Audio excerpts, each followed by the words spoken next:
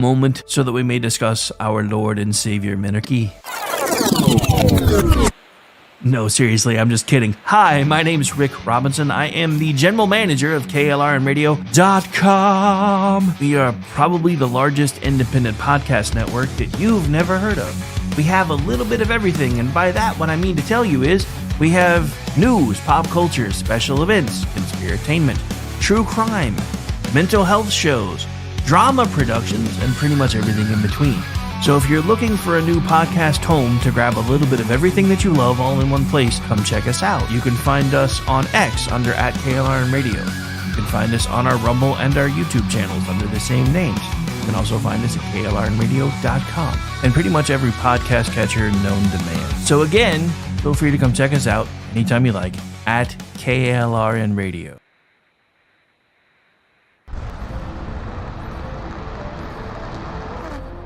Are you ready to reach for the stars? Tune in to The Lost Wanderer, the #1 monthly podcast on good pods in astronomy. Join our host, Jeff, as he takes you on an interstellar adventure to explore the mysteries of space and the wonders of science. From rocket launches and distant galaxies to the latest discoveries in astronomy, each episode is a thrilling ride through the cosmos. Don't just gaze at the stars, come explore the universe with us. Follow The Lost Wanderer wherever you get your podcasts, and let's discover the stars together.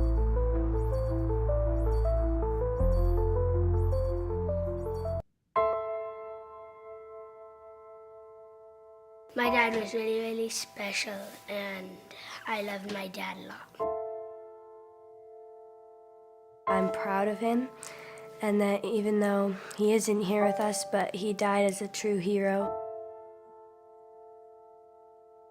I miss everything about him. In the moment that the officers and I had to come see the children, my biggest reaction was, I don't have 7 arms. I have 7 children who just lost their father, and I don't have 7 arms to wrap around them. I'm Frank Silla, chairman of the Stephen Silla Tunnel to Towers Foundation. Our foundation is committed to delivering mortgage-free homes for Gold Star families and fallen first responder families. To not have to worry financially is a huge peace of mind. The thought of, what in the world will I possibly do to pay the bills? How will I possibly let the children have a life that feels normal? I don't want them to have to quit their piano lessons or their basketball. I don't want them to feel that we have to move into a little apartment and struggle financially in addition to the emotional weight. There are over 1,000 families that need our help. Tunnel to Towers is honoring those heroes that risk their lives by providing them with mortgage-free homes. Those who serve us and then lay down their lives protecting our freedoms and our safety, the least we can do is $11 a month to give them that peace of always knowing there's a home, there's that sanctuary when life feels like it's been tipped upside down, because it has, when you lose a parent in the line of duty, to know you can go home, you can be safe, there's no risk of losing your home. That's a peace of mind that I can't believe you can get for $11 a month. I'd like to ask you to contribute $11 a month to support their efforts. Please donate $11 a month by calling 1-844-BRAVEST or visit tunneltotowers.org.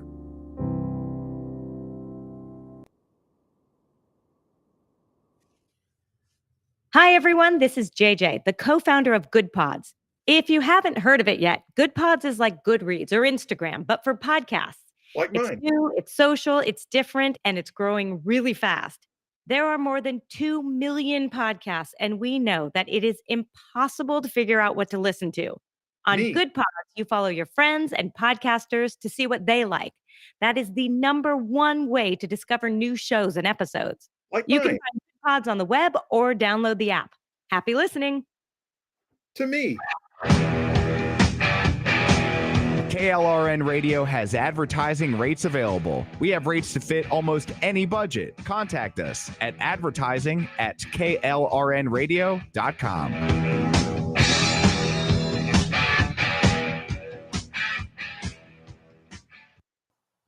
The following program contains coarse language and adult themes. Listener discretion is advised.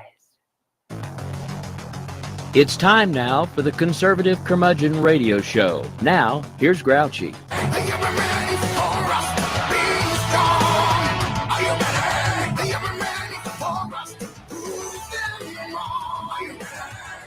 know you're ready to be turned into people who cannot be preyed upon. Are you ready? Are you ready? Are you ready? We cannot be preyed upon. Are you ready? Are you ready? Are you ready?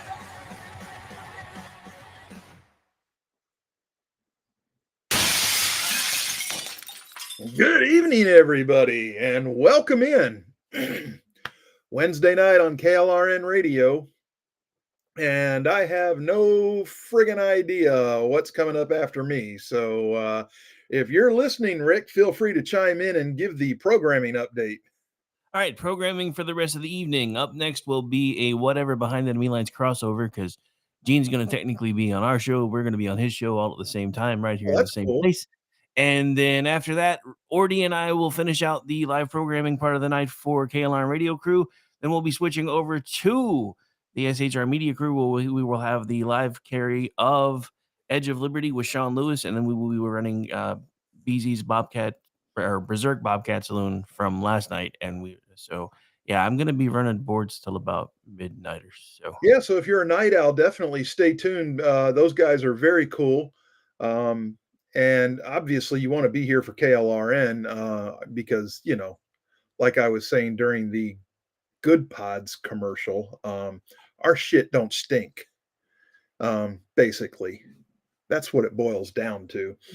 Looking in the chat room, I'm seeing a couple in there already. We'll watch that fill up as we go here. I see Ordy and I see Raptor. Rick is obviously with me, and I hope he stays with me. But if he doesn't, I understand. Rick no longer here. Yeah, because once again, your favorite neighborhood grouch has cheated you. That's right. I have been a bastard, and I showed up unprepared to do an hour of radio, and I have cheated you because you deserve better than that. Just open X. Just open X for like 5 seconds. You'll have an hour's worth Oh of content. my God! Look. I'm watching the meltdowns. It's glorious. I told some idiot last night they were going on about the price of eggs, and I said, you know, I would gladly pay $20 for a dozen eggs if it just meant that I got to watch you fucking ninnies whine about it online constantly. I'm just getting chickens again because now I get my own eggs and it doesn't matter. Well, there you go. Hey, that's a great way to be. I can't do that, but you know, you can. And if you can, you should. I mean, why not? I figure if nothing else, I'll just start selling my extras and make a little more side money. Dude, absolutely. I mean, you could drop $5 a dozen and clean up. Especially for fresh eggs, everybody be like, Yeah.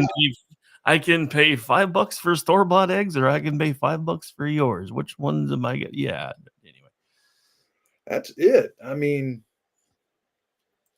but yeah. So right before showtime, I wrote the Democrats a little love letter. Did you see it? You wrote them a love letter? Oh yeah. Basically, I just said, dear Democrats. Well, actually, I tagged them, so it's the Democrats. Thank you for nominating Joe Biden in 2020. Thank you for stealing the 2020 election.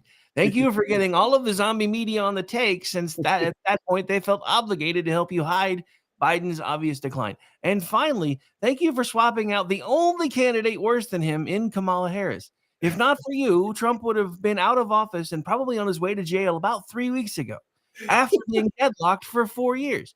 So during every moment of this next 4 years, as we dismantle the deep state, drain your slush funds, and expose every bad thing you've ever done, just remember we could have done none of this without you. Pam Bondi, the new Secretary of Defense, Elon Musk, Doge, Donald Trump, J.D. Vance, Kirsty Noem, Tom Homan et al. Are returning the power to us, and we have you to thank for all of it. Oh, I love it. You should have tagged Ron Filipowski on that. I didn't really think about it. No, I know, but he's one of the whiners that I've been seeing a lot of. Yeah, they're everywhere. I mean, trust me, I know, dude. That they've been crawling. I had somebody oh shit, what the hell? I tweeted something. I guess I should bring it back up real quick. I usually shut Twitter down during the show, but I'll go ahead and pull it up real quick just so I can see this because this was really good. And apparently my reply really hurt his feelings because he did not have a comeback. Oh, I've been being called a Nazi all day. I even Oh yeah, I've been getting Nazi and fascist and this and that and the other thing. And let me back up here. Come on.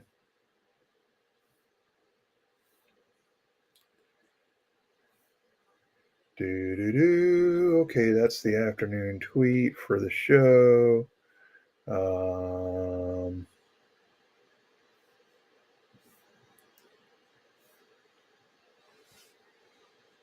Dude, so while you're looking at that, yeah. Will in the chat has brought up an excellent point. He's like, at this point, Pete Hegseth is going to turn the military over to soldiers again instead of drag queens. Have you seen the numbers for enlistment ever since Donald Trump won? Like, I have not. Have they skyrocketed? The army numbers alone have gone through the roof. There is it just everybody's like, yeah, we want to serve again. Which is funny because the left kept saying, "Oh no. It's because we're not able to offer the same kind of salaries and everything everybody can get through the private sector. That's why nobody's joining the military anymore." No, nobody's joining the military anymore because they didn't want their fucking commanding officer to be a goddamn drag queen on the weekends. Exactly. Exactly right. And again, people ask me all the time, would you serve again? Well, not under Joe Biden's military. No, I wouldn't. But give Hegseth another year or two, and yeah, I'd go back. Dude, after what I've seen out of Hegseth on like his first trip down to the border when he's basically talking to why can't I never think of his name? He's the guy that used to be on the Blaze and he does the Fox morning show now. I can't ever remember his name. No idea. I know he's a third. That's all I can remember.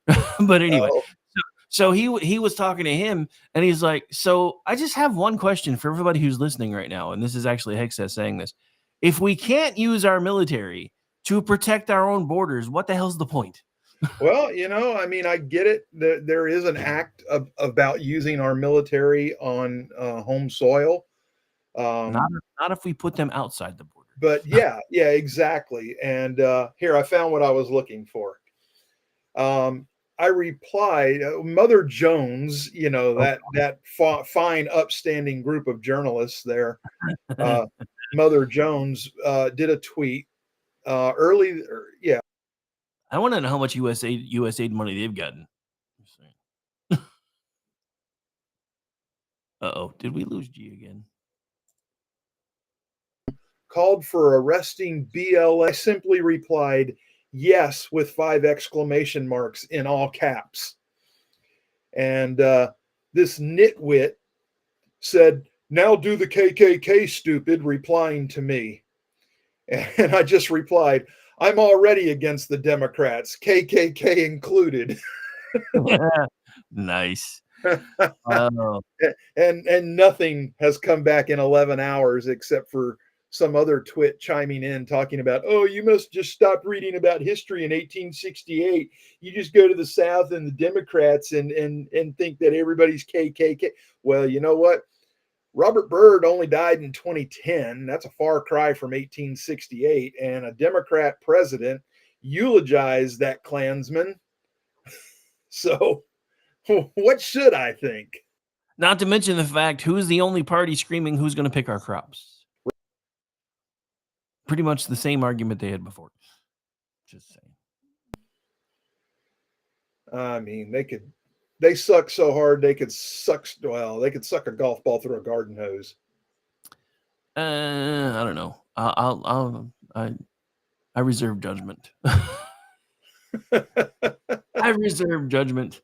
All right, but no, strap back down. So I was going to say, I think something's pulling your bandwidth because all of a sudden you were kind of cutting out a little bit and you weren't before. Oh, it would not shock me in the least if something would. My provider during these stressful few hours, like when people get home between 5 and 8, they consider that their peak usage time. So they throttle people. They don't want to tell you you're being throttled, but they throttle you. Yeah. And it pisses me off considering that I pay for gig access. Well, they don't tell you that your gig access is powered by 14 hamsters on wheels, and when one of them Well, that falls ain't no bullshit there. off. That ain't no bullshit there. But So, yeah, no. I mean, even out here, we're supposed. I mean, we supposedly have fiber optic, and like every other day, I have to reset my router, and I'm like, this is bullshit. I wish that I had competition, but I don't. There's only one high-speed provider in my area, and you either get them or you're on some fucking 3.5 DSL line or some shit. You either get them or you're using Amish interwebs. The Oh, Amish probably have more power. well, that's because the same guys that churn the butter are turning the wheels. So Yeah, you're right about that. Ain't no lie there. yeah. So it just it kills. It kills. So Jeff's in the chat room now. Will's here. Andrew's here. It's like I said, it's starting to fill up. I do have a new image for you to put on the graphic for the show. I'm going to send that to you. Speaking of Jeff being in the chat, happy birthday to my second favorite alien, because nobody's ever going to top Gordon Shumway. So. Oh, it's Jeff's birthday? Yes, it is Jeff's birthday. Well, then, cheers to Jeff. Sitting here with a nice drink with some ice in it and rattle the cup for him. Happy birthday, Jeff. You old bastard.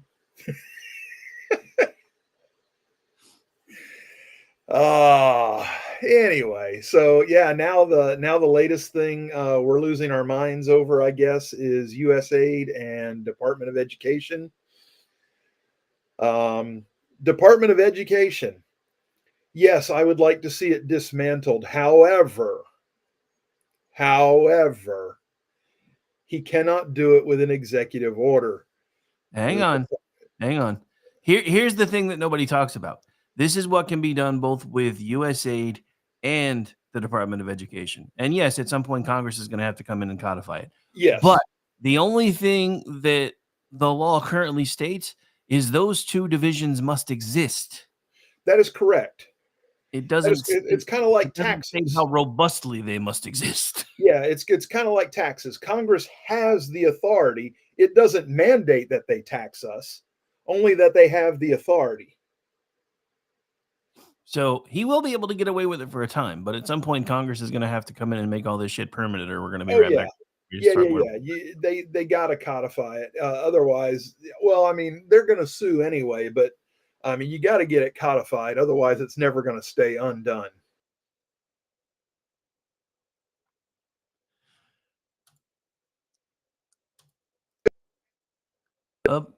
We're losing you again. There you are. I saw that. My signal never dropped, though. That's weird. That's probably me being buffered. Yeah, they're like, you're talking too much, fucker. Or throttled. Yeah, something. I don't know. But USAID, that really needs a thorough audit, and I want that light shown on every ass that gets money out of that. And I don't care if they're GOP or Democrat. Get them all. Get them all. None of them should be safe. I heard that Bondi's going to get us the Epstein list. Bondi's already talking about it. Cash has already talked about it. So even if they try to block Cash, I'm pretty sure Bondi's still going to do it. Yeah, I mean, I thought she said Friday, maybe. I haven't heard a specific date yet, but I know that she's already put holds on funding to sanctuary cities and a bunch of other things that have leftists like really, really pissed off right now. So. I'm all about it. The winning just keeps coming. Dude, I can't keep up. And it's a frenzy. I work in this stuff now and I can't keep up. I'm like, it's a frenzy, man. I mean, it's hard to keep up. He's really got everybody on their heels. I feel like I've been in a 48 hour day, 14 day a week news cycle for the last month. I mean, and you think it's crazy for us. Just imagine what all these ass-sucking leftists like Harry and JoJo and Lakota and I mean, Dude. they just got to be losing their fucking minds. Dude, JoJo from Jersey, or as I call her, Fivehead, is absolutely losing her shit. Oh, I call her John John. I call her Fivehead. So, yeah, and then you got that little human butt plug, Harry. Dude, I had no idea. I never even bothered to look him up. You know, that motherfucker's not even. I mean, I know he's technically an American citizen, I guess, somehow, but you know, he's from fucking Singapore. Oh, yeah, I didn't realize that. I'm like, you look awfully white to come from Singapore. I'm just saying. But anyway, and cheese providers smacking him around again. And you're back. This is by the way, so we're gonna improvise something real quick, and it's based on the China's asshole guy. You provider is asshole. Yes, I was going to say my provider's name is Mediacom. They are a huge nationwide outfit, and they are asshole. Mediacom is asshole. You know, I don't ask for a lot. I just want what I pay for. I know, right? If I pay for a gig, I should have a gig whenever I want a gig. You know, I don't think I'm being unreasonable. Maybe I am. I don't know. Maybe, and fuck. During the break coming up, remind me to go get a damn charger of some kind. Dun, dun, dun. This new MacBook, I'm watching the battery going down like it's just a $6 hooker during Fleet Week. Orty will appreciate that one. That was a visual I didn't really need, but thank you. I guess. Yeah. Or you know, Sam Brinton, but oh yeah, but this shit, it's just peeling. I mean, I didn't charge it long enough to come in here with, but I didn't think it would be dropping like this where I could actually sit and just watch it. It started at 34% when we kicked off the show, and now I'm at 27. And that ain't right. Hey, Calvin's here. Won't be chatting much, working on something. Just wanted to say hi and listen. Glad to have you, brother. Good to see you. At least he's awake. Yes, he's awake. He's working. Can't fault a man for being productive, even if he wishes he was being reproductive. I know where he works. He should be able to multitask. He's got no excuses. Well, he said he's going to listen, so I'm just busting his balls. Yeah. That's what a great core we have, that we know that we can fuck with people like that, right? I mean, it wouldn't matter to me even if they got mad at me for doing it. It's I mean, I get it. I understand, you know. Please hold while we reconnect G's call. In 3, 2, there he is. And we're back. Okay. I don't lose you at all. Yeah, I know. We're just it's weird. It's crazy. I mean, I can tell the instant you drop because the background noise goes away. I'm like, yeah, he's gone. Yeah, I think that's also the fan on the laptop running is what you're probably hearing, that fuzzy sound. Yeah, I mean, I don't know what it is. it's the fan on the laptop. You know, so much for a new MacBook, right? Jesus well, Christ. it filters out on the other end. I can just hear it here because. Well, that's good.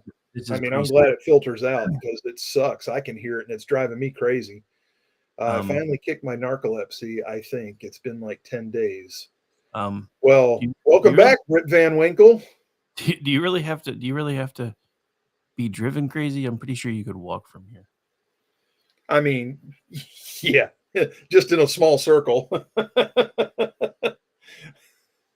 Yeah, just in a small circle. I don't know. I mean, I thought we were trying to work on our carbon footprints around here. I'm just saying. Oh, hey, look, don't get environmental on me, because I will put my carbon footprint right up your ass. Oh, yeah, I know. Dude, that's the other thing that's just absolutely amazing is watching all this stuff because all the climate tards are like, oh my God, doing all this with USA and he's just going to blow the world up. I'm like, Oh and yeah, yeah. You know, there's enough trees just in Canada to neutralize all the CO2. pretty much. Yeah. Oh, speaking of meltdowns, did you happen to see the meltdown from both sides when Trump, without even missing a beat, with Netanyahu standing right next to him, was like, yeah, we're just going to take over Gaza and make it cool again? Oh God, yeah. Oh, now, yeah. Dude, I even saw people on our side go, this is not what I voted for. And I'm like, you saw what he did with Mexico, Canada, and Greenland. He came Yeah. at them hard and then got what he wanted and then backed off. So I'm pretty sure he has another plan. And even if he doesn't, I'm kind of okay with Magaza. I can Yeah. Yeah. I can get behind Mara that. Gaza. There's lots of natural gas in Gaza. We can make our money back. It's okay. That falafel will do it to you. Well, yeah. All right, you earned one. I don't have a choice. It's a rule. You earned it. Oh, I get the rim shot. Hey, Better than a rim job. I'm a funny guy. I may be a funny guy, but I'll tell you, I get no respect, none at all. Yeah, yeah. That was a pretty good danger mercy. impression. I'm kind of impressed. I'm sorry, what was that? I said that was a decent Dangerfield impression, though. I'm kind of impressed. I actually do a decent Dangerfield. I've done that emceeing an event before and had it go over actually pretty well. I don't get a lot of calls for that anymore, but you know, it was fun while it lasted. It was a good gig. He was kind of my emceeing events. He was my spirit animal growing up because that was my humor style, which is making fun of myself. So he was actually who I figured out how to do most of that through. So. And you're back. Yeah, it's going to be a fun night, isn't it, Rick? Yeah.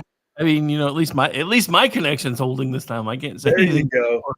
There you go. It's so weird because the Wi-Fi connection on my laptop doesn't even flinch. I just see the little banner pop up in Restream that says, "Whoops."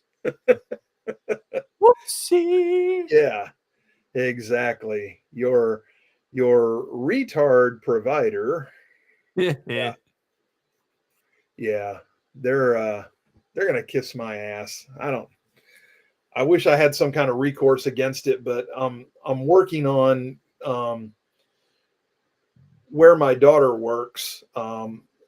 They do business with one of the provider company engineers, and I'm trying to get an hour set up with him so I can show him what this does and see if he can do something for me. So there is some hope possibly in the future, but you know, we'll see. Who knows? I am just asshole that work here. So anyway, hey, bottom of the hour, let's do the break thing. And I'm going to go get my charger because now I'm down to 22%. And I do not see 22% lasting another half hour, the rate this is going. Damn, that battery is draining faster than Elon's draining slush funds in DC. No shit. I'm trying to tell you. And that's saying something because Elon's been going to work. Dude, he is. I can't wait for the IRS audit. Holy hell. Yeah, I think at this point he's up to saving us like 1.5 billion a day. Nuts. You know, I'll take it. I'll take it. Well, I just want to know when it comes back to the people. I know, right? I want all the money back that I've given to Politico. You know, that's money, that's money I could have invested in my own shit. I'm just there saying. You go. There you go. So everybody get your drinks refilled, shake your leg, whatever it is the hell you got to do, and we'll be back in like 4 minutes. Well, not whatever you want to do.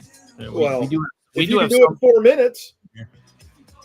Oh, don't tell Amish that. It can be done in 2. And churn some butter.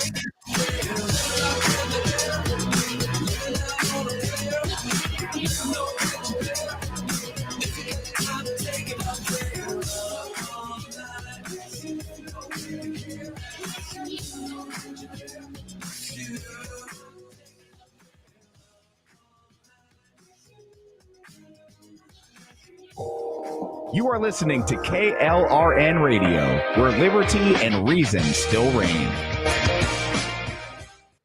Celebrity designer Jeff Lewis is back with Hollywood House Lift. I'm excited to be working with new clients. I'm not getting rid of that. I hope I never see you both again. Yeah. An all-new season. Those have to go. That has to go. From oh, wow, It's been an actual nightmare. to oh, wow. This is such an upgrade. With celebrities like Josh Duhamel, Christina Ricci, and Gina Rodriguez. Dazzle me, Jeff. It looks like Chuck E. Cheese. Stream an all-new season of Hollywood House Lift with Jeff Lewis, now streaming on Freevee.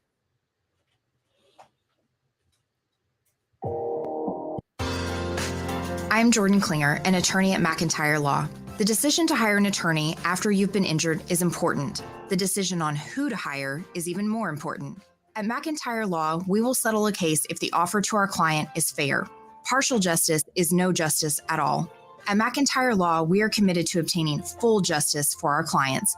Contact McIntyre Law at 405-917-5200 or visit us at mcintyrelaw.com.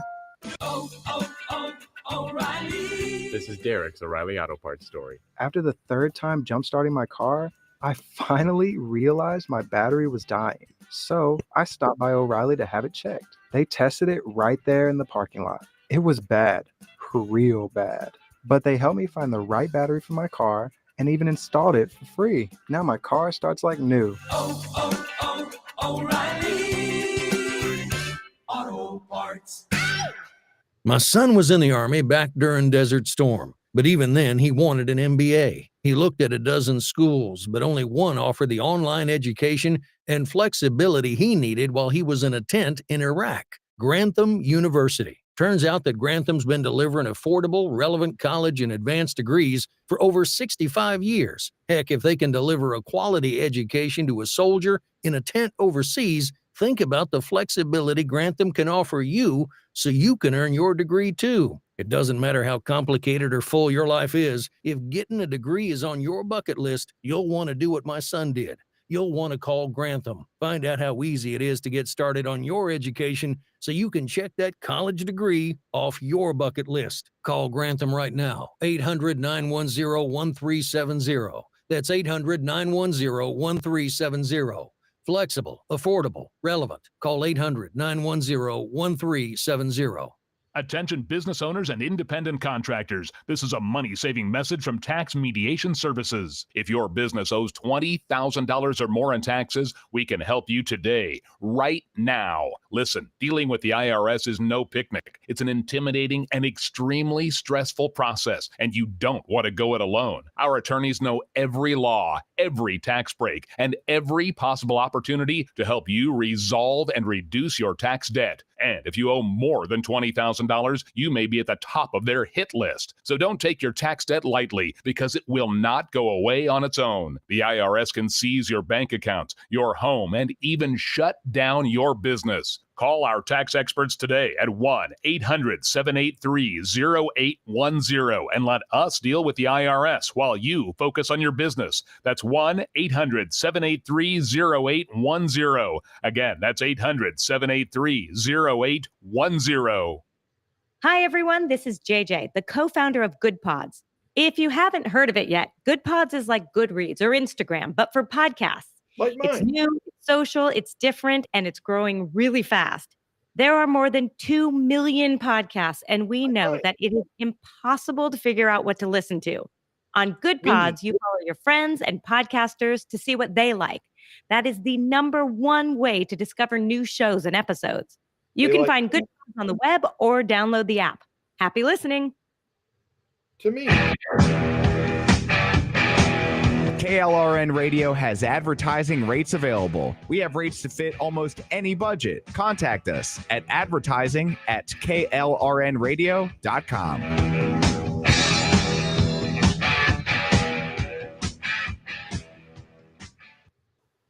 The following program contains coarse language and adult themes. Listener discretion is advised.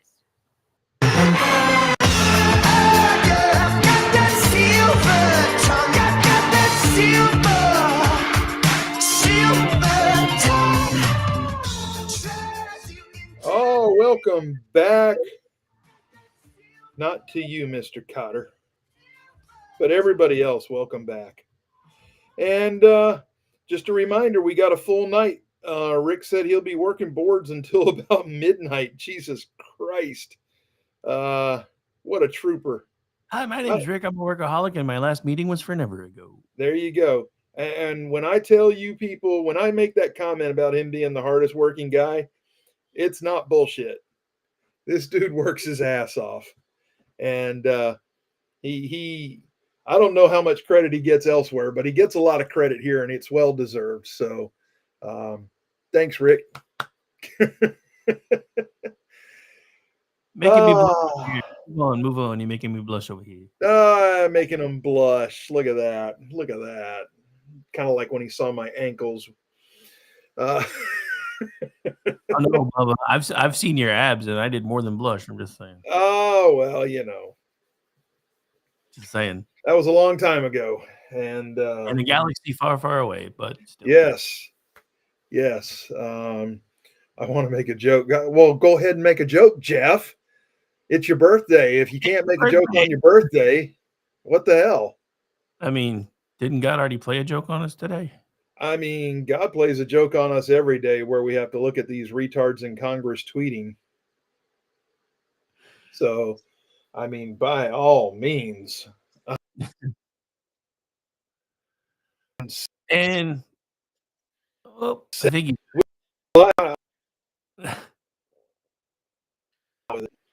yeah, what a deal. What a deal. I feel like I'm in Star Trek the motion picture. I keep waiting for somebody to yell, "Belay that order." Because every so often you sound like you're normal. Illogical.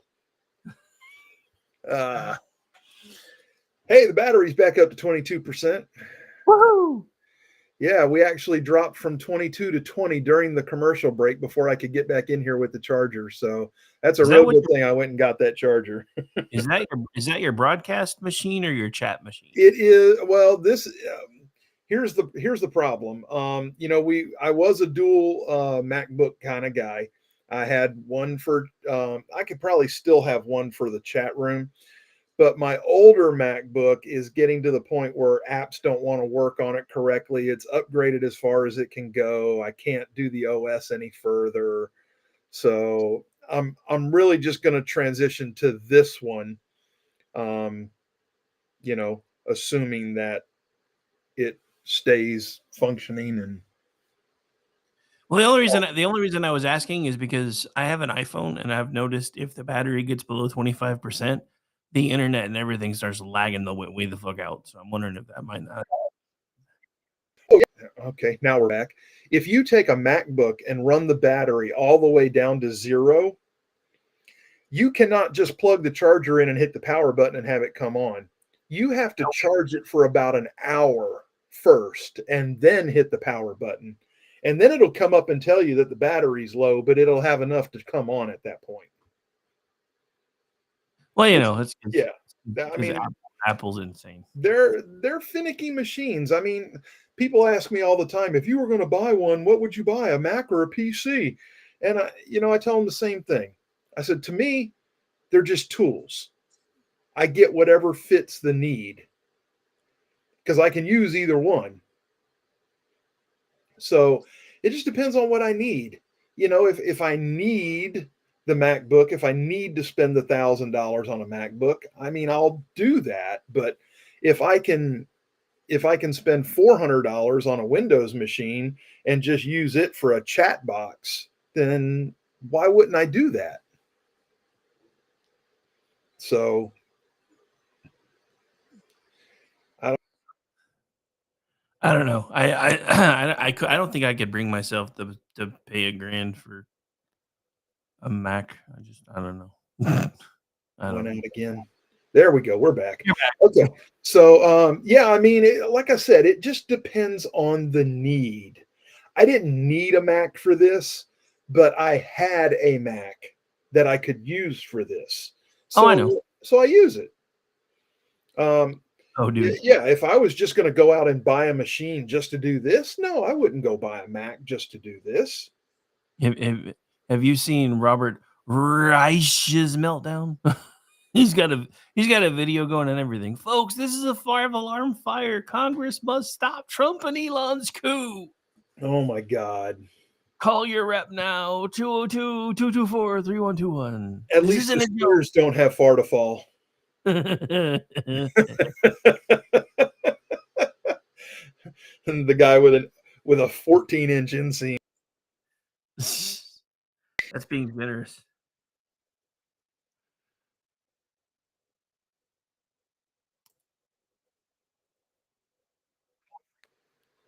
What about the Medal of Freedom? You just came back. I said, did you hear his walkout music when he went to get his Presidential Medal of Freedom? I did not. I'm terrified. It was like this. We represent the Lollipop Guild. It's a good thing Aggie's not in the chat right now because she'd be yelling at you because she does that better.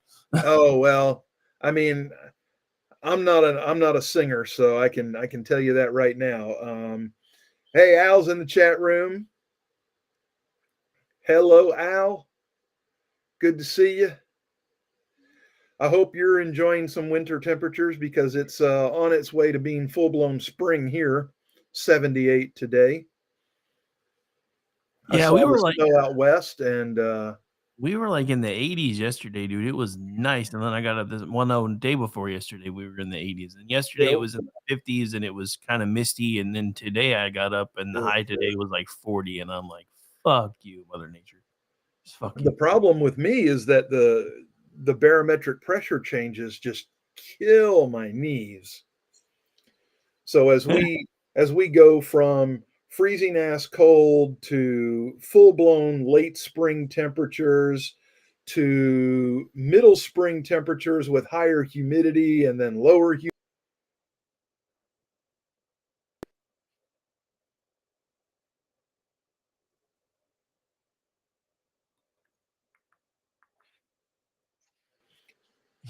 You're back. Okay, I'm back now because you said son of a, we heard bitch. So yeah, you're back. Okay. Yeah. I mean, it just I don't, when I say son of a bitch like that, I'm still looking at the little orange banner that says my connection dropped.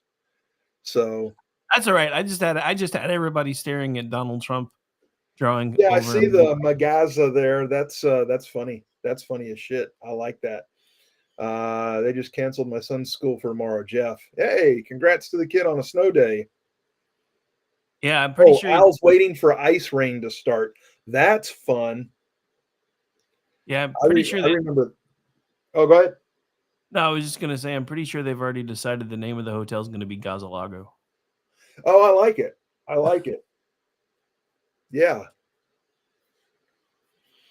And before anybody starts yelling, no, I actually do not think it's ever going to get this far because it's not going to be any different than Greenland and everything else because he started trolling that we were going to take Greenland and now he's basically got permission to put a base there. So I'm pretty sure that's what he was looking for the entire damn time. So Probably. Town. Probably. He would probably like a little more than that because they are rich in natural resources, but yeah, but it's a foothold. So now he gets to work on it. Yeah, now he can work on further negotiations and gas for the generator. Hey, look, yeah, Wi-Fi connection. Yeah, sorry, Will. I mean, mine just sucks here. Yeah, I'm up, I'm down, I'm up, I'm down. It's crazy. It's like, I don't know. Giggity. Fat kid on a seesaw. I don't know.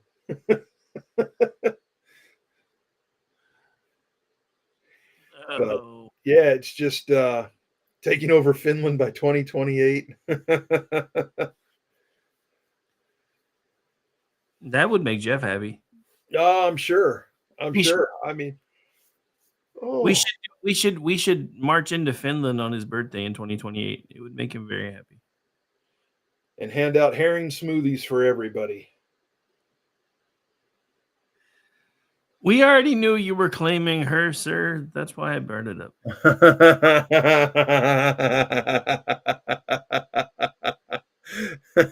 Yeah, we kind of know, Jeff. We kind of know. You haven't exactly been subtle about this thing you have for the former Finnish prime minister. I'm just saying. It's not been subtle, my guy, at all. I mean, I'm not throwing any shade or nothing. I'm just saying it hasn't exactly been subtle. Exactly. Nice. Oh, well, good luck in the interview, Will. Now stay dry and do what you can. Don't let it mess your tie up or anything. So yeah, it's crazy, man. Trump is on a tear. He has no signs of slowing down. I guess JD's just kind of playing it close to the vest right now, hanging around DC in case he needs to cast a tiebreaker vote. We got to get this cabinet in place, which, going pretty well. I figure, if Hegseth got in, I really figured he would be one of the worst ones to try to get through. If they got him through, I can't see anybody else being a hard stumbling block. I mean, maybe I'm wrong. Do you see anybody else, Rick, being harder than Hegseth? Well, here's the thing. I thought so at first, but enough people that I know here in Oklahoma have been twisting a certain senator's arm who decided all of a sudden that he was going to pretend he was a Democrat for 5 minutes. So I don't see there being an issue. The one that I thought was going to have the biggest problem and still may have an issue with full-on confirmation was even Kennedy getting out of committee. Because the one that everybody was really worried about was Moana, and there was enough minds being changed there that even, the chick from Maine is like, yeah, I'm going to vote for her. So I don't see there being an issue with her. Now I know the Intelligence Committee is pissed at hell at Kash Patel because they feel like he lied under oath, and the head of the Intelligence Committee was like, he sat in front of us for 5 hours. He wrote down hundreds of pages of answers to your questions.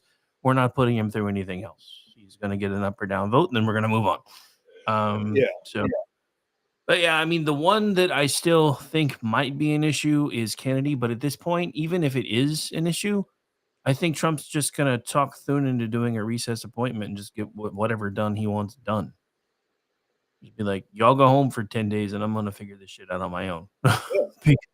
I mean, and why wouldn't he at this point? The Democrats have already proven that they are just going to do the same shit they've already done. We've already got the usual suspect. I rise today to file articles of impeachment for the dastardly deeds that Donald Trump has done, will do, and has always done. And I'm like, dude, shut the fuck up. There you go. You're talking about dastardly deeds, and everybody knows you do dirty deeds with sheep. Just shut up. Yeah, and goats and probably little kids too. The sick bastard. It's just I mean, all of it's just nuts. Oh, and by the way, I received my new Samsung Galaxy S25 Ultra yesterday and got it all switched over today. I highly recommend. I have just begun playing with the AI features, and this thing is freaking nominal. And yeah, I cannot recommend enough. I know people are out there screaming right now. They're going, "What about an iPhone? What about an iPhone?" And you know what? I have an iPhone. iPhones are fucking expensive. My work issues me an iPhone. I choose to carry an Android. And when people ask me why, it's really simple. I like to control my experience on the phone. I don't want it controlling me. And that's the difference between an Android and an iPhone. The iPhone controls your experience. Oh, sorry, you can't do that. Sorry, that app has not been deemed safe by the Apple Store. You know what? Fuck you. If I want that app on my phone, I'm going to have that app on my phone.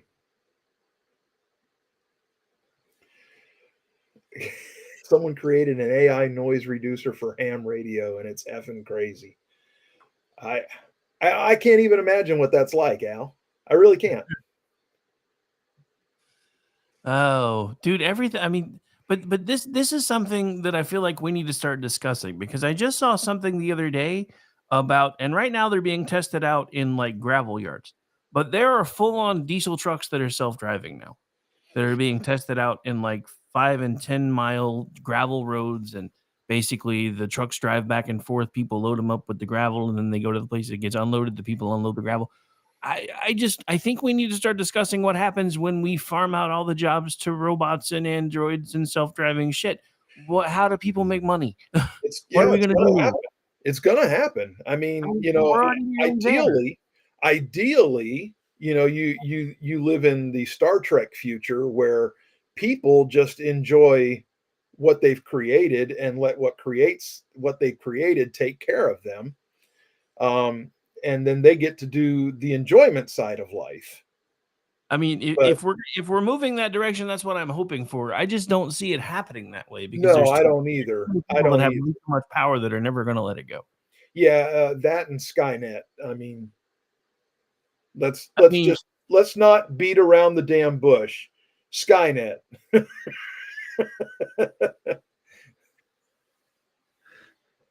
And it's that simple.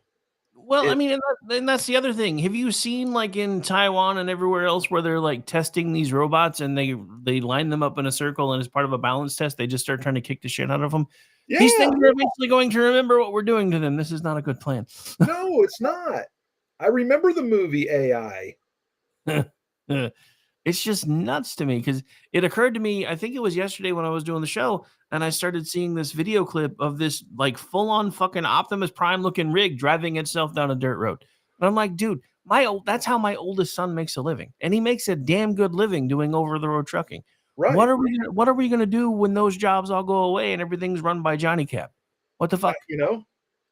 I mean, and now you've still got more and more places that are going to automation. I mean, the Oh, last sure. time even here in fucking bumfuck Oklahoma, I'm 4 miles from a super small town that basically still rates as a village. I'm 6 miles to the west, to the east of me is actually, they've upgraded to a city at this point because of their population size. But I went to McDonald's the other day and I couldn't get the app to work on my phone. So I tried to go through the drive-through. The chick that answered the drive-through said, "I'm sorry, sir. We only do orders over the app on the drive-through now. Please use your app and then pull forward." I'm like, Wow. I'm in the drive-through line because I can't make the fucking app work. Well, Right. you'll have to come inside for that. No, I won't. Yeah, exactly. I went to fucking Wendy's across the street and There you go. There you go. Don't tell me what I have to do. But it was the fight for 15. Now it's the fight for 20 in California. It's the fight for 25. And there's all kinds of mom and pop shops that are going away. And that's the other thing, because all the Democrats, every time they're like screaming and yelling about how we're fighting for the little guy to put more money in your wallet from your Yeah, no, paycheck. you're not. No, you're fighting to get them into a higher tax bracket so you get to keep more of their paycheck. Exactly. And you're forcing them to go to work for corporations because they're going to be the only things left while you're screaming and yelling about the corporations. And yeah, that's the other thing. People forget Democrats believe that all money should belong to the government and then that they should redistribute it as they see fit. They don't think you should be getting more of your money, regardless of what they say. Which is the real reason they're freaking out over DOE right now, because Oh, yeah. everybody seems to forget that the states give the money to the federal government just to have the federal government figure out how to give it back in their education. Right. Now, yeah, this is the money you gave us, and we're going to give it back, but you have to use it like this. And this state's a little short this month, so we're going to take some of that money that you gave us and we're going to give it to them. But don't worry about it; you'll get it back later. Yeah. 20 years later. Yeah. It's kind of like the Social Security fund that they keep borrowing from and never replenishing. Yeah, my Wendy's doesn't have an AI drive-through yet. If it does, if it ever gets one, I'm gonna be pissed. Wouldn't surprise me. Last week went to a Wendy's and the drive-through was AI. Yeah, no, that would actually probably be an improvement here. Well, no, because the whole morning crew of the Wendy's here in my town probably has a cumulative IQ of 77. Oh, probably. But then again, they'll just program the AI with the same accent, so you'll never know. I mean, McDonald's has, we've talked about it on my show before. McDonald's has the burger robot that can cook 400 burgers an hour. Dude, in Vegas, there's like a fully automated McDonald's, and there's like one to keep the machines running. That's it. Yeah. And I'm like, anyway. But yeah, no, it's just funny to think about. Which, come to think of it, that may have been what happened at the McDonald's I went through. It may have just been a confused AI that was like, "I'm sorry, you have to order through the app." I mean, it's just crazy. I mean, walked in one day and they were gone. That sounds like a proprietor problem there, Al. I don't think that's a Wendy's corporate issue. I think that's a proprietor, licensee. Yeah, I think that's more of a their franchise lease may have been up or something, and they're like, yeah, no, or their loan to open up came due, and they said we ain't got it. and he's almost back again, and he's gone again.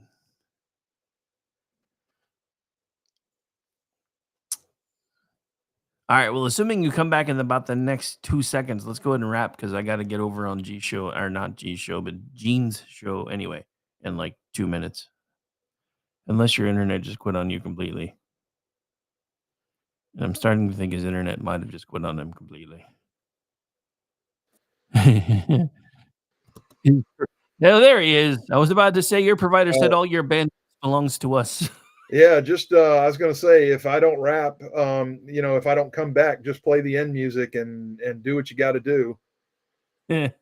So, I mean, yeah, it's been fun with the up and down connection, but like Rick said, we do need to wrap it up because he's got to do things, and that's the show, folks. If you like it, tell your friends. If your friends like it, you need new ones. But they and you, welcome here with me on Wednesday nights. Next Wednesday, we'll be doing toxic masculinity in this time slot. But you're welcome with me right here on KLRN Radio, the podcast network of America. God bless you. You said it backwards, you Russian asset. Just kidding. Do svidanya. If he dies, he dies. If he dies, he dies. Thank you guys for being here. Appreciate it.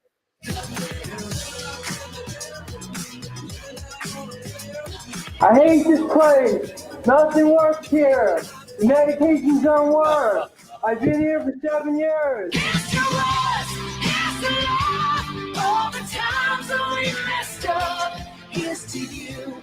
Feel the grass. Cause the last few nights have kicked my ass. And thank you, your help. Time go fuck themselves. Here's to us. Here's to us. Here's to us. Here's to us. Here's to us. Here's to love. Here's to us. Everybody will. Here's to us. Here's to love.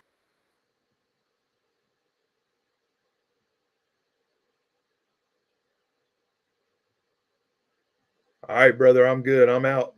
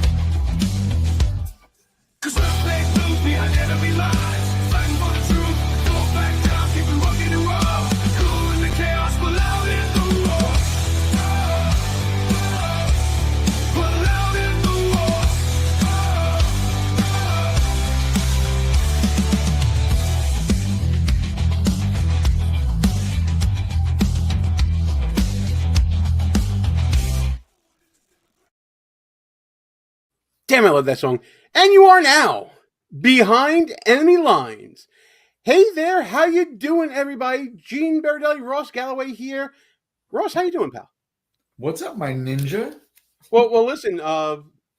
We got a guest coming on because I didn't know if you were going to be here today. So let's do our traditional welcome here. So I want to thank you all for being here.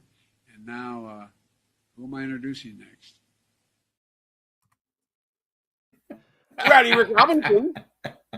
What's up, my ninjas? What's going on? How's everybody? How you doing, pal? Thanks for jumping on. Dude, I have been balls to the wall news coverage for 2 weeks and loving every minute of it because the leftist meltdowns have been delicious. Oh yeah, we're gonna get to some of those meltdowns before, but I do want to visit some of the craziness behind the scenes here at Behind Enemy Lines. Wait, I actually messaged. I was told there would be no craziness. Well, there was a little bit of crazy, a little bit of drama, and it all concerns one Ross Galloway, as usual. Ross messaged me. He messaged me around, what was it, around 9 a.m. or so, saying, "I don't think I can make the show." And you know, he's got a family thing going on. Turned out it was a bunch of day drinking with family, and a little bit before the show was getting put together, I get a message saying, "Hey, I can make it. Put me in, coach." So that's what's going on. That's why it's going on here. Thank you, Rick, for being Johnny on the spot for the show, and Ross will now apologize to you. Yes, Rick, thank you. I am literally drinking water as we speak to sober back up. Thank you. That makes it worse for the short term, right? That's why. For the next hour or so, I want it to be worse. Okay, just checking. Just making sure. I don't want you falling out of your chair or anything, and then. Oh, no! I want him falling out of his chair. I want the slurring and the lit Galloway here. All right. I'm already banned from YouTube, Gene. Don't fucking push me. All right. And the first F-bomb is here, folks. Bitter party of one. Your table's waiting. Bitter party of one. For real. So, guys, we got a great show going on. I put it together basically in 15 minutes or so. And we're going to be talking a lot about what Rick just mentioned, which is the meltdown continuing on the left. They're getting a little insurrection-y. They're getting a little crazy. And I think it's because that the new Trump administration is hitting they're pushing all the right buttons right now to get everybody crazy. And we're also going to talk about possibly a new impeachment. I mean, stop the clock on that. I rise today. Oh, wait, sorry. We used to do a thing back in the day called Stop the Clock. And it used to be for whenever there was a new allegation, charge, conviction of some politician in the People's Republic of New York. But we're stopping the clock on the Trump administration right now because it only took them, what? A little over 2 weeks to get a threat of impeachment? It's wonderful. Al Green gives the singer a bad name, but we'll get to that in a little while. But before we get to the entirety of the show, I just want to thank everybody who's been tuning into Before the Week on YouTube. You guys have been crushing it lately. We are 5 away from 2,500 subscribers. Maybe we'll reach it during this show if we get some KLRN people to break on through to the other side and hit that subscribe button. But wherever you are, please like this video, share it with your friends, subscribe to the channel, hit the notification bell, all the good stuff that I like to grift about. We'll get to the book grifting and other stuff later. He's a grifter. I did it since you didn't play it. Thank you very much. I love that clip. I'm going to send it to you, by the way, in case you want it. It's one of the better finds I had here. All right, Mr. Not a Fed Galloway, let's get into a little bit of news. That is precisely what a Fed would say, by the way. Yeah. And I noticed what a Fed would say. And I noticed that remember when Galloway had the beard? And now he's clean shaven again. I think maybe he's not undercover anymore. And he had to go back to the office and go back to the regulation of not having any facial hair. That's my theory. It's a solid one. Gene, a wise man in a Brooklyn bar once asked me, "Do you know what's good for your teeth? Minding your own fucking business." Okay. So Galloway, so he shall neither confirm nor deny. Typical Galloway. Typical Fed behavior. Seriously, you're a little sus right now. But let's get to the big news.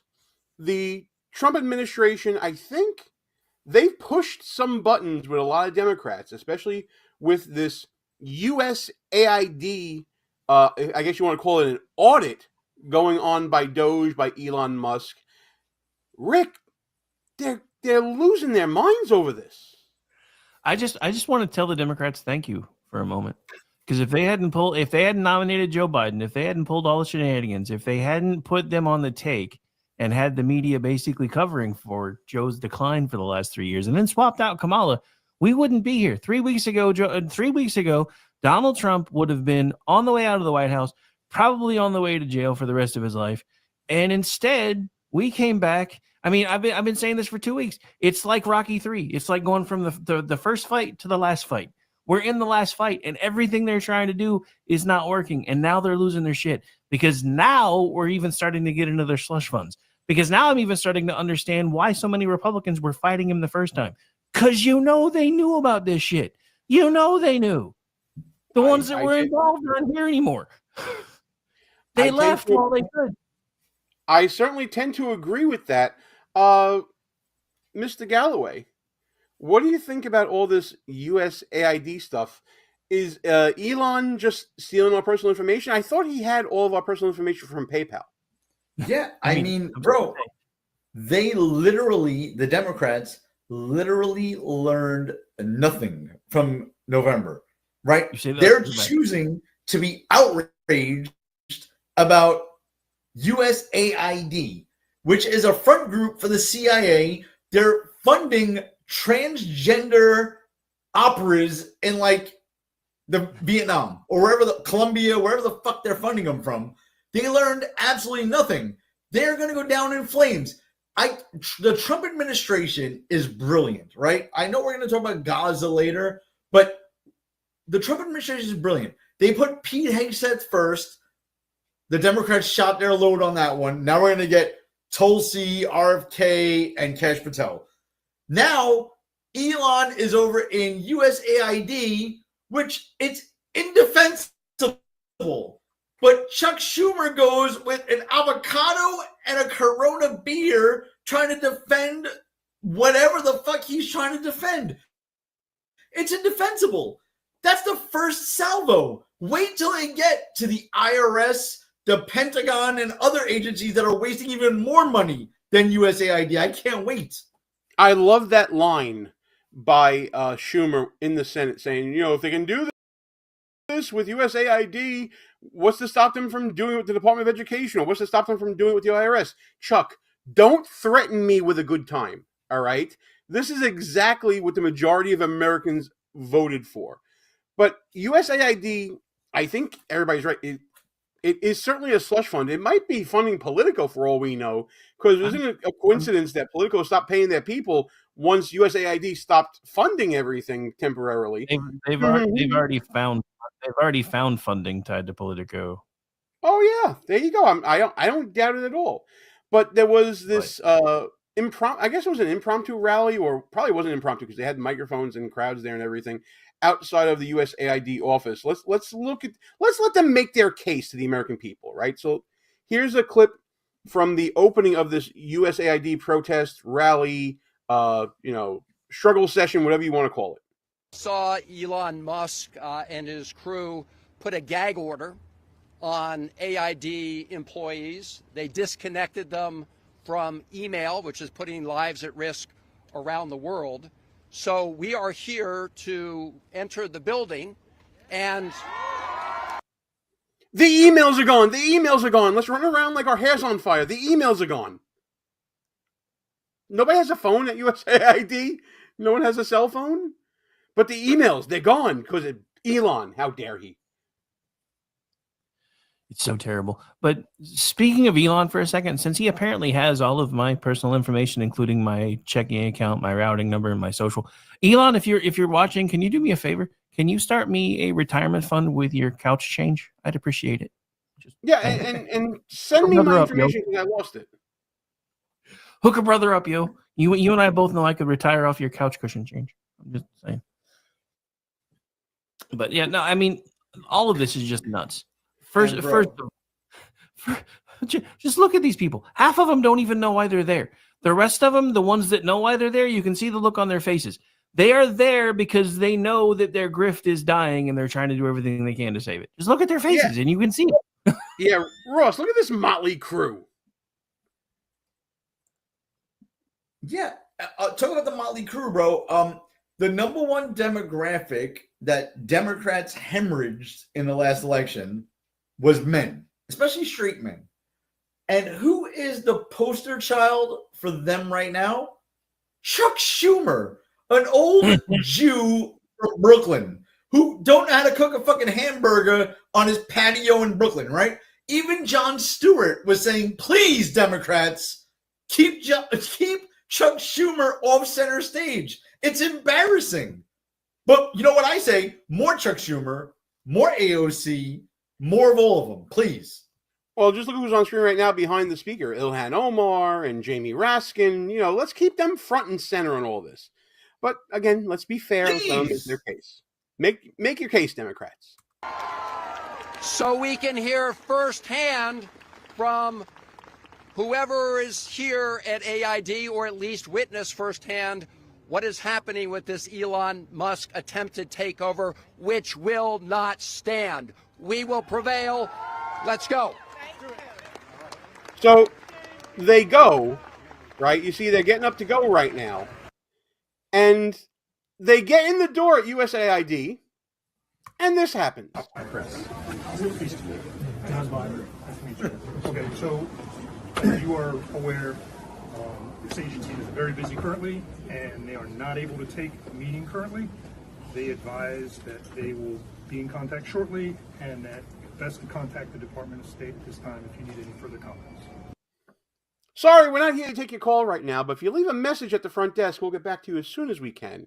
Thank you, XOXO, Marco Rubio. You gotta love it. What do they think they were going to accomplish here, Galloway? I don't get what they were trying to do here. Yeah, I mean, I don't get it either, bro, because the problem with the Democrats is they claim to be like this defender of democracy crowd, right? If you look at the United States Constitution, which is the framework for our government, Article 2 outlines the executive branch. The executive branch, or all executive powers, are vested in a president, and as I'm quoting this, a president of the United States. That's it.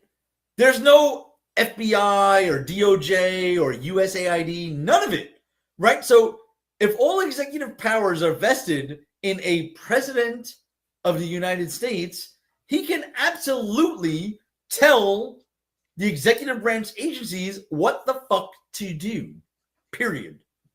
Well, I'm going to push back on that a little bit. And Rick, if you want to jump in on this, so be it. But USAID, I believe, is a product of legislation and was intended to be an independent body, quote unquote, meaning not under the direct control of the executive. That being said, if the money doesn't get there, or if Congress doesn't allocate things, or if the president doesn't execute things like Russ was saying, it's not exactly they can do anything about it. They don't have the power to remonstrate Congress or to go back at the president, right? Time out before Rick goes, unless he was about to say this. No, go ahead. USAID was created by an executive order by President Kennedy, not by an act of Congress. Go ahead, Rick. Well, hang on. So first, you're right. It was Jack Kennedy, 1961. However, in 1998, Congress did codify it. But the issue is, just like with the Department of Education that has been codified, the only thing that means is those agencies must exist until Congress does something to make them not exist. So they can still have their money reappropriated elsewhere and be shrank as long as they still legally exist. And that's what they're doing with these executive orders. Congress will have to come in at some point and codify their destruction and dissolution for it to remain permanent. But for the next 4 years, he can do whatever the fuck he wants. And there's not really too much anybody can do as long as he doesn't say it's completely gone. I mean, as long as he leaves one spot in Washington, D.C. that still says Department of Education, and it could be a fucking 7-Eleven that they rent out the rest of the time. It doesn't matter because it still exists. No, and that just proves that I'm right and Galloway's wrong. But anyway, well, time out, Gene. No, we're both right and we're both wrong. Okay, Yeah. so Well, who decides the foreign policy of the United States? Which Well, branch of that would government? be the president, and the There you president go. has and the Secretary of State, who, under the auspices of that executive order, was made in charge of USAID, can take charge and do these audits. And if the president has a special employee named Elon Musk to go and look into government waste and mismanagement, then he can look at the books. He's a special employee of the By the federal way, a government. special employee who also has a top secret security clearance granted to him by none other than the Biden administration. Joe Biden. Absolutely. For rocket science and space exploration, right? Like the guy has a top secret clearance. He's working for the federal government, period, the end. What's the problem? Well, there's going to be lots of problems with Elon Musk, but so we saw that they were denied here, and it gets funnier because they keep getting denied. But I just want to take a look at where's this money going? The money that we're talking about. There's been a little bit of digging into what USAID was funding, and it turns out a lot of what they're funding is wokeness. I got this from Libs of TikTok, and you can laugh at that as much as you want, but it turns out to be pretty accurate upon independent research. I'm proud to say the United States has been very influential in Moroccan pottery classes, promoting tourism for Lebanon, getting Sesame Street to go to Iraq, getting Ukrainians to a Paris Fashion Week, because, nothing says you're Western European than going to Paris for Fashion Week. Money for DEI in Serbia, because Serbia has all problems solved there. A DEI musical in Ireland, and so many other things here, Rick. Yeah. So are you proud that $15 million of our money went to contraceptions in condoms in Taliban-controlled Afghanistan? Well, considering we know for a fact that they've been using the condoms as part of an improvised explosive device, no, not really. But my other question is, who the fuck needs to learn how to do pottery in Morocco? That's one of the only things they do. I've seen Indiana Jones. I can agree with that. And they have the weave baskets that what's her name was hiding in, that he had to knock over everywhere. And So- did you hear the big gotcha today about the DEI musical in Ireland?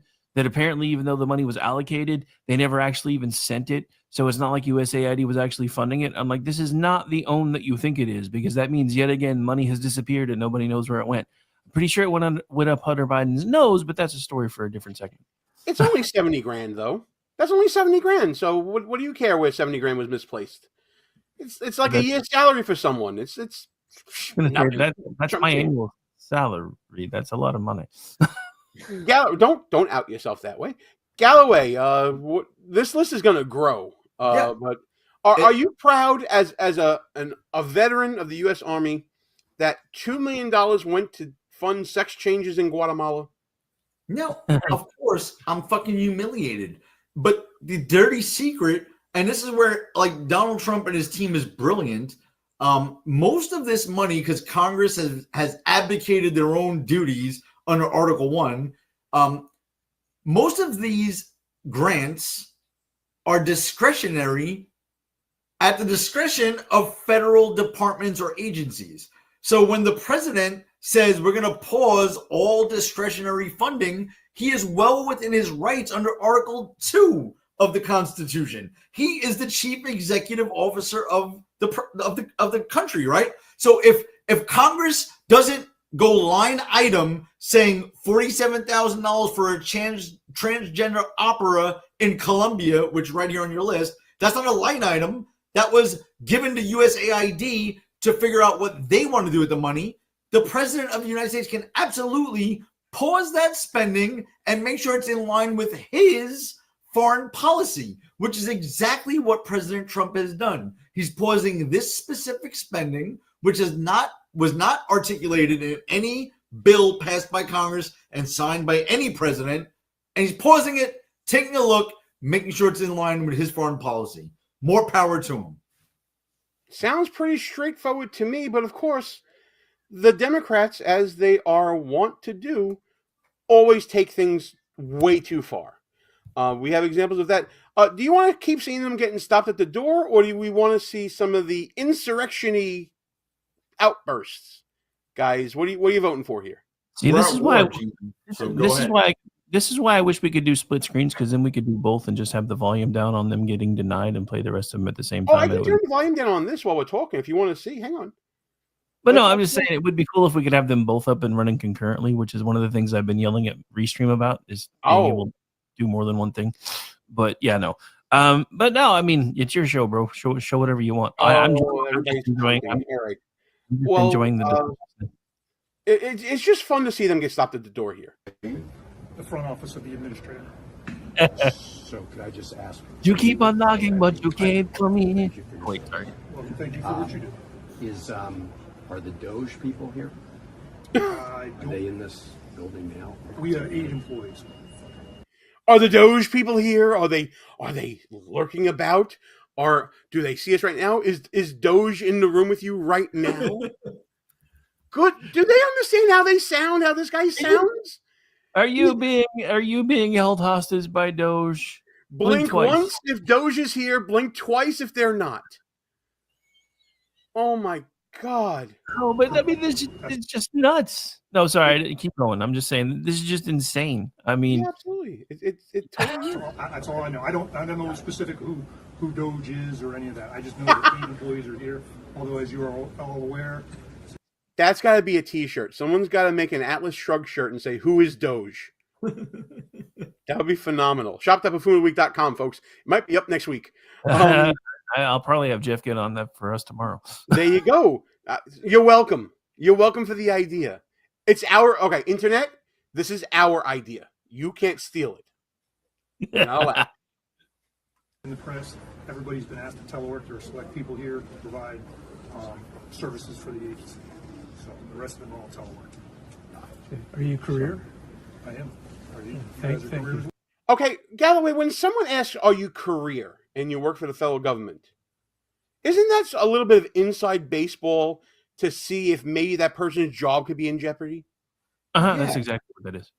And it's also code from the left, are you deep state? That's what they're really asking, right? Because like if you're career, you're deep state.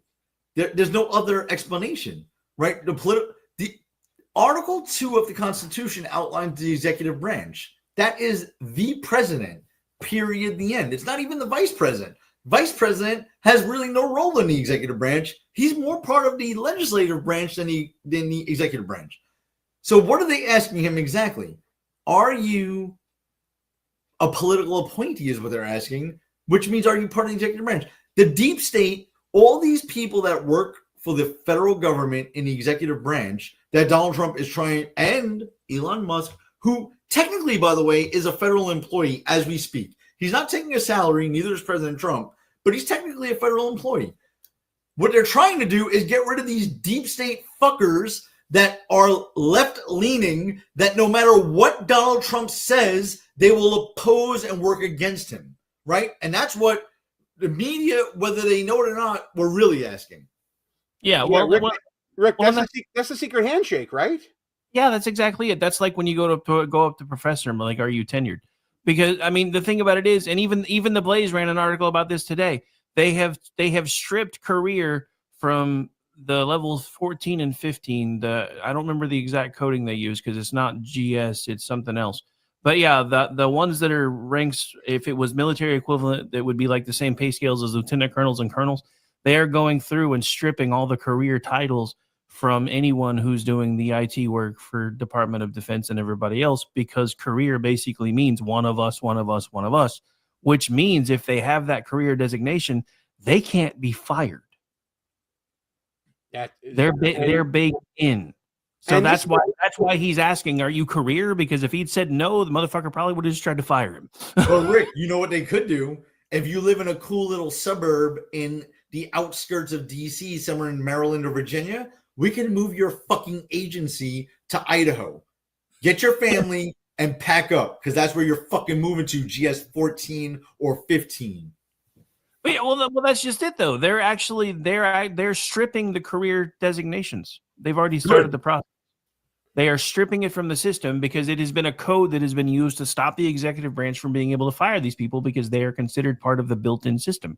And that's another reason why the Democrats are as pissed off as they are, because we're not only draining their slush funds and killing their CIA fronts, we're killing all of their ability to retain people between administrations, because that's the real problem with USAID.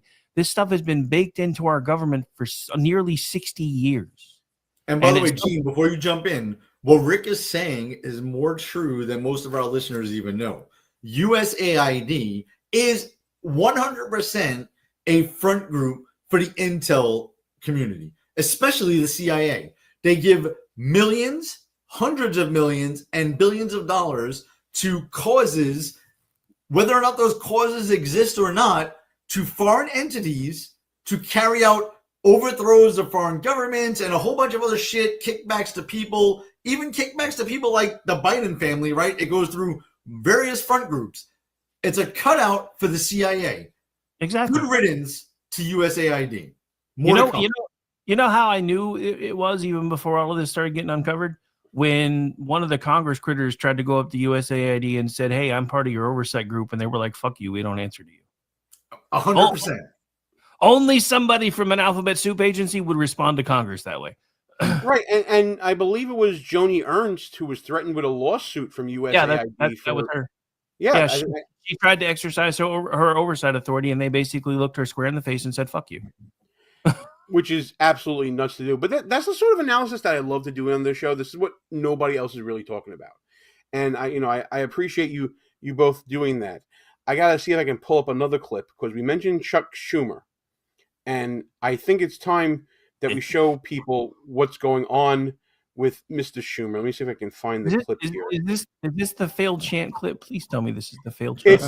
But it's not only the failed chant clip. It's the CNN reaction to the failed chant clip. By the way, while Gene is looking for that, Senator Democrats Schumer versus- is Gene's representative in Congress. Just throwing that out there. Well, in the Senate. Yeah. This is why Gene should move, but that's a story for another day. Gene's got family obligations keeping me here in New York, people. All right? Get off my back. FYC, Galloway. FYC. And if you want to know what that means, I'll tell you guys later. But I already know what it means. All right. I've been around you too long enough. I know what it means. Let's go to the clip. God damn it. Tonight, Democrats versus Elon Musk. The tech titan may be a shadow president going full Bane. The Batman villain is what we're talking about. Bane! You're going Bane. We're going to return it to you, the people. I have a question. How in the fuck is a shadow president doing all this shit in broad daylight? No, Elon Musk is the shadow president. It's not Trump that's the shadow president. It's Musk. Musk is the shadowy figure behind the throne. But if he's a shadow president, why is he all over X and all over everywhere telling everybody exactly what he's doing step by step and the reason why he's doing it? That is not how a shadow government runs, ladies and gentlemen. A shadow government runs like the shit we just put up with from 4 years ago when they finally said, "Oh, don't worry about it. We're still going to run Biden." But that's all right, because when you elect a president, you elect a team. The same people that are screaming and yelling about Elon Musk not being elected but selected just tried to tell us less than 5 months ago that you get a team when you elect a president. We know that. That's why we voted for Trump. Elon Musk is part of the team. Doge is part of the package, and we love everything they're doing. Okay. 100%. Rick is right. An unnamed team with Joe Biden and George Soros. Like, when was the last time you seen George Soros text something that he was doing behind the scenes? You never seen that. Right? Elon Musk texts every day what he's doing. We follow him. We know what he's doing. We like it. Speaking of George Soros, did you see Spawn of Spooky Dude reposted fucking Schumer talking about the shadow government? I'm like, are you fucking kidding me? Are you serious right now? Is this the same Spawn of Soros that is marrying Huma Abedin, who has extremely close ties to the Clintons? I mean, it's the only Spawn of Soros I know of, which is his son that's taking the reins. Yeah, I'm sure there's probably others. But being from the People's Republic of New York City, we know all about Huma Abedin and how she's basically been married off. She was married off to Anthony Weiner to keep close associations with him when he was rising, and then they got the divorce, and now she's being married off to Alex Soros now, Galloway. You know what that is, right? She's his handler. Of course, bro. Conduit. How does she only fall in love with powerful leftists that are going to achieve great power? Like, how is that possible, dude? Like, where does that happen? Hey. People can have a type, all right? That's her type. She can have a type. Yeah. But that's a little too much on the nose. I'm telling you right now. I smell asset. Well, have you seen? Never. I was going to make a Huma Abedin nose joke, but I'm not going to do that. I'll let you guys do that in the comments. I mean, Back you to pretty the much clip. did. So, well, don't point that out. Shit, man. About here, crediting himself for return power to the people, while at the same time dismissing any criticism of anything that he is doing, calling all of his opponents cronies of the radical left shadow government. Democrats agree that Musk is a problem, but listen to them today, and they have a piñata in search of a stick. To our Republican colleagues, if you do not see the light, we will bring the fire. Resist! We are going to be in your face. We are going to be on your... We have days to stop the destruction of our democracy. We have work to do. Tell Elon Musk to take his hands off your money. We don't pledge allegiance to the creepy 22-year-olds working for Elon Musk. We pledge allegiance to the United States of America. And God shut down the city. We are at war. We're getting a little insurrection-y up in this piece, guys. We're at war. Are they sure this is the card they want to play?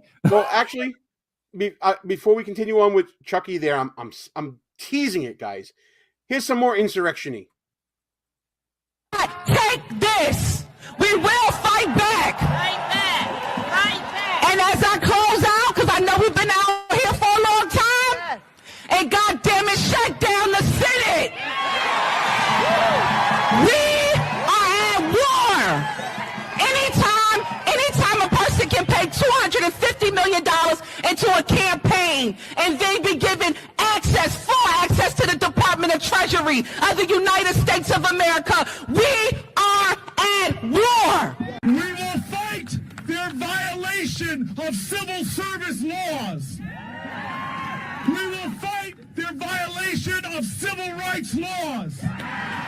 We will fight their violations of separation of powers. We will fight their violations of our Constitution of the United States of America. We will not shut up. We will stand up. We will speak up. We will rise up. It is time, as the African spiritual says, for us to lift every voice in condemnation of what's going on. We will see you in the courts, in Congress, in the streets.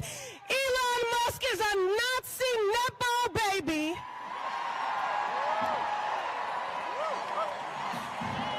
A godless, lawless billionaire who no one elected. Elon, this is the American people. This is not your trashy Cybertruck that you can just dismantle, pick apart, and sell the pieces of.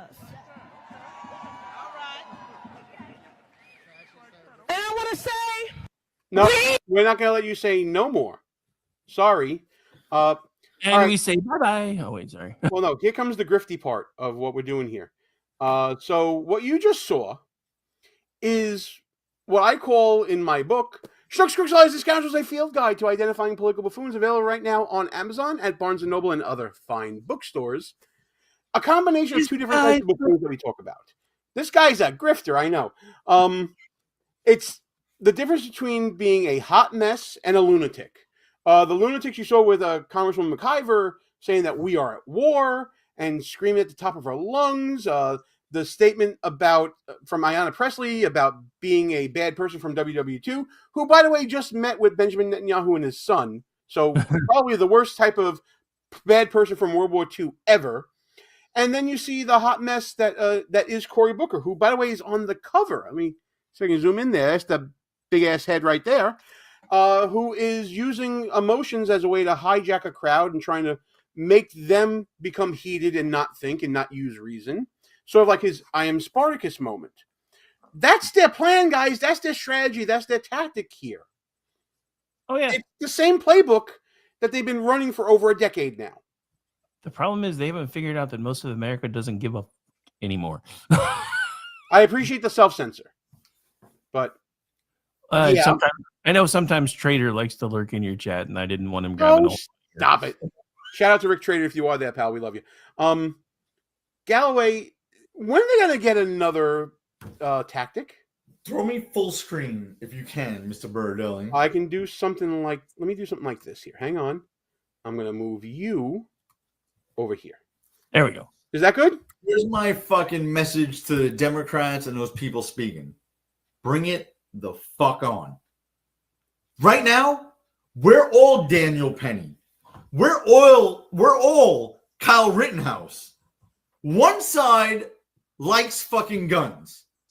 One side don't. You want a fucking civil war? Bring it the fuck on.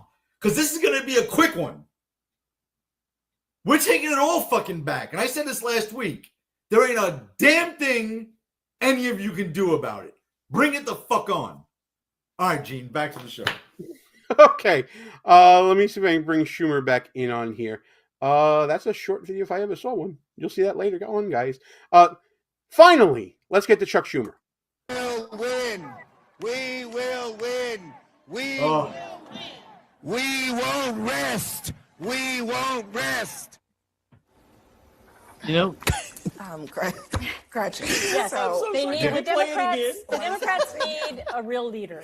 Okay, they need a real leader, which currently does not exist in the Democratic Party, and they have been caught completely flat-footed with the entire Trump presidency for the last 2 weeks and Elon Musk. Democrats needed to have a plan, and it may be too late. Yeah, Bakari, are you fired up after? I'm fired up and ready to go. Can't you see it in my face?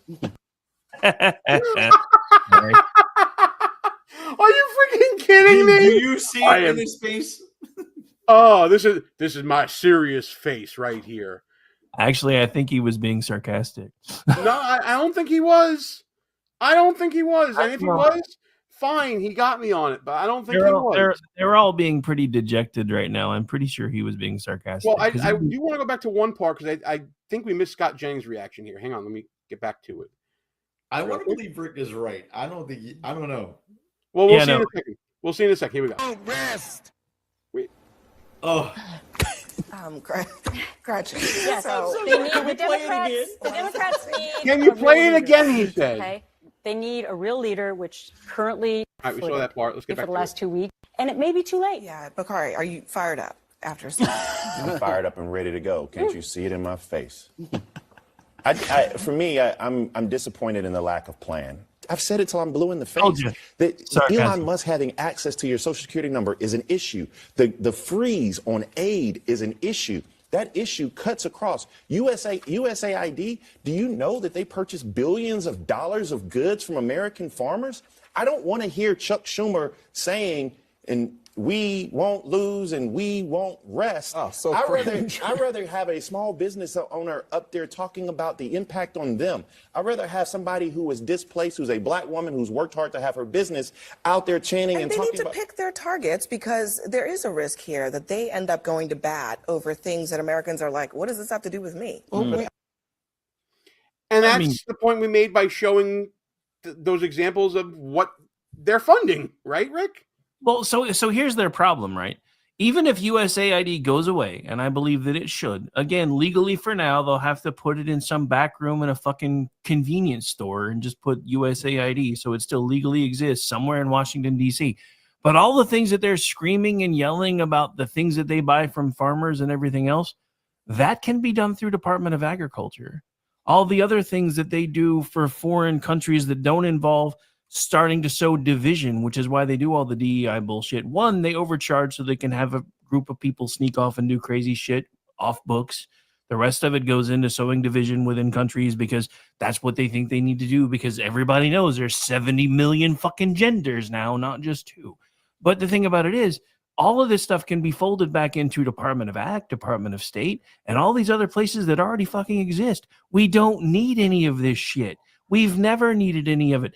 John F. Kennedy started this for one reason, and that was to show goodwill to the rest of the world and to fight communism. We already kicked communism's ass other than China. And let's face it, China is not anywhere near the big ass deal they try to pretend they are. Because if we really tried to go toe to toe with them right now, their economy would crumble in 5 seconds. They don't have anything. They are so much worse off from COVID than they have told anybody. That's why they kept telling everybody, because, you know, they have stock options in all of our media and shit now. That's why they kept telling you can't talk about that COVID came from here. You can't say that. You can't say that. Because now that we're starting to see the truth, we're starting to figure out exactly how bad things are in China. You want to know why we're having so many supply chain issues? It's because we get everything from fucking China, and they don't have enough people to work this shit anymore. Because more people died from COVID over there than they've ever let us know. I think a lot of that is certainly true, but I can't help but think that there is a role for USAID if properly done in good faith. Not being the slush fund for the CIA, not being the slush fund for democratic initiatives like DEI. My problem with that is it was started with the best of intentions, and look what the fuck it turned into. If we leave it here, it's going to happen again. And there may not be a Generation X to wake the fuck up and fix it next time. Because that's the only reason we're here right now. Gen X has been telling everybody for decades, leave us the fuck alone. You made us care. Now you have to deal with the fact that you've made us care. And you're going to earn every bit of everything we've ever said was going to have coming to you if you made us care. This is why everything's being disassembled. This is another reason why I'm really proud of Donald Trump, because he's handing things off to Gen X and the earlier generations. He's actually being the transitional president that Joe Biden said he was going to be, because he knows he's only got 4 more years unless somebody pulls a hat trick and fixes the Constitution, which ain't going to fucking happen in this divided environment anyway. So it's just it's the thing. We have to decide.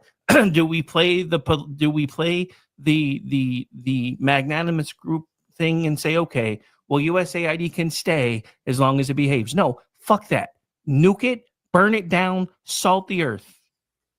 Because it's just going to happen again if we don't. Galloway, who the fuck does this guy think he is, coming on our show trying to fucking upstage us like this? What the hell, man? Listen, I can't agree with Rick more. I mean, he nailed it. First of all, most Americans have no idea what USAID was. It sounds good, right? Like US aid. And that's what everybody thinks it is. It's like we're feeding starving children in Africa. They don't know that it's 90% bullshit. The Clinton Foundation gets a lot of money. Transgender operas in other countries get a lot of money. No one knows this stuff, right? The Trump people are fucking killing it because they attacked the worst of the worst first. It's not the biggest agency. It's one of the smaller ones. But like Rick said, it's more of a CIA cutout than anything else. They give money to foreign governments or to overthrow foreign governments based on what the deep staters want to happen.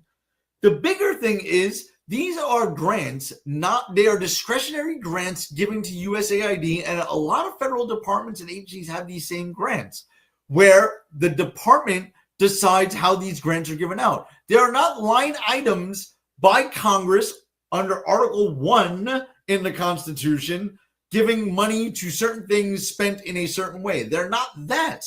So Trump and the administration are 100% right for pausing this spending to make sure it is in line with the executive branch and the foreign policy of the executive branch under Article 2 of the Constitution. No matter what the left thinks, no American gives a fuck about what USAID is spending on. They actually hate it. Good riddance to that agency, and bigger and better is coming. Department of Education and several others. I can't wait. I mean, this is what a lot of Americans voted for, and it's actually happening, and I think they like that. You guys both gave great responses here, but I think you know what we really needed right now. I'm sad we didn't have it. The Ron Paul "It's Happening" gif. We really needed that. Oh, I can. Don't worry, it's coming to post right here, and there it is. You guys gave great responses, and I appreciate what you said. The best response to all of this Democrat nonsense, everybody's hair being on fire, belongs to probably the most quotable man in the federal government, Senator John Kennedy. I gotta play this clip. This is fantastic. Have you guys seen? Have you seen this around? Yeah, I've seen it, but it's obvious. It's awesome. Yeah. Well, let me show this to Ross here. This is tremendous. Ran for office saying, I'm going to review every single penny in the federal budget. Now, how are you going to review the spending in the federal budget without reviewing the spending? And that's what Mr. Musk is doing.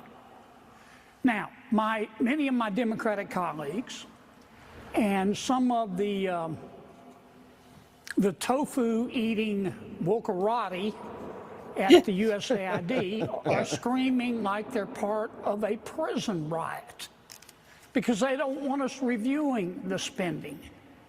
But that's all Mr. Musk is doing, and he's finding some pretty interesting stuff. To my friends who are upset, I would say with respect, call somebody who cares. They better get used to this. It's USAID today. It's going to be Department of Education tomorrow. And really, here's what's going on. For 4 years under President Biden, the people in charge ask one simple question. Who needs to pay more in taxes? Who needs to pay more in taxes? Well, that's not the question that the Republicans and President Trump are going to ask. Our question is, what the hell happened to the money? And that's all that's going on. Like I said, he's the best. I love Senator Kennedy on this, guys. Ross, what do you think? Yeah, first of all, what I want to ask everyone who's listening to us right now, when you heard what USAID is spending our hard-earned tax dollars on, plus, it's not even just our tax dollars, it's money that we're printing out of thin air, quote-unquote, borrowing, right? What we're spending it on. How are you not fucking pissed off?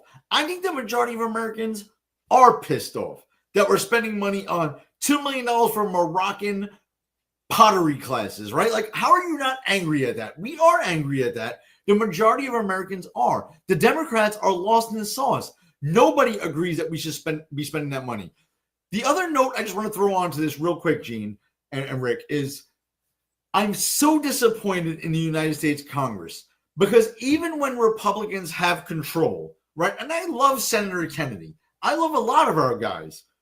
But even when we have control, and to be honest, Rand Paul puts out a list every year at Christmas time about all this stupid money we're spending. And what the fuck do our guys do when we have power? Nothing, right? The Congress, the constitutional authority, the power of the purse, they do absolutely nothing. God bless Elon Musk and his fucking tribe of merry misfits who are auditing these people and finding this spending. And I hope they get a grip on the government because Congress is fucking useless, Republicans and Democrats alike. I couldn't agree with you more on that. I mean, well, this is something that came up for me, right? Because I know Gene and I have been doing this about the same amount of time. I think I may have actually started a little bit earlier than you. You are older than me, so yeah, you've done it. But yeah, I'm going on 17 years doing this shit in one form or another. But in that entire time, even during Rand Paul's, Festivus airing of grievances listing, I don't ever remember USAID making the list. Does anybody remember them making the list? And any time that we've done this, so why the fuck not? Look, here's the thing. The USAID has been a slush fund for the CIA to get shit done that they need to get done in other countries. It's been an arm for the wokerati to basically cause shakeups in other countries and bring DEI and all the bullshit there that nobody gives a shit about. I mean, hell, I remember playing a clip from a couple of years ago where one of the African leaders were like, we don't even want your fucking money anymore. We're going to get ours from China because they don't want our kids to cut their dicks off. Is exactly what the fuck they said.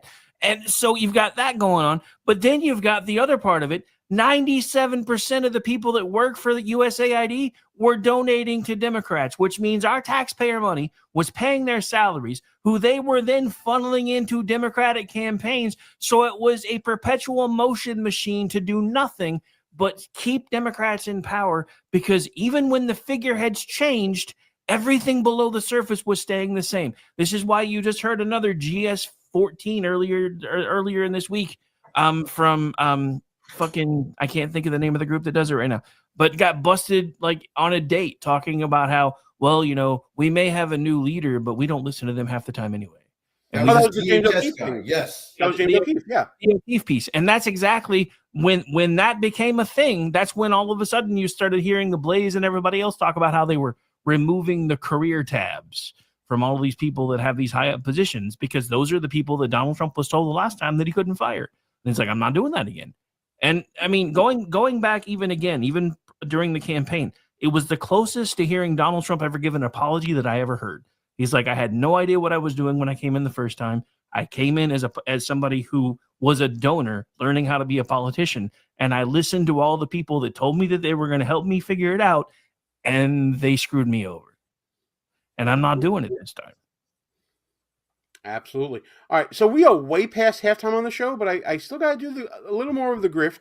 Rick, duck, make sure this banner doesn't hit you in the head. Oh, there it is right there. Folks, thanks for tuning into this show. I'm Gene. He's Ross. The guy down there you can't see is Rowdy Rick Robinson. This is Behind Enemy Lines. Thanks for tuning into the show here on the Buffoon of the Week YouTube channel, or on Rumble, or on X, wherever you're watching right now. Be sure to check out our updated website, buffoonoftheweek.com. Hey, Rick, have you checked out buffoonoftheweek.com lately? You probably haven't, because I've only been working on it for a couple of weeks. But let me show you what I've been up to here. This was my over the Christmas holiday project. And you see, I've seen it. buffoonoftheweek.com has all articles up from me. Ross is going to start writing soon as well. You're welcome to contribute if you want, Rick, as well. Sure. It's going to be where we have all of our videos and little synopses and links to some great content and stuff. We also have a section called Tomfoolery, where if you register for the site through WordPress, which everybody can do for free, I'm not charging you, I'm not keeping your information, none of that. You can add to the website yourself, whether it's by creating your own meme, creating a hot or not list, a personality quiz, you want to do some trivia and try to stump me or Galloway, you can do that as well.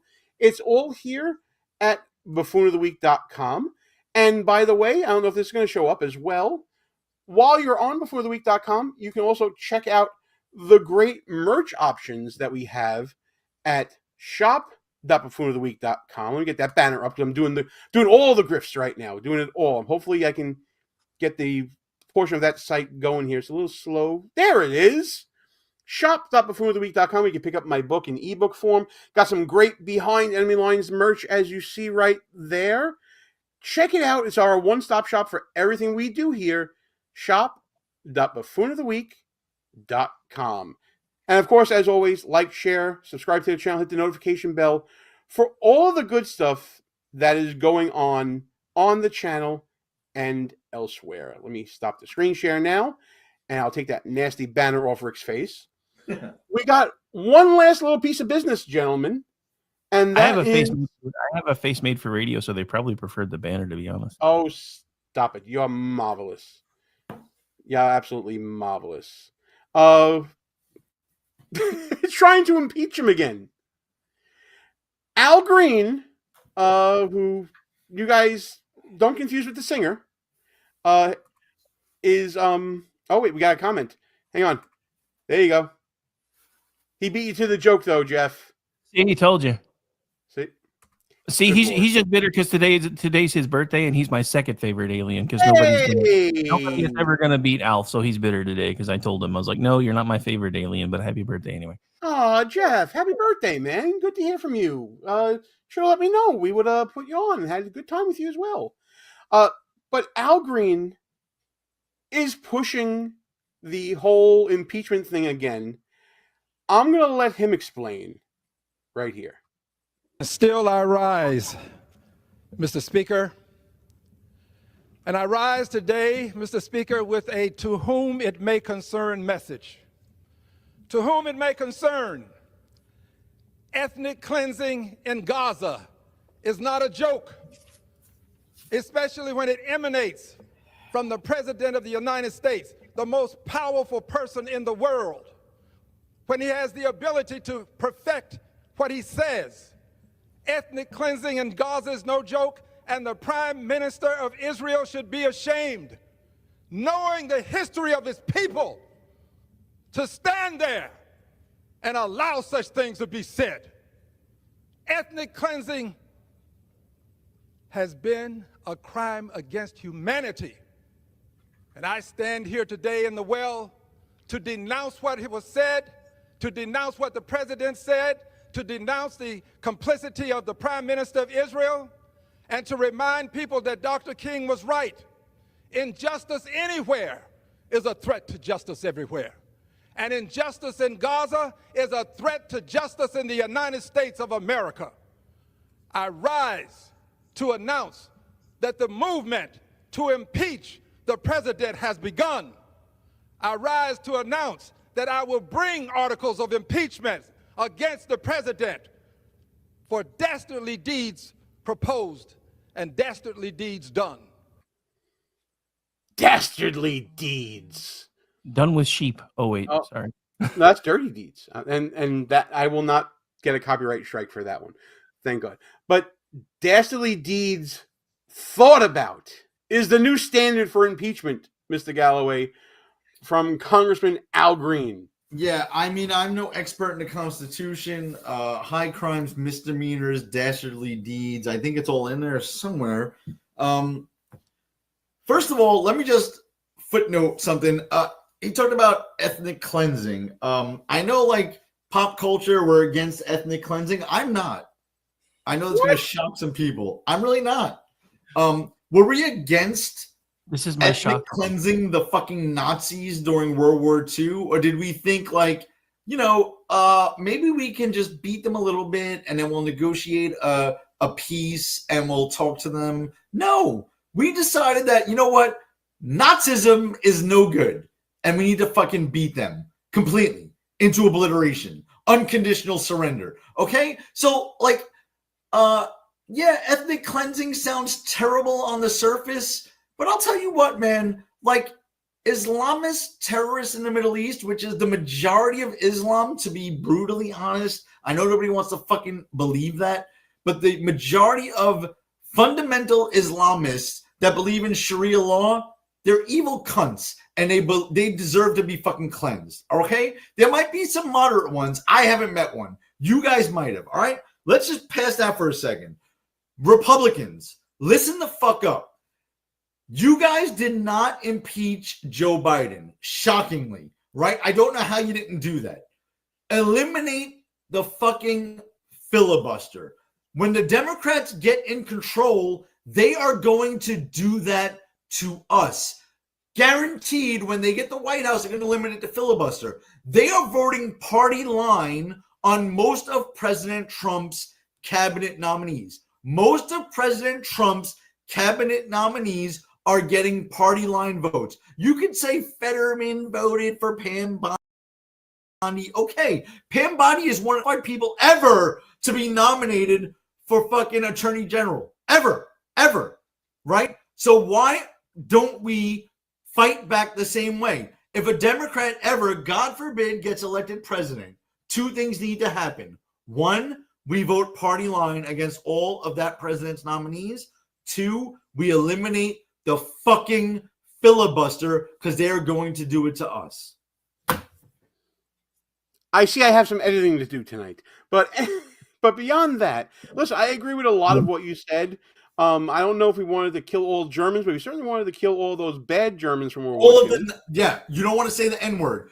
I can't because I don't want to get taken off the air. That's all. All right, either N-word. But yes, we fucking annihilated all of them, right? We dropped nukes on Japan. What the fuck? That wasn't ethnic cleansing. We did that. Well, we like to think that we're more enlightened now and that we have rules of engagement and all this other stuff. That international law when, you know, the other side isn't playing by those same rules, Rick. What exactly does he have a problem with about President Trump announcing that we're going to go into Gaza and basically be the mop-up crew? I mean, listen, Donald Trump has never seen a piece of, property backed up on a big body of water that he didn't like. He certainly likes waterfront property. I mean, who doesn't? So 2 things. 1, I never thought I would ever meet a Congress critter more retarded than Hank Johnson, but here we are. Well, you know, Al Green is up there. He only knows how to say impeachment during Republican presidencies. And then 2, we're not using its proper name anymore, sir. It's Magaza and Gazalago. Those are the 2 acceptable names for that area now. Okay, so I'm going to write this down so I get my name. Maragaza and Gazalago. Which do you prefer? Oh my God. Either one works.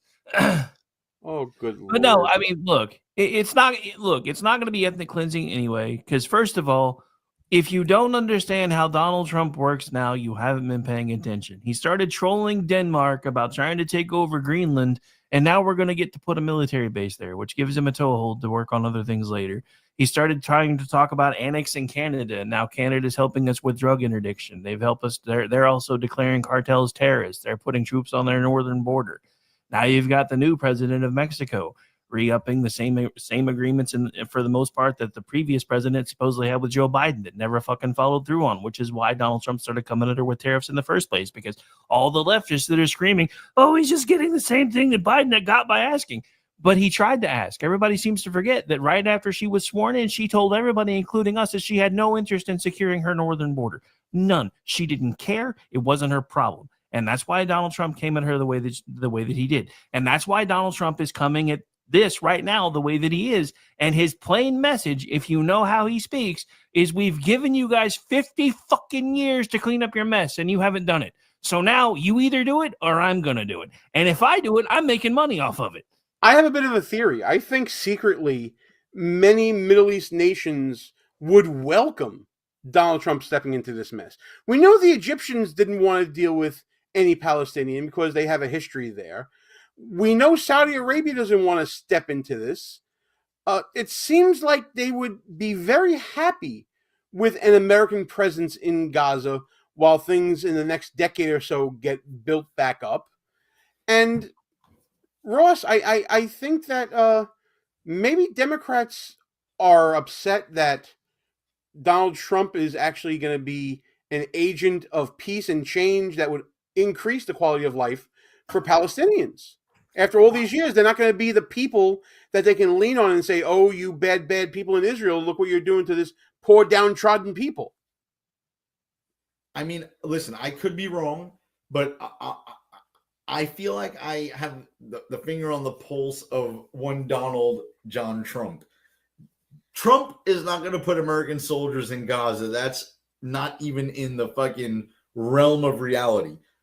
Donald Trump got told that Iran wants to kill him and several other people that were in his previous administration. So this little move to say that we will take over Gaza is a direct finger in the eye to Iran. It's going to piss off a bunch of people in the Middle East. They're going to think that we're going to take over Gaza. It's never going to fucking happen. We're pissing them off, and he's using that as leverage to make some kind of deal. That's all it is. And if I'm wrong, then I have a disagreement with Trump, because I don't think American boots should be anywhere on the ground in Gaza. It makes no sense. All right, we're going to leave it there because Rick's got a whole network to manage. So we're jumping to final thoughts right now, and we're going to let Rick do it first so he can get up on out of here and handle his business. So, Rick, tell us what's going on with KLRN Radio, all the stuff that you're working on, all the stuff that you're doing, where people can find you, all that good stuff, because you help us out so much, we got to help out you. So you got a big chip in the game now. If you need to call in something on me, call in a favor, I'm there, pal. All thanks to Galloway.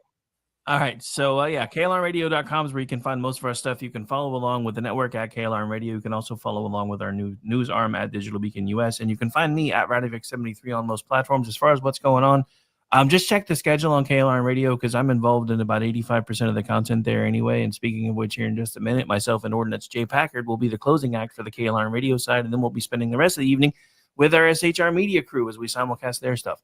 And I also contribute to misfitspolitics.com, twitchy.com, theloftusparty.com, and eventually, apparently, buffoonoftheweek.com. So. Oh, hell yeah. I got to set you up with an author ID. That'd be great. Shout out also to SHR Media. Those guys are awesome. I try to catch them live on YouTube wherever I can. Their shorts are really informative on YouTube as well. Why are you checking out their shorts, sir? You know. By the way, say hi to 439 KLRN radio folks that are watching you right now. Hell yeah.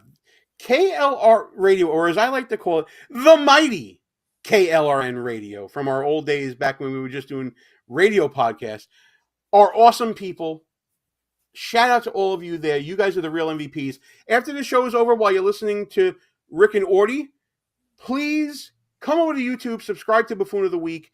We started out 6 away from 2,500. We're now 3 away from 2,500. Thanks to you guys out there who are liking, sharing, and subscribing and all that good stuff. Rick, get the hell out of here. Have a great night with Orty. Tell him I said hey. And if you need anything, pal, as always, feel free to call on me. All right. And I know you said that people needed to come over to your site and click subscribe. Actually, all they have to do is scan the QR code that's in the corner that says subscribe to Gene. So for the folks that are watching. Where does he get these wonderful toys?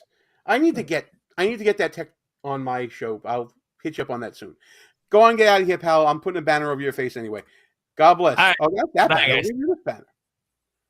We love you, Rick. All right, Galloway, your final thought is up now. Take all the. Hello, friends. Do you have a moment so that we may discuss our Lord and Savior Minarchy?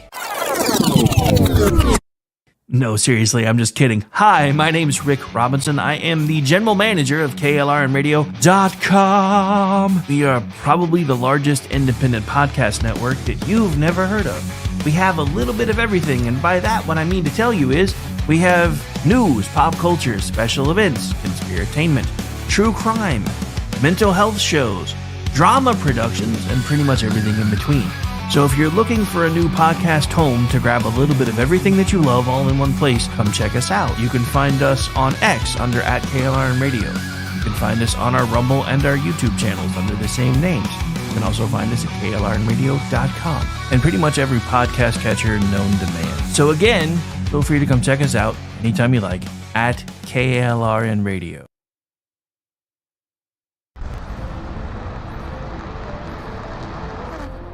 Are you ready to reach for the stars? Tune in to The Lost Wanderer, the #1 monthly podcast on good pods in astronomy. Join our host, Jeff, as he takes you on an interstellar adventure to explore the mysteries of space and the wonders of science.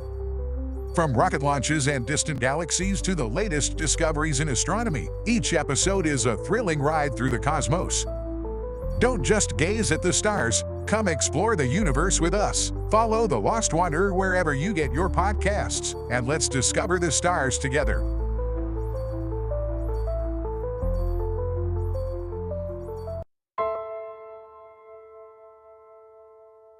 My dad was really, really special, and I loved my dad a lot.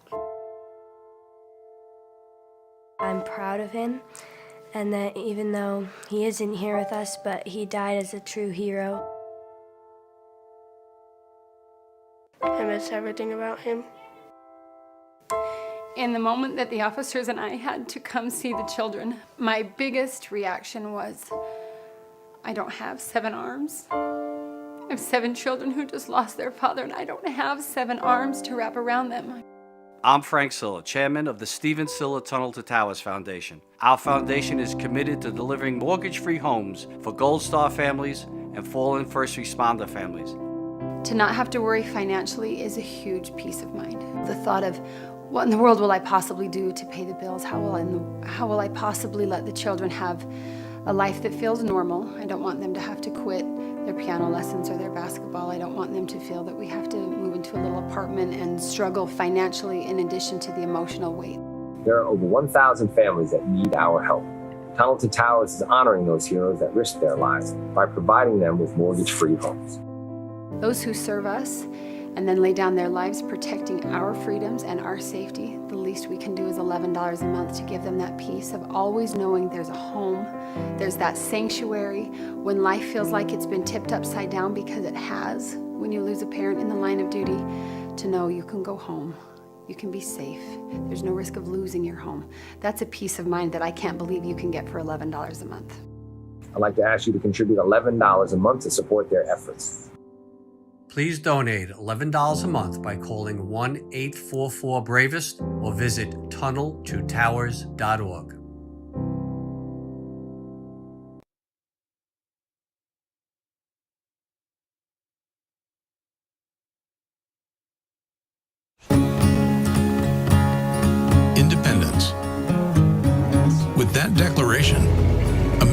was born. Inspired by a belief in the God-given rights of every human being. That among these are life, liberty, and the pursuit of happiness. Our government was established to secure these rights and for the good that comes from exercising them well. This is why the founders of our great nation chose independence. As do we. Hillsdale College accepts no government funding. Because independence makes possible the good to which we aspire. Hillsdale College, pursuing truth and defending liberty since 1844.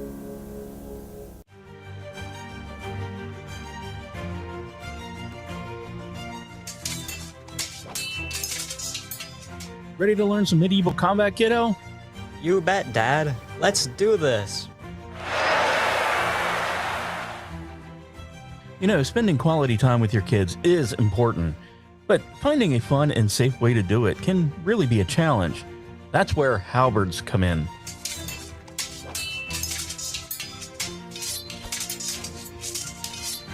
Halberds are the perfect way to bond with your kid while teaching them about history and physical fitness. Plus, they're a blast to play with. So next time you're looking for some family fun activity, grab a halberd and get ready to make some memories. Come on, Dad. Round 2. Halberds, bringing families together one medieval battle at a time.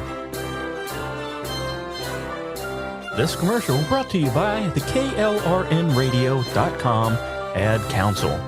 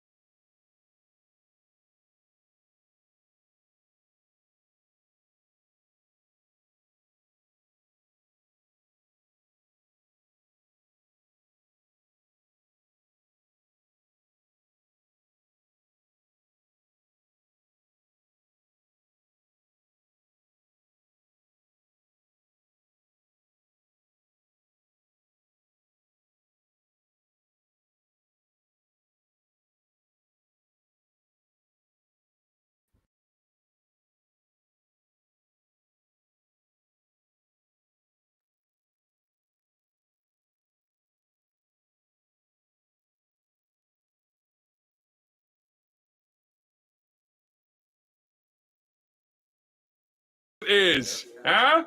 Anybody? It is Wednesday, my dudes. Otherwise known as ChatLivesMatter Day. Unfortunately, most of you guys probably couldn't hear that intro because I just realized I was still set up for what we were doing last hour. But we're here now, and everybody should be able to hear us. And I even was able to bring Amish in from backstage because I've been scrambling. Hey, Amish, how you doing? Man, it's partially my fault. I was listening to half listening to Gene as I was doing stuff around the house, and I thought there was a whatever tonight. So I was waiting for that to go on before I started to get ready for the show tonight. So also rushing. Yeah, no, we usually run whatever in Gene's time slot, and then he thought he was going to need a co-host, so I thought Stacy and I were going to go hang out, and then Russ wound up being, or Ross, whichever one, wound up being available anyway, and then I never heard from Stacy, so I was just, I'll just come on anyway, and then, and then I'm like, I never checked with Amish, and I haven't heard anything. Yeah, I was in the chat, and professionalism. Anyway, there's no professionalism around here. Sorry, I was responding to Jeff. Yeah, we're fucking new. The birthday boy. The birthday boy who's been busting my balls in 3 different chats today. That's fantastic. You know, people celebrate their birthdays differently. I appreciate his way of doing it. Busting your balls. I think he's just mad. I think he's just mad because Aggie said happy birthday to our favorite alien, and I said no, your favorite alien, because no one's ever going to beat out Gordon Shumway in my opinion. Which is Alf's real name for anybody who doesn't know. But anyway, yeah. So how's things with you? This is my like 6th hour of doing this today. So how's things with you? Not bad. We got a bit of rain last night. God knows we need it. I don't know if you've been paying attention to the news or anything, but it's a little dry out here in California. And a little dry. And we just beautiful day today. Smelled like rain. It smelled like summer desert rain, but it's February, so whatever. It is what. Nice. Yeah. I mean, could be worse. Could have smelled like Teen Spirit. Just saying. Yeah. Could smell like Palestine, Ohio, or Palestine. Ew. Yeah, well. Yeah. So, what's going on with your world? How are you? Damn it, Jeff! You got me. What? Nice. I'm too tired for jokes like that because I was like, "Holy shit!" The next thing I know, I was trying not to die laughing on the air. That was good, man. That was good. But no, I mean, I'm just watching the rest of. I'm just watching the left lose their minds, and everybody, now democracy, to give everybody the new code word catchphrase. The cipher now, when they say democracy, what they really mean is slush fund. Yeah, that's and I agree. Lou's been saying it all day, and I agree with it. It is a distraction from something else that's going on. But I can appreciate two things at once, and yeah, okay, so all this information has been available. Oh, you're getting mad now. All this information's been available for years. Oh, so you're admitting that you've been grafting us for years, and so that's not the own you think it is. And yes, I can appreciate what's going on with all of this coming out for the normies to see too. I mean, well, that's the thing, right? And this is one of the things that I've been trying to point out now for forever. I'm like, look, if we knew this was going on, and now we know that it's been going on, this explains why there were so many entrenched people in D.C. that fought Donald Trump the last time.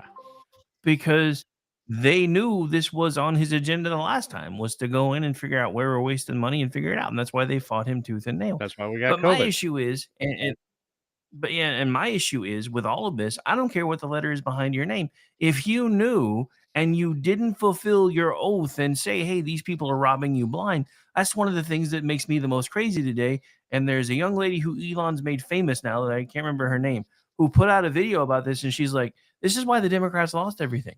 You guys don't get it. You have somebody who's telling you that your bank is being robbed, and you're not mad at the people that are robbing at the bank. You're mad at the guy that's trying to tell you your bank's been robbed. This is why y'all keep losing. But that's just it. It's not just the Democrats, because Republicans knew about it too. Yeah. There's no way that they. So this is another thing, and I even asked this on Gene's show a minute ago. I'm like, we've been doing this for a long time.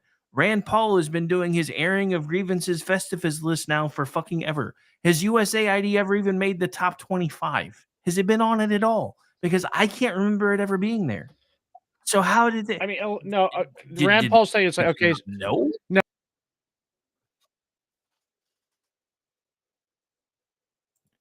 Losing you again, bro. I think you're. I don't know.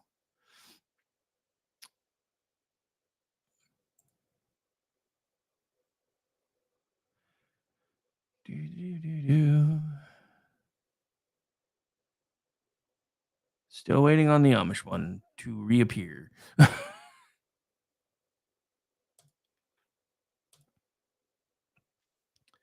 And I think he's back. Yeah. Hello. My VPN did that thing again. So I don't know if you got mine does. Yeah. Hey, I need to figure out how to change the time because it always does it right in the middle of my show, and I'm like, I need to. Yeah, but you're always doing a show. You do like 6 hours of radio a day. Don't remind yeah. me. So I don't know if you caught what I was saying. Rand Paul, the Festivus thing, because USA is the one who funds all these things. So all basically he would have to do is go through the USAID and just point out all the stuff that they were paying for, which is probably what he did to get his Festivus list. So I mean, he knew. It's just the thing.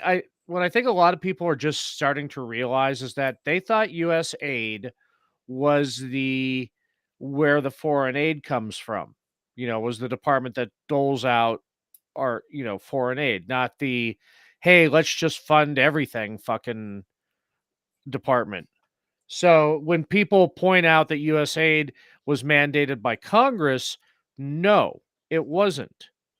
I mean, it may be in one way, but what they're citing is the foreign assistance programs, when we give money to Syria or whatever, or, not fucking Bill Crystal's LLC, not Yeah. Politico. Dude, well, I mean, and that's my biggest thing, right? Is finding out that and it's almost everybody. Like AP's involved in it, Politico's involved in it, and depending on where you look, there's some places that show Politico's on the hook for like $34 million. Other people are saying that it's like $8 million annually, and it's really just that they're paying for their subscriptions. I don't give Right. a fuck. The government shouldn't be paying for anybody's goddamn subscriptions. If part of your job, if you have to have a subscription and you want the government to pay for it, you should have to reimburse. Well, the and shit. that's the thing. So it's like, oh, it's like Jay Caruso. He made the comment, oh, so congressional staffers are just supposed to pay that subscription fee out of their pocket. No, the Yes. congressperson is, not the staffer. If that is required to be part of the congressional staffer's job to have access to those tools, then it is the congressperson's responsibility to pay for it. It's just like somebody else made the comment, and it was a legit comment. You know how we were talking on I don't know if you heard the Vincent Charles project this weekend when we were talking about Red October, but I mentioned the Jane's publications, which is it's every piece of Yeah. military equipment is in those. And whenever you see like a photo of a general or a colonel, it's in their bookshelf behind them. Well, you know what? If you're on an officer's salary, you should be buying that, not the military. Because the subscription to Jane's is £600 a year. So it's not that expensive. So that argument didn't really fly. Oh, it's just I don't know. I mean, the meltdowns have been delicious, but at the same time, I'm just like this. I mean, the thing about it is, and look, let's be honest. Yes, USAID was started by an executive order by Jack Kennedy in 1961, but in 1998, Congress did codify it. So they're right. He can't just wipe it away, but he can do this because the only thing Congress did when they codified it is the same thing they did with the DOA. They mandated that it must exist and must maintain some sort of funding level, not anything else. So they can move USAID to a fucking Circle K bathroom in Washington, D.C. And as long as that sign is hanging there, and as long as there's $1 appropriated to it, Congress can't do shit because Congress doesn't really have any oversight over USAID in the first place because it's nothing but a fucking slush Right. fund. I mean, this is how I knew that that it's basically a CIA front. When you hear Joni Ernst talking about, hey, I'm part of the committee that's supposed to have oversight over you guys. And they looked at her and said, fuck you. We don't answer to you. Only somebody attached to a 3-letter agency would talk to Congress that way. I mean, it's not fucking rocket science. And then you see the Congress critters trying to march into USAID yesterday and security. I think it was yesterday. And then security stops them. And one of the first things one of the Congress critter asked the guy in the blazer is like, well, are you career? In case you guys don't know what that means, that's code word for are you one of us? It's like asking a professor if they're tenured. Because if you have a career tag on your work file inside the federal government, that means you can't be fired. So that's basically what they were asking this guy is, are you one of us? And I guarantee you, if the dude had said no, they probably would have been like, well, I want to talk to your boss because you're fired. Yeah. But he said yes. But the thing about this is, and this goes back to the O'Keefe video that's been leaked and everything else, a lot of these GS 14s and 15s, they have, or I guess for them it's CS 14s, 15s because it's civil servant, but they have career tabs, which are all the people Donald Trump wanted to get rid of the last time. That's why they kept telling them you can't fire them. They're basically it's like having tenure. You can't do that. So they're going through and they're stripping all of that away right now. The Blaze just put out an article that said there will be nobody that has this level anymore that does not have the ability to be replaced. Period, because it's all become way too politicized. And I agree with that completely. There should not be any type of entrenched administrative state in this country, period. Because that's exactly why the Democrats weren't worried about Donald Trump that much the first time until public opinion started shifting. And that's when they got really nuts about everything, because they knew that between USAID and all the career people in their administrative levels, that they could, as long as they could just maintain for the next 4 years, it wasn't going to matter. And but that's the thing. That's why everybody's freaking out about USAID, because it's become this perpetual motion machine for the Democrats. We pay their salaries. The 97% of them put money right back into Democrat campaigns and Democrat causes. So it's become this perpetual motion machine. And then you take the fact that the CIA basically skims off of it and says, "Oh, we're gonna have you guys send X amount of dollars over here for DEI," and only half of it gets there because the CIA is using it for other shit in the same country, but nobody Where has do you any think the oversight. black So who the budget fuck's comes gonna? from? Exactly. Well, I mean, I always thought it came from like $50,000 hammers Well, and that too. $75,000 But I mean, that's toilets. the same thing. But apparently, they've upped their game. But apparently, they've upped their game because now they have like a whole perpetual motion machine for all this shit, and it's just insane. Everybody who's mad, if you're more mad at the kids for finding the graft than you are at the actual graft, you're either receiving the graft or you follow the grifters. One of the two. I mean, it's just insane. I mean, if I had known that all I had to do to build something was start spouting leftist propaganda and apply for grants, I could have retired by now. Yeah, I saw a If great that was meme what I earlier wanted too. to do. Somebody was trying to warn us years ago, and it was the guy who used to make the commercials that had all the question marks all I over his. saw that. Yeah, I saw that. That was good. fucking hilarious. You're like, for everybody that's freaking out today, don't forget this guy tried to warn us years ago, and I'm like, God damn it. Yeah. So but I mean, it's just nuts. It's insane. I've coined a new phrase today. This is based off of Discord conversations I frequently have with a friend of mine, who says, they should be hanging from lampposts. So I've make lamppost burdened again. As I like it. Yeah. Feel free to use it. Anytime you see any shit like this, just say, make lampposts burdened again. Oh, I don't know. And then, then hearing all the people on the left now that are just absolutely convinced that Elon Musk gamed the system and actually somehow tricked the computers in all the swing states, and that's the only reason why Donald Trump won. I'm like, y'all were ready to hang us for saying shit like this 4 years ago. Yeah, there What was the hell? 1,500 political prisoners for the last 4 years who said something similar to that. And it's just, I don't know. I mean, I will admit I'm enjoying this a lot more than I should. And even with the whole Trump flexing about Gaza thing, I'm like, if you haven't figured out by now that he comes in heavy for a reason, just leave the man alone for 5 minutes. We can yell at him later if he starts actually trying to put troops on the ground. But I don't think that's ever going to happen, because I don't think he would have said that with fucking Bibi Netanyahu sitting there. Right. Yeah, I mean, I've seen the analysis of it, and it actually makes sense. And it is so. I'm trying not to, fangirl too much for Trump, because it's been a good 2 weeks. But I'm waiting for, there's always that shit sandwich where he does good shit, and then you're like, what the fuck, for like a couple months, and then he'll start doing good shit. Yeah, that was Dana Lesh last night, because as soon as he started talking about we're gonna take over Gaza, she just lost it. But the thing is that somebody had made the comment, and I can see this. It's like, okay, you remember his previous term when we were doing FUBAR, and after like the first year, I'm like, he's kind of a proto Reagan. He's not quite Reagan, but Pretty he's getting much. close to it. And then COVID happened, and then all that went right out the fucking window. But last time he tried to play like he wanted everybody to like him. This time he appears to be doing it like the way he does business. And I'm not talking about Trump vodka and the other failures. I mean the ones that he's actually, been somewhat successful at. He's very good at acquiring business. He's not so good at keeping them. And that's basically his negotiating style of, if you don't fix it, I'm going to. Pretty that much. kind of thing. So it's like, and that comment came, I mean, the King of Jordan is coming next week.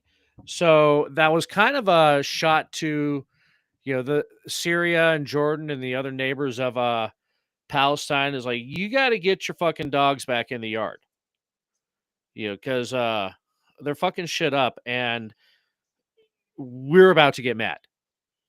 When we get mad, we just launch a bunch of fucking tomahawks off out of the Med and level the shaken up Lego set that is already Gaza. Those 2-story concrete pieces of rubble will be 1-story. Our favorite alien just Obi-Wan Kenobi'd Fubar. Wait, how, what? He's like, Fubar. That is a name I have not heard in a Yeah. long, long time. But no. Which, speaking of which, there may be a passing of a torch. She soon. messaged me. She's like, "No, don't get mad. It's not a permanent thing." I've also been kind of giving her shit about, all your excuses have run out. The election's over. No, not really, because she's still trying. Now she's trying to do full-time lead editor and still write too. So she's realizing but anyway. But yeah, no, I don't know. But yeah, I think she thought everybody was gonna freak out, and I'm like, dude, I think it's awesome. Yeah, I mean, we're gonna have our first KLR Radio legacy. Yeah. No, I'm absolutely stoked about it. But no, I mean, just all of this, just looking at it, looking at the left's reaction of it again. Why are you mad that we're pointing out places where money has been wasted? Because again, the left has been asking the wrong question for its entire existence. It's who should deserve to pay more taxes. The only question I've ever been asking, it's the same one Donald Trump's finally asking. Where the fuck did all the money that we've already given you go? And now we have the answer. You've been wasting it on your own little pet projects and your little side projects to shape the world in your image, which is diametrically opposed to most of what America is actually supposed to stand for. I mean, everybody seems to forget that not just a little over 2 years ago, I played a clip from an African leader who basically told everybody in America to fuck off and go away. We don't want your money anymore. If nothing else, we will get help from Russia and China because they don't ask us to have our children cut their penises off. Okay. That was 2 years ago. That was 2 years ago. We have been a laughing stock on the world stage for forever, and this is part of the reason. That's why the world doesn't know what to do right now, because we have done a complete. I mean, I won't even. I mean, it's a 180, but it may even be just a little bit further than a 180, because it's like we're trying to undo all the damage of Barack Obama's 8 years and Joe Biden's 4 years, all in the first month, because there's so much that has to be done to keep us from falling off a cliff. And 4 years, and everybody's of COVID freaking out about all. And then everybody's freaking out about all this cutting that they're doing. I think everybody forgets that according to the former Secretary of Treasury, we were supposed to be out of money on January 21st. Yeah. And that's one of the reasons why that's one of the reasons why Trump just went ahead and turned him loose. Now, I have heard some rumblings through the zombie media, and you can take it with a grain of salt, that apparently even Trump is kind of reining Musk in behind the scenes and saying, hey, you still got to come talk to people before you just start doing all this stuff.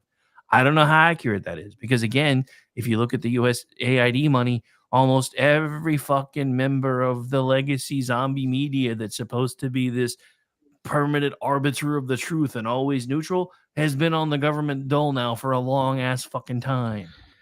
And it's just, that's the other thing that just makes me so, I mean, that's the thing that would make me the most mad. When you have the people that are, we're here to bring you the truth and we don't care what it costs, blah, blah, blah, blah, blah. And then you realize the only reason they've really only been telling you one side of the story is because they're being paid to only tell you one side of the story. Well, and that's, I would be just as mad if, it was Red State and, Fox News Now, and, if they were getting the money too, and they may be, I mean, obviously not Red State, but, like if Fox News Now was getting the money, getting USAID money too. I mean, I haven't liked Fox in years, but still it would be, it's like, oh, you're just mad because these are all, neutral outlets. Well, one, not neutral, but two, no, I'm mad because that's propaganda. That's payola.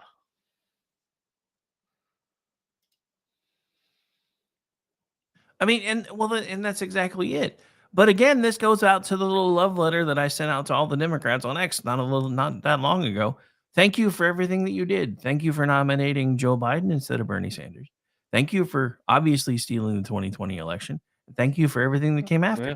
Because if not for you, Donald Trump would probably be wearing an orange jumpsuit by now, or be headed that way, and had been facing gridlock for his last 4 years, or for his 4 years of his second term. Because looking at it now, hindsight being 2020, if they had worked the numbers just enough to do what they did and basically take over the House and the Senate, but let him stay in power, then with everything that we managed to do in the midterm, it still wouldn't have made any difference, because he would have been the president still, but we still wouldn't have really been able to get anything done. And then he would be on the way out. The only reason that we are currently watching the second fight in Rocky 3 is because of the Democrats, because they got overconfident, they got over cocky, and they just assumed, because everybody seems to forget that even according to Strzok and Page, they had an insurance policy. So when everybody started coming at him with everything that they had, when they realized he was going to run again, they assumed he was going to get knocked off the ballot, or even worse, thrown in jail. And it didn't happen. And it didn't happen because America started waking up. They're like, why are you coming after this dude so hard? And these are even people that don't like him, that understand that, hey, dudes file bankruptcy a lot. But here's the thing that nobody talks about. When you've owned businesses and you've run your own companies and everything else, it doesn't matter how many times you file bankruptcy. It doesn't matter how many times you fall on your face. You're never actually a failure until the day you decide you are done. If you haven't done what you said you were going to do and you hang it up, then you're a failure. If you are willing to continue to put in the work, if you're willing to show up every day, if you're willing to put your nose to the grindstone, then even if it takes you forever to do it, you are still not a failure. And yes, Donald Trump has had a lot of stupid business ideas. I'm not going to say that he hasn't, but he's also succeeded a hell of a lot more than he's failed, or he wouldn't be where he is right now. And I mean, it is what it is. Like the guy, hate the guy, can't stand him. I don't really care, because he's probably never going to know who the fuck I am. I'm okay with that too. But he is doing, this time, so far, everything that he said he was going to do. And he's doing it at such a breakneck pace. It's like watching Barack Obama try to do the Cloward Piven shit that he was doing in 2009, but in reverse. The media can't keep up. The leftists can't keep up. CNN was beside themselves today watching all the protests. And one of them even said it's like they had a piñata and they were looking for a stick. They don't even know what to do. I'm like, dude, that almost sounds like a Viagra commercial. But my son's selling Viagra, and then watching in Iraq. And then watching the panel and just how dejected they were, because they were actually having to report on how rudderless the Democrats seem right now. Which the other completely delicious thing is the Democrats just elected all their new leadership, just the other day. And almost all of them were white and dudes. I mean, that was like really in the I don't that was like in the 16 election. Go ahead. 16 and 20, but more in 16, when the party of inclusion, the party of diversity, had Hillary Clinton, Bernie Sanders, and who was still up for running on there? Not Tim Kaine, but it was the anyway. So three white rich Northeasterners, and on the Republican side you had God, I already drew a blank on his name. He was the governor of Louisiana. Anyway, they had Nikki Haley, they had Marco Rubio, Ted Cruz, Ben Carson. Yeah, I mean, and it was just like, yeah, you're really the party of racial diversity there, guys. 3 rich white Northeasterners. And yeah, so now their leaders. Not only is there, I mean, we're supposed to hate. We were told to hate white young men. So they put fucking David Hogg as the vice chair. Dude, so that is going to be so much fun. If something happens to the chairman, then he takes their responsibilities, because 1, that's a great insurance policy, but 2, people might just do that out of spite just to watch. Anyway. I mean, all I know is they've technically given us a real life boss Hogg. Yeah. Just much thinner and gayer.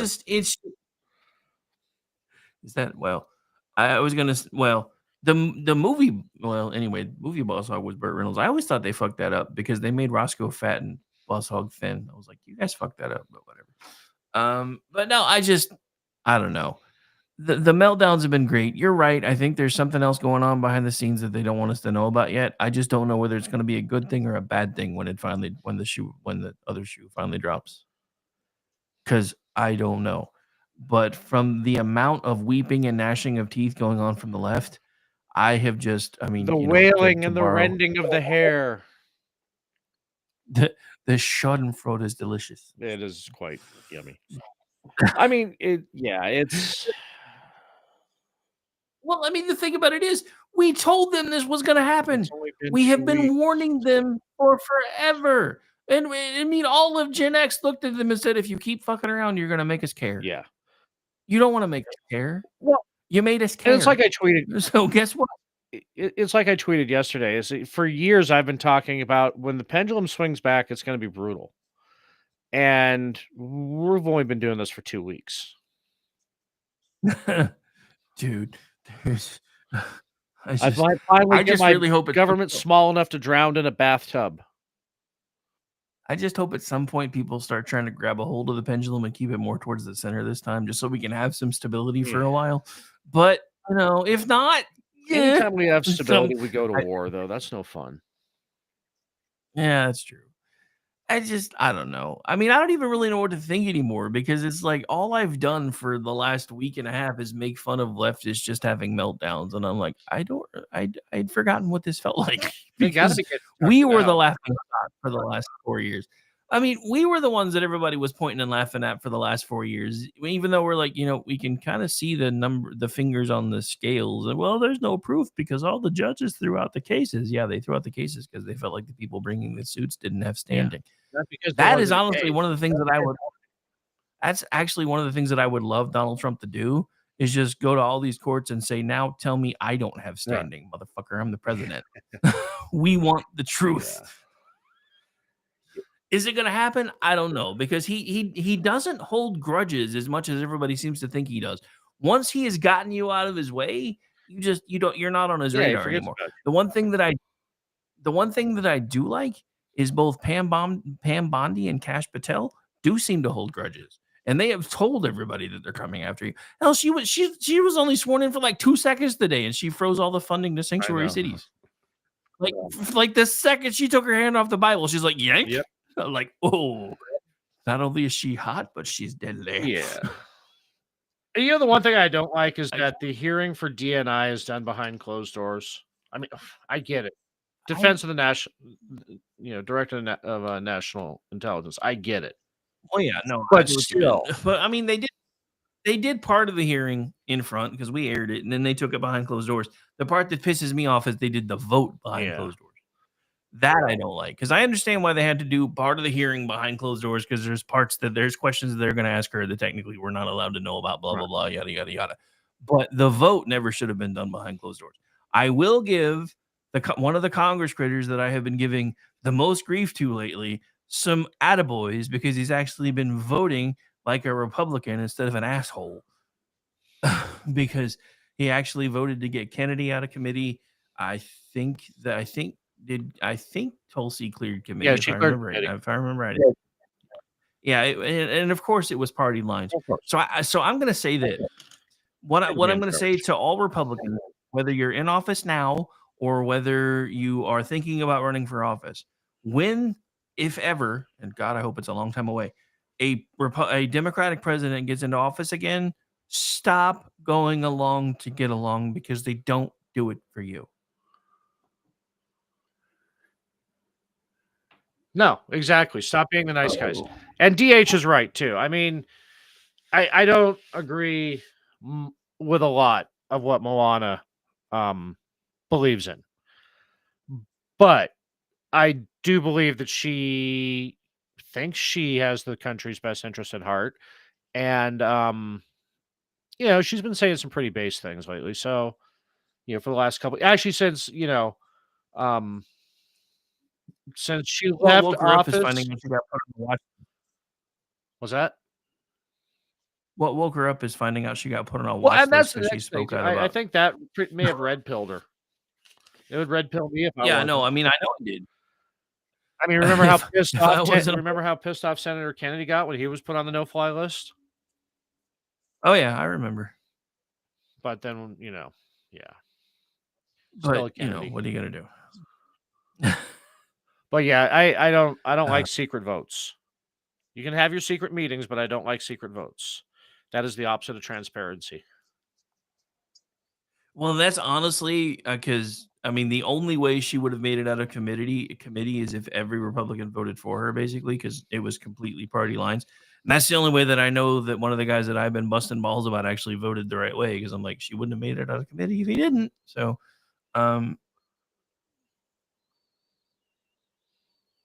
yeah. And yes, she was a gun grabber, is a gun grabber, and I'm not entirely a fan of her ties with Syria, but we've got her now. So, and well, the thing about it, I still want to eat sushi off her ass. I really do. Who Yeah. doesn't? It's just, but no, so look, let's talk about this seriously for a Okay. second. She's already come about 80-20 to our side of the argument. So yes, I know she used to say a lot of crazy things and do a lot of crazy shit, but you can see that she has come a long way. Also, let's not forget that she has the most controlling boss ever. So if she does something he doesn't like, she'll be gone in 5 minutes. Too. He's done it before. And also, in her defense, she was in Hawaii. Look what they have for senators.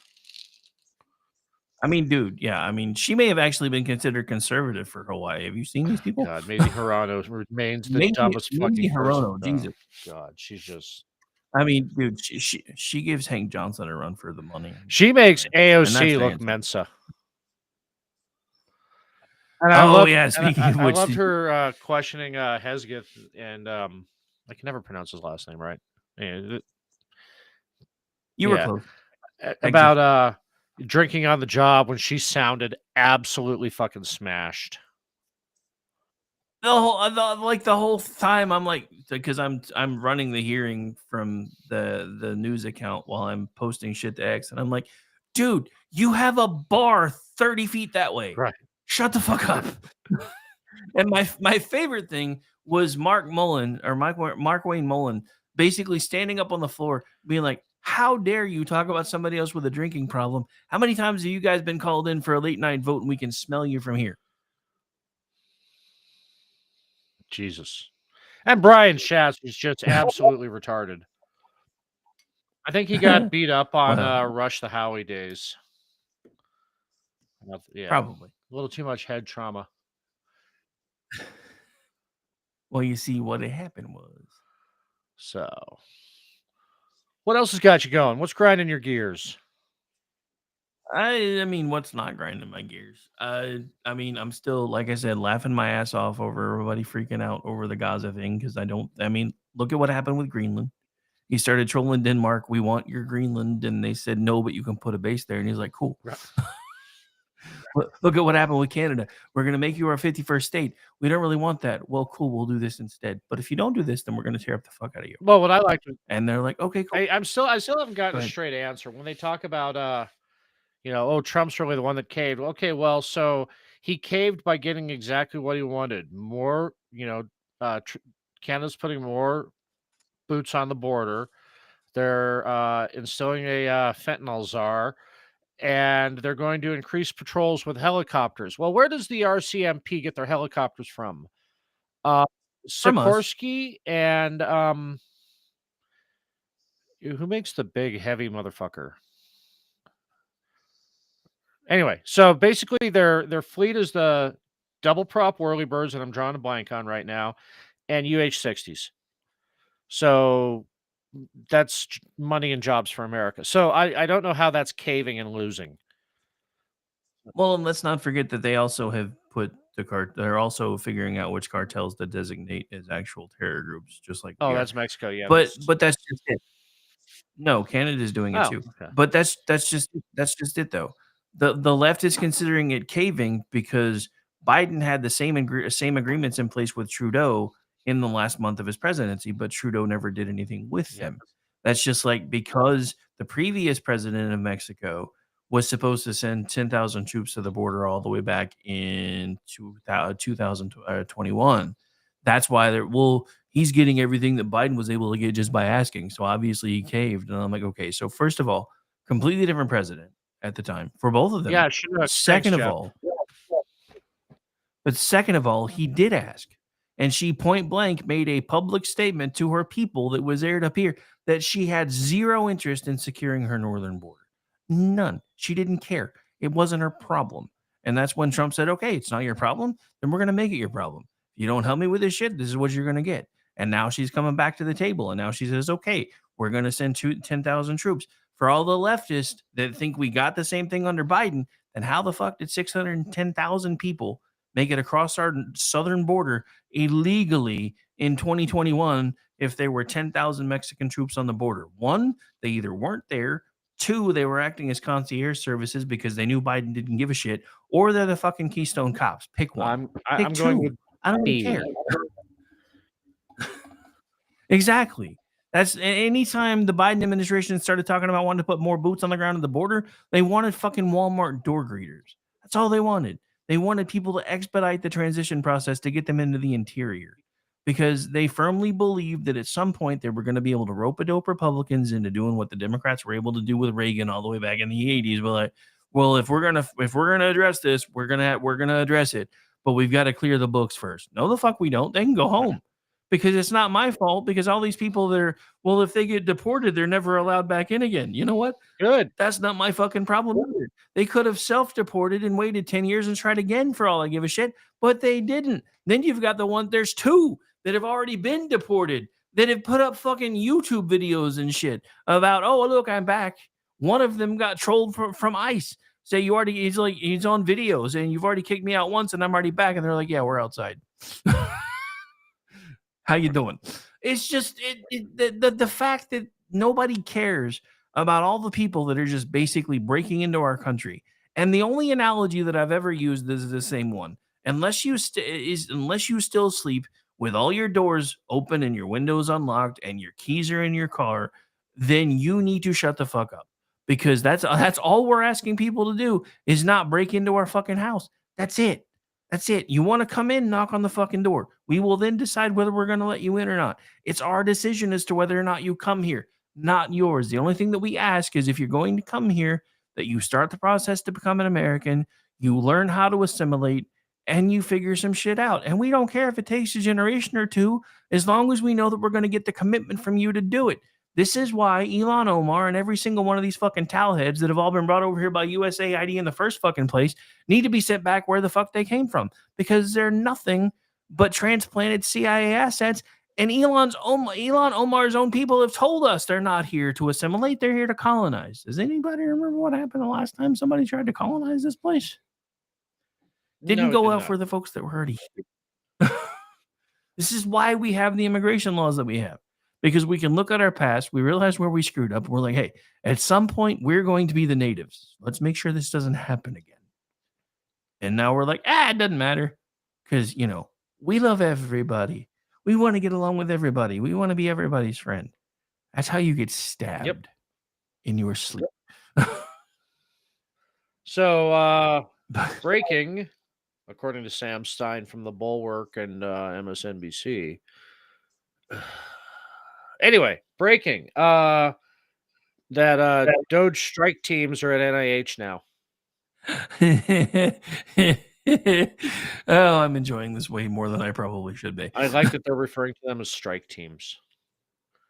Bunch of fucking autistic teenagers going and raging through the books. Anyway. Dude, so you brought up an interesting point, though, because the whole side that's like DEI matters and everybody's important and blah, blah, blah was all of a sudden, oh my God, Elon Musk has hired a bunch of autistic spastic kids to go through the books. I'm like, what? What did you just say? Not that I'm disagreeing with you, mind you, but you're not supposed to say shit like that. What have I been saying for years? Never underestimate the crowdsourced autism that is the internet. When you have a whole bunch of autists that were raised on the internet. But I mean, I love my fellow retards. It's just amazing to watch and that's been the other thing, is everybody screaming and yelling about how nobody voted for Elon Musk. Yeah, actually, we kind of did. We knew it was a package deal. We knew.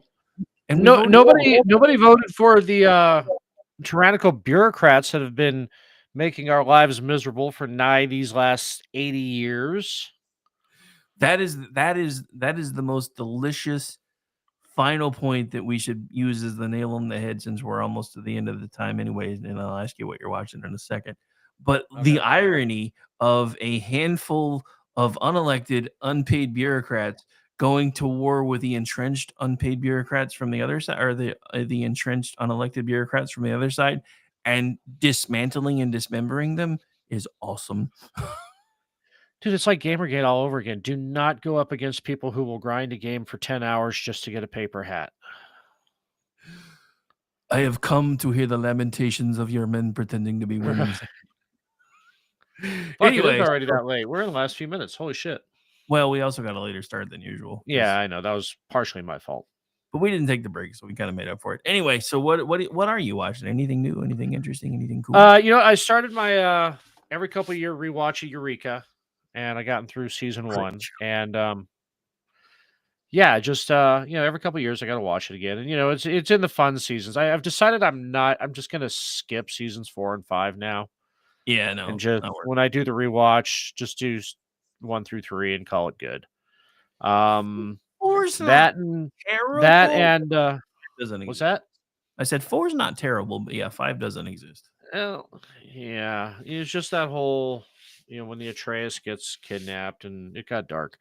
Also been watching been YouTubing a lot of Korean camping girls, which they're not like total thirst, but it's they're hot. Giggity goo. And they've got some good gear. So, Jeff and I have been sharing links to those back and forth. And so, yeah, it's just I've been watching a lot of that. That's about it. What are you watching?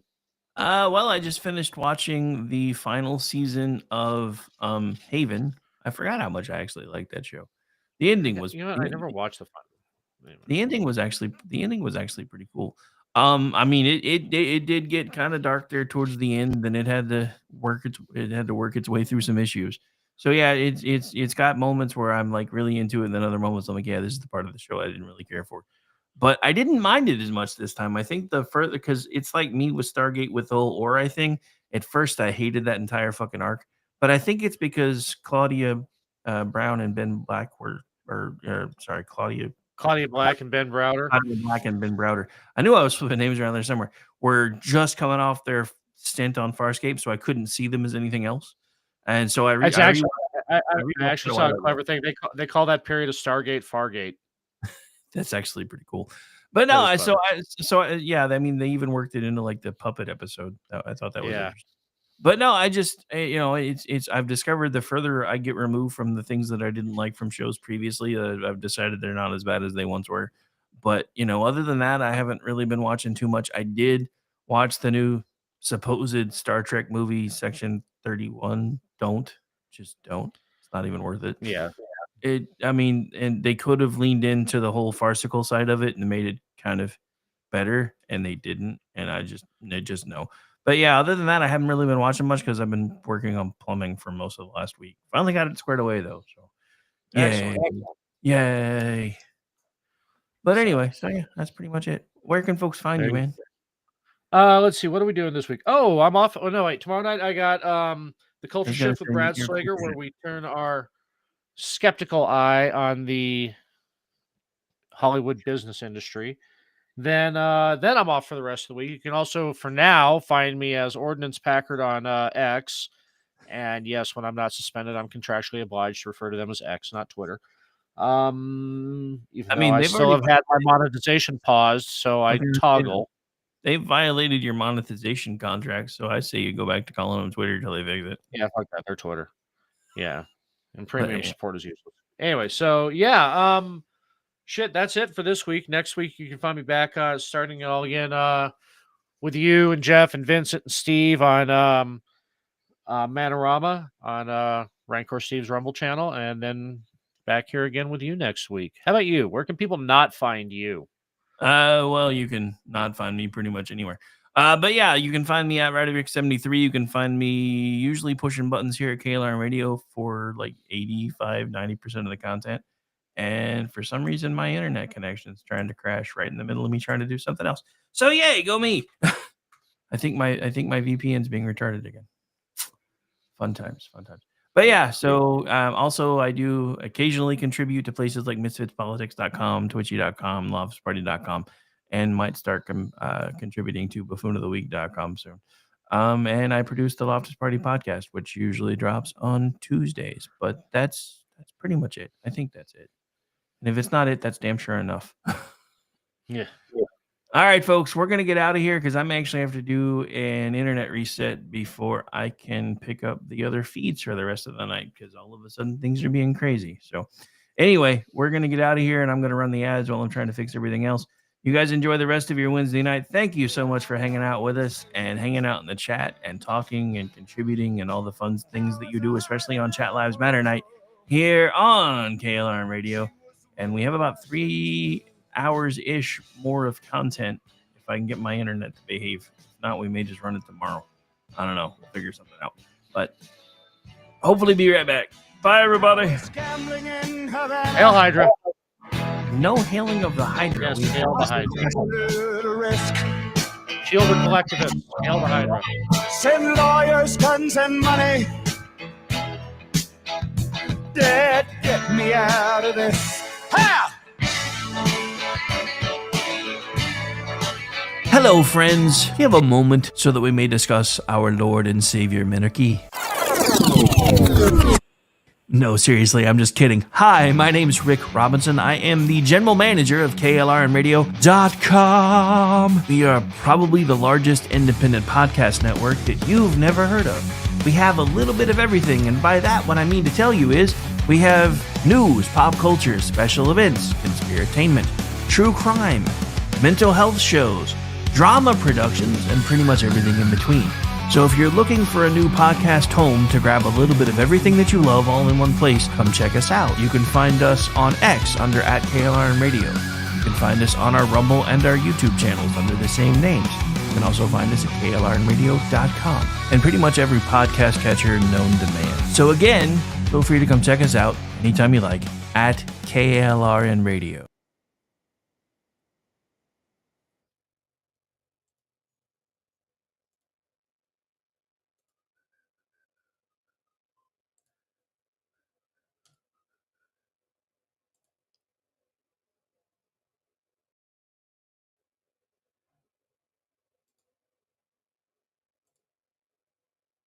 Influence of any Republican-led House Oversight and Judiciary Committee investigation in January. With Democrats now in control, the committee's new ranking Republican made the page transcript public. The transcript releases show an inherent two-tier system, one in which Hillary Clinton gets the treatment that she got, where there was actually at first concern that they were going to charge her, and then with Loretta Lynch in charge, before she recused herself, made it very clear that that was not going to happen.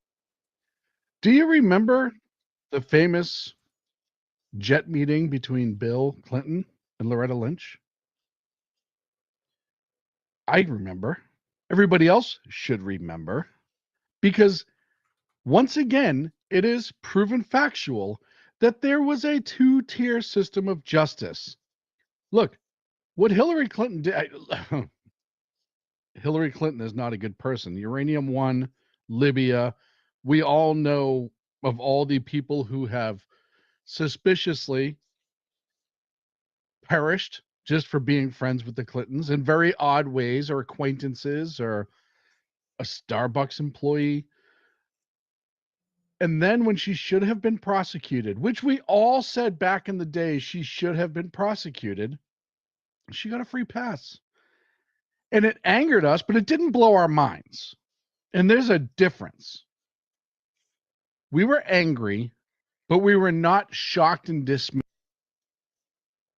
We knew there was a tiered system of justice. We saw it play out in front of us. But we definitely were not shocked by it. Not shocked whatsoever. Now it's coming to light. And speaking of the Hildoggen clan, I do want to talk more about U.S. aid this evening because I think U.S. aid is going to be the linchpin to the undoing of so many Democrats. But let's start with Hillary's spawn, Chelsea. And this is a flow chart, if you will, of money that was funded through the Tides Foundation to the Clintons, Bill, Hillary, and Chelsea. Grants given, $1.5 million, and part of that was taxpayer funded money. Did the Clintons need to be getting any more money from taxpayers? The answer, of course, is no.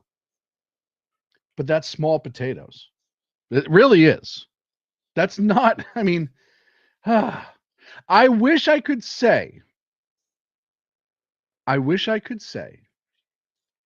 that this was like the biggest upset of the day, but it is not. And by upset, I don't know if upset's really the word. But to me, years ago, when we first started this little network, one of the biggest things we talked about, one of the biggest things we lamented on for hours was the fact that certain media organizations in this country were state media. Once again, we were told, take off the tinfoil hat, take off your crazy hat, take your medicine. You don't know any better. I'm going to get to the sex toys in a second because that one's just funny to me. But Politico. You know Politico. Politico's that super leftist rag who I've actually I was blocked from for a while. I got unblocked, but I was blocked from for a while. And not because I was being rude. I just spent a lot of time pulling apart their stories. Politico received $8.1 million in government benefits via U.S. aid. I will say that again. Politico, $8.1 million in U.S. aid. Funny little footnote to that story.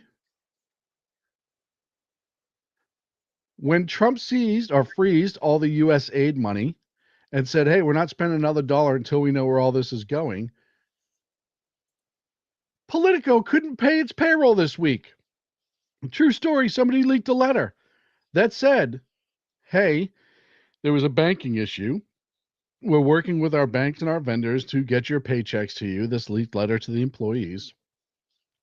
Yada, yada, yada. But isn't it ironic and perhaps glorious that the $8.1 million recipient of government money that has been nothing but state media for the left, amongst others, the money gets cut off and they can't pay the bills. They can't keep the lights on. They can't pay their employees. You and I were funding Politico. You and I. There's a great thread running around right now. I know some of the KLRN folks took part of it. It says, I was fired from Politico and this was my job. And then people are putting all sorts of funny stuff out. So if you have a chance, check that out. But that's state media. That's government-run media. This is actually, we all knew PBS and C-SPAN got money. It's public broadcasting. We knew that. This was intentionally hidden. Why? Because they want to give the guys that Politico is an independent media outlet, a news source, if you will. And now we know it wasn't. It wasn't news. It was a cheerleading operation for Democrats, paid for by you and I. And this is the thing that is driving the left crazy. Look, publicly they're attacking the process. They don't like the fact that Elon Musk and a few nerds are in there ripping it apart. They don't like it because the outcome is going to be the American people will never trust Democrats again. It's already started. I have a video. But they're attacking the process because they can't attack where the money's going because they're involved. Their grubby little hands are all over the dollars.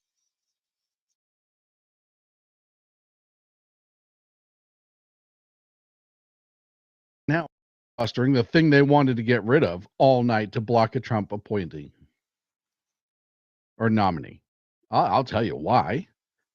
Because they're trying to change the narrative from what is being found to the process and any other friggin' thing that they can talk about right now other than where our tax dollars were spent.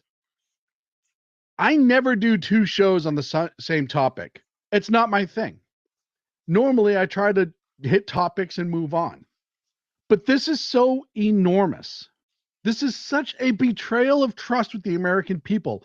It is such a use of government tax dollars for personal gain by the left. It's borderline treasonous, in my humble opinion. Look, USAID was started by JFK to combat the growth of communism. It was for economic growth in other countries. That's what it was. It was to bring economic growth to these countries that we didn't want the Soviet Union to set up shop in and start working with them. That's what USAID was for. That was the entire purpose of it. And what happened? The communists in this country hijacked it. It was meant to stop the spread of communism, and the communists in this country hijacked it. And it went on for years and years. Do you know how many people I know that are shocked that USAID is a government entity? Why? Because they didn't answer to any government. They just took our money and did their own thing, carte blanche. Their own thing included destabilizing nations, regime change. Yeah, all the DEI stuff that we talked about, which is just a horrible waste of money. But here's what they're doing. They're hiding behind the one or two good projects, good, however you want to look at that, where they promote clean water or food or what have you. And they're wrapping themselves in that. They're using the child as the hostage. Ignore all that other stuff. Look at what we can't do now. We can't bring water to little Jimmy who's, lives in a cave in the Ukraine or whatever. But they're not talking about all the other money, the money that went to the Wuhan lab. They're not talking about any of that because they don't want you to talk about that. This is what the left does. This is what the left has done. They will turn around and try to win on the emotional argument because facts and logic always pile up against them. I didn't vote for Elon Musk. Look, I didn't vote for the FBI, ATF, CIA, and a whole bunch of other shit. I didn't vote for Eric Holder years ago. I could go on and on for people I didn't vote for. He was appointed by the president for this same reason, to do this. And guess what? We voted for that president to do this. This is what we wanted. This is what the nation wanted. And now we're getting it.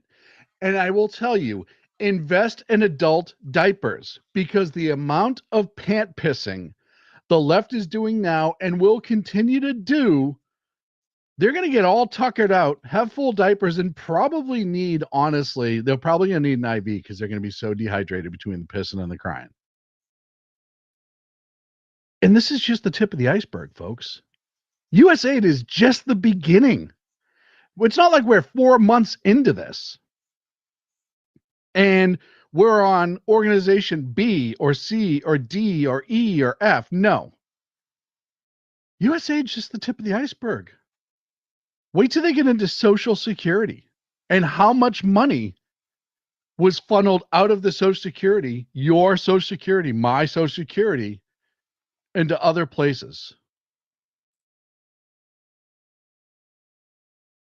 Just wait. It's coming. The NOAA. Look, all of these seemingly let me start here. We know the CIA uses dark money to do CIA stuff. We know the military uses dark money in order to get experimental equipment off the ground and funded.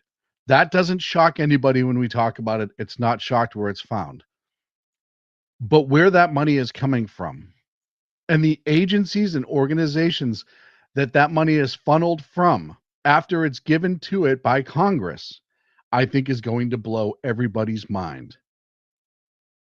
Yeah, of course Musk isn't doing this on his own. He was asked to do it. He was instructed to do it. And I'm going to tell you, we're not even close to being done yet. And that's a good thing. I said Tuesday or Monday night, I said, look, we are the nation that is trillions in debt, constantly borrowing money and raising a debt ceiling, and we're handing out billions of dollars to other countries when we still have people in this country that need help. Right? They try to win the emotional argument. That's my emotional argument. There are people in the streets here that need help. There are kids that don't have clean access to food and water or good schools. Look at Flint, Michigan.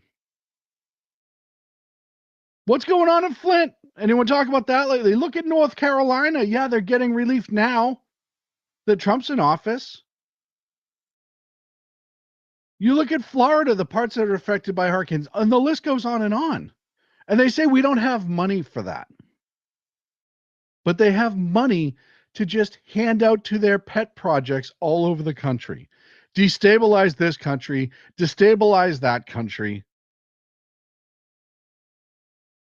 Bring, whatever. Educate transgender toads in Antarctica, whatever.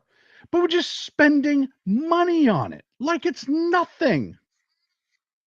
We can't pass appropriations bills. Everything's run on omnibus. And this is why.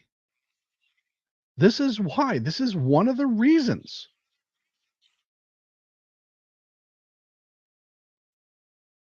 And it's absolutely mind-blowing.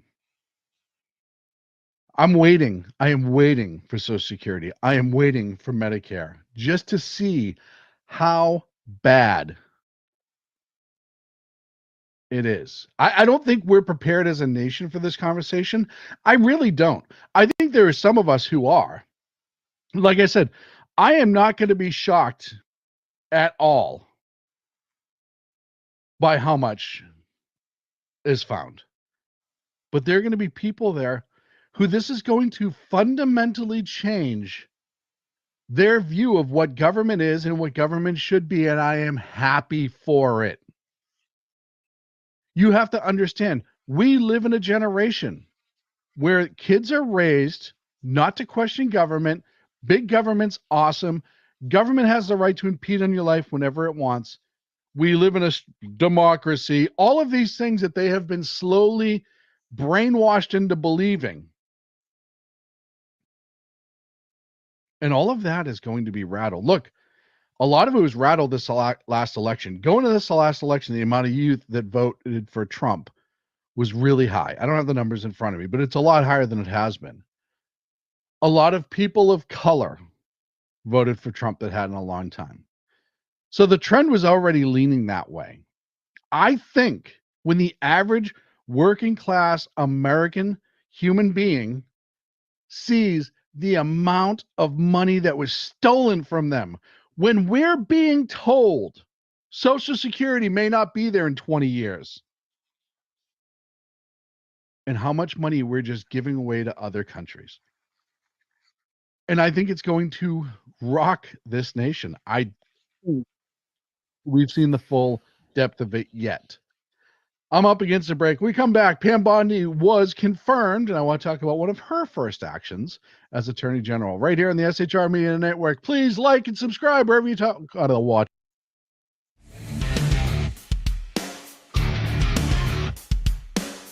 Hello, friends. Do you have a moment so that we may discuss our Lord and Savior Minarchy? No, seriously, I'm just kidding. Hi, my name's Rick Robinson. I am the general manager of KLRNradio.com. We are probably the largest independent podcast network that you've never heard of. We have a little bit of everything, and by that, what I mean to tell you is we have news, pop culture, special events, conspiratainment, true crime, mental health shows, drama productions, and pretty much everything in between. So if you're looking for a new podcast home to grab a little bit of everything that you love all in one place, come check us out. You can find us on X under @KLRNradio. You can find us on our Rumble and our YouTube channels under the same names. You can also find us at KLRNradio.com and pretty much every podcast catcher known to man. So again, feel free to come check us out anytime you like at KLRNradio. Attention, all patriotic women of faith. Yep, I'm talking to you, sis. Are you looking for high-quality, super soft apparel that reflects your love for country and your devotion to God? Look no further than Carry Girl Gear. Picture this.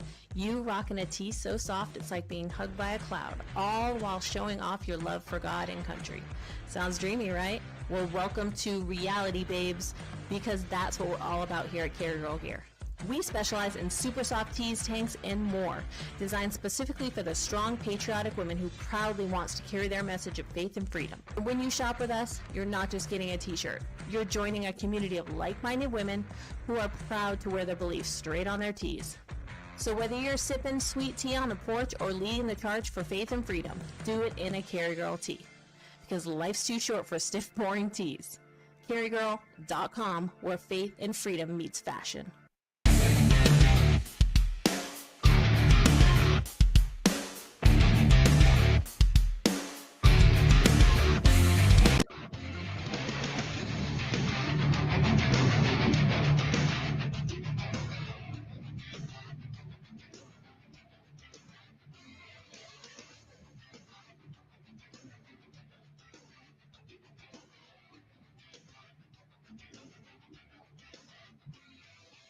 Mr. Chairman, I think it's outrageous that this committee will not even entertain a motion. No, you state your, Chairman, that's not a point of order. Somebody who is breaking the law and dismantling our federal agencies You're requiring out federal of order. agencies to have data, Out of and order. we will not Out of order. even Out of entertain order. a motion The to motion bring is this order. in This front is of the demagoguery. This is oversight demagoguery. committee. Are in favor of tabling. Yes, let's have order in this country. Stansbury, you're out of order. You know you're out of order. You know the rules of this committee.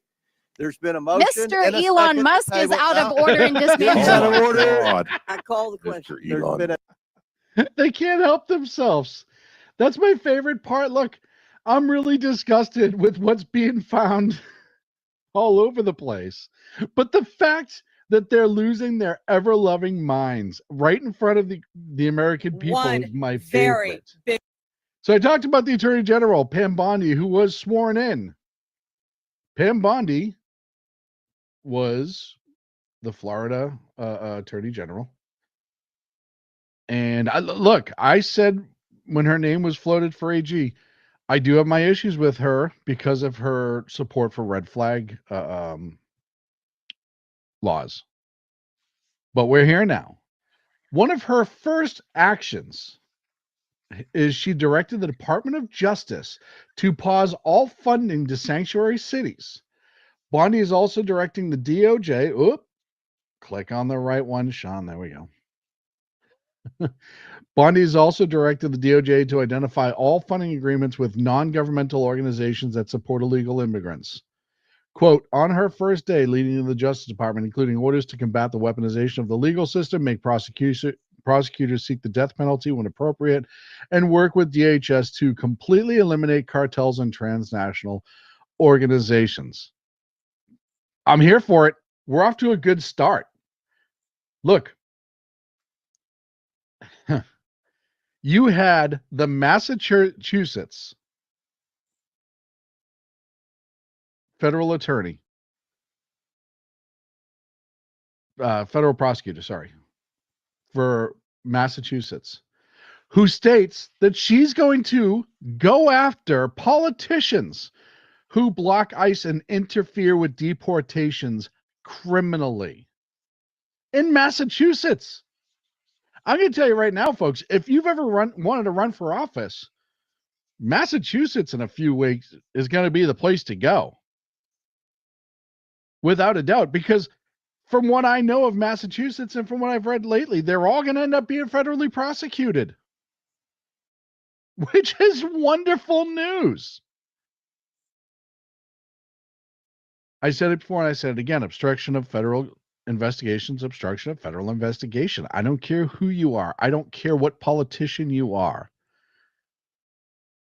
Look, just like a certain former New Jersey senator found out, even politicians are subject to the law. I'm reading chat. I may need to go see a new. Yeah, it's been what since January 20th, Rick? I think we all should go. And it's these so-called sanctuary cities are going to have their funding froze. All federal funding is going to be froze. Do you understand how huge that is? And look, I am not a big government person at all. So freezing federal funds to sanctuary cities and saving the taxpayer money, that's great. Because as much as I'm not a big federal government guy or a big government guy in general, one of the things that I do think is that we have laws that need to be followed. Our immigration laws are pretty high at the top of the list. Because if you don't have a border, you don't have a country. And we didn't have a border for the last 4 years. And our country was on the precipice of falling apart. Look, how many of our Democratic politicians are world government people, no border people, throwing money at WEF, throwing money at all these organizations that erode the sovereignty of nations all over the world. You know who they are? You know what they are? By the way, I'm looking for the graphic because I did have it here. We threw a shite load of money at WEF too, the World Economic Forum. A ton of money at the World Economic Forum. And I do have that. I'm going to look for it. But you have to ask yourself why. Because they honestly believe, because we have the most money, that if you go to a world government, guess who's going to be in charge? They, meaning Democrats, think that we, meaning America, will be running it, and they, meaning Democrats, will be in charge of us being America. That's it, plain and simple. It's all about power and control. Look, do I have my issues with other nations? Yes. I think the UK is a shit show right now, and I feel bad for anyone that lives there that's an actual freedom-loving human being. Do I think that they should somehow have their borders eroded? No, I was against the EU being formed as a whole. I think when you have organizations like that who are unelected bureaucrats running it that are allowed to decide what happens in all of these individual countries, it is a disgusting move towards globalism, a frightening move towards globalism. And it's something that we absolutely cannot allow to happen. But that's what they want to happen. That's what the left has wanted to happen for years. I digress. I have to move on because there's a lot of other stuff to talk about. A lot of it's going to be back to USAID. We talked about Bill Clinton last night, but there's a couple of websites now who've done a really good job of getting into all this information that's released and made it searchable so you can point A to B. If you have a chance, I know I retweeted one of the websites and it works. I was on it earlier today. It's pretty gross. But one of the other things that was released was the Kamala 60-minute unedited CBS tape. And I'm not going to go through it on this show. That might be a special at some point. It was bad. Holy cow, was it bad. I mean, oof. Look, little inside baseball. When I come and do the show, and even though it may not always appear so, I prepare for it. I read about what I'm going to talk about. I try to get my notes in order. I try to get my clips in order, yada, yada. I prepare for it. Why? Because as much as sometimes I just like to come up here and just like tell dumbass jokes and blah, blah, blah, blah, blah, I do want to make a quality product. I am not running for president of the United States of America. I am currently president of the Edge of Liberty show. I'm happy here. But you prepare for the job in front of you.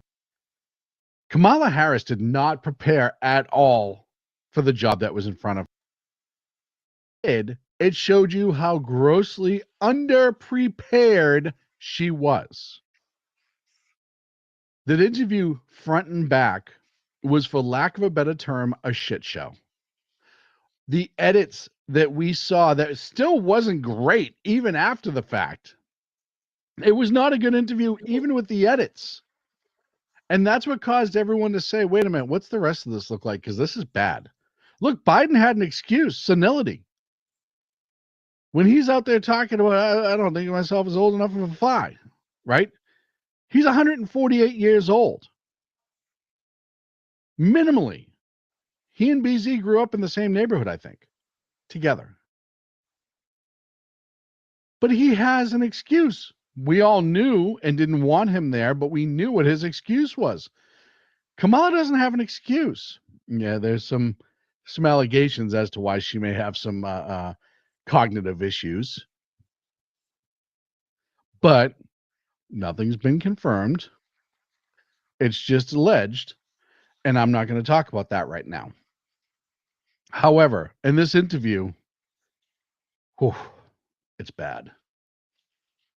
This kind of dovetails into it a little bit. Michael Schellenberger, who everyone knows who Michael Schellenberger was, in Jesse Waters. Watch this. When I say watch this, I mean watch this. Hey, there it is. And the CIA helped orchestrate Trump's impeachment?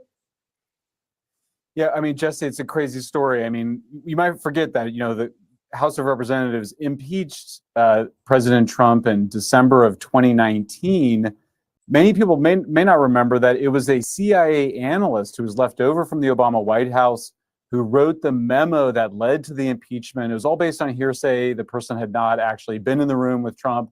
Nonetheless, this memo that he wrote relied heavily on a report done by an organization funded by USAID. In fact, its initial founding funding, I mean, now it's tens of millions of dollars, had gone into this group called the Organized Crime and Corruption Reporting Project, a name that's not very memorable, OCCRP, but it was basically created as an extension of the State Department. Does anyone remember of the private, quote unquote, organization that developed RoboCop? It was close to that acronym. I think it was OCP. And then of USAID. And as you know, Jesse, this is very serious to be involved in an effort to do regime change at home, as we've been discovering as the files have come out with what Elon Musk has been doing. We know that USAID was really about regime change abroad. It was a kind of public-facing part, regime change operation like CIA, but not covert, more overt.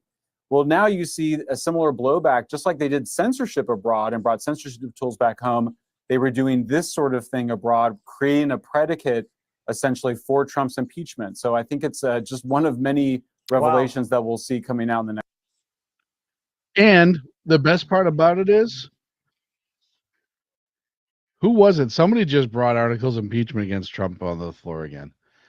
But this tells you, look, the CIA was involved with it, which is why when Trump says he wants to gut the CIA, this is why. This sums up the last term by Trump. He was under surveillance the minute he walked down the escalator, or rode down the escalator if you want to get me on finite details, and all the way through. We had impeachment after impeachment, yada, yada, yada. And then we find out now that the CIA was involved in those impeachments. The CIA, first of all, they're not supposed to operate on American soil. That's one of their biggest rules. That's one of their biggest tenets. They are not supposed to operate on American soil. Oh, and the other thing they're not supposed to do, I don't know, be involved in the impeachment of the sitting president. Why? Because he didn't want them dicking around in other countries like they always do. The CIA was supposed to just protect the homeland, take out threats abroad, not regime changes, not picking kings, not picking presidents. What happened in Libya, none of that was supposed to be what the CIA was supposed to do. It's supposed to protect the homeland against foreign threats and be active overseas. That's its mission. That's its goal. It makes you wonder, when the JFK and RFK files get dropped, how much of the CIA was involved in that. And this is nothing that, look, I'm not tinfoil hatting this. I'm not the only person who thinks this. It's been said for years. And then you have to look at, I don't know, more recent assassination attempts. Is that crazy? Look, they were involved in his impeachment. Would it be shocking that he made an attempt on a presidential candidate in this country, the man who was president already, when we know they've done it in other countries? You just apply the tools that you use overseas at home. It's not like they don't have the ability to do so. You look at how many bad actors were once American CIA assets. And it starts to beg the question, what if? And again, people are going to be pissing their pants when those files are released. I said it before. With everything that's going on with Doge right now, tearing apart the government's finances, which needed to happen, if you drop the Epstein files and the JFK and RFK and MLK files, because I didn't forget about MLK, this country's going to lose their mind even more. The one thing that our government has done for years is convince the American people that we are absolutely wholesome, wonderful government who never does anything wrong. Look, Hillary Clinton not only slid on the server thing, she also slid on what happened with Uranium One in Benghazi. For those who don't remember, Uranium One is when Hillary Clinton sold a shitload of uranium in this country to Russia on the Uranium One deal. It was after the reset button. Remember the big that she did? Right? The Clinton Foundation made a shitload of money on the Uranium One deal. Nothing happened to her. Libya, like I said, whether you liked Gaddafi or not, was relatively stable prior. And we went in and played God.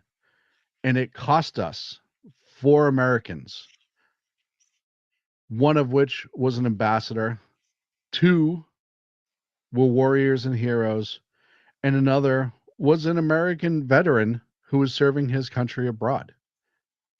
All because of things that the CIA and our government has done right in front of our faces, and people gave him a pass. People gave Hillary a pass on that. She was the architect for it, her and Obama. And then they lied to us. Remember? They lied to us on the 9/11 attack in Benghazi and said it was because of some video. There's a lot of bad people in our government. And I'll tell you right now, anyone who's protesting the amount of stuff that's being brought into the sunlight, which is the best disinfectant, you know which side of the aisle we're on. We're up against a break. Please like and subscribe wherever you're watching from. Join the chat room. We'll be right back.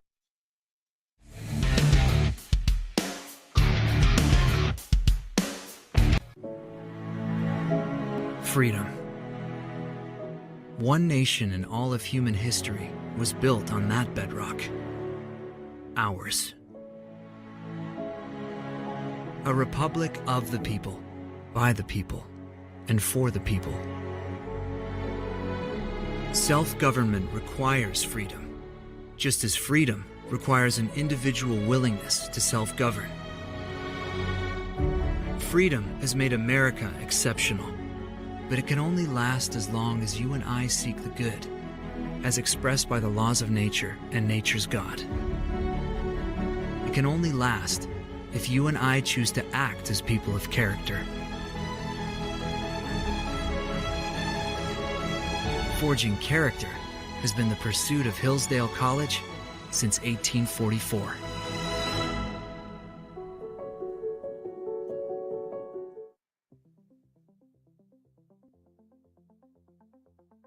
Ever dream of escaping the daily grind? At Escapist Travel and Tours, we make those dreams your reality. From breathtaking adventures to cultural immersions, we offer escapes tailored just for you.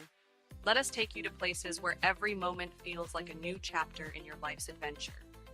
Visit www.escapist.travel or call us today at 1-855-885-81776. Your escape awaits.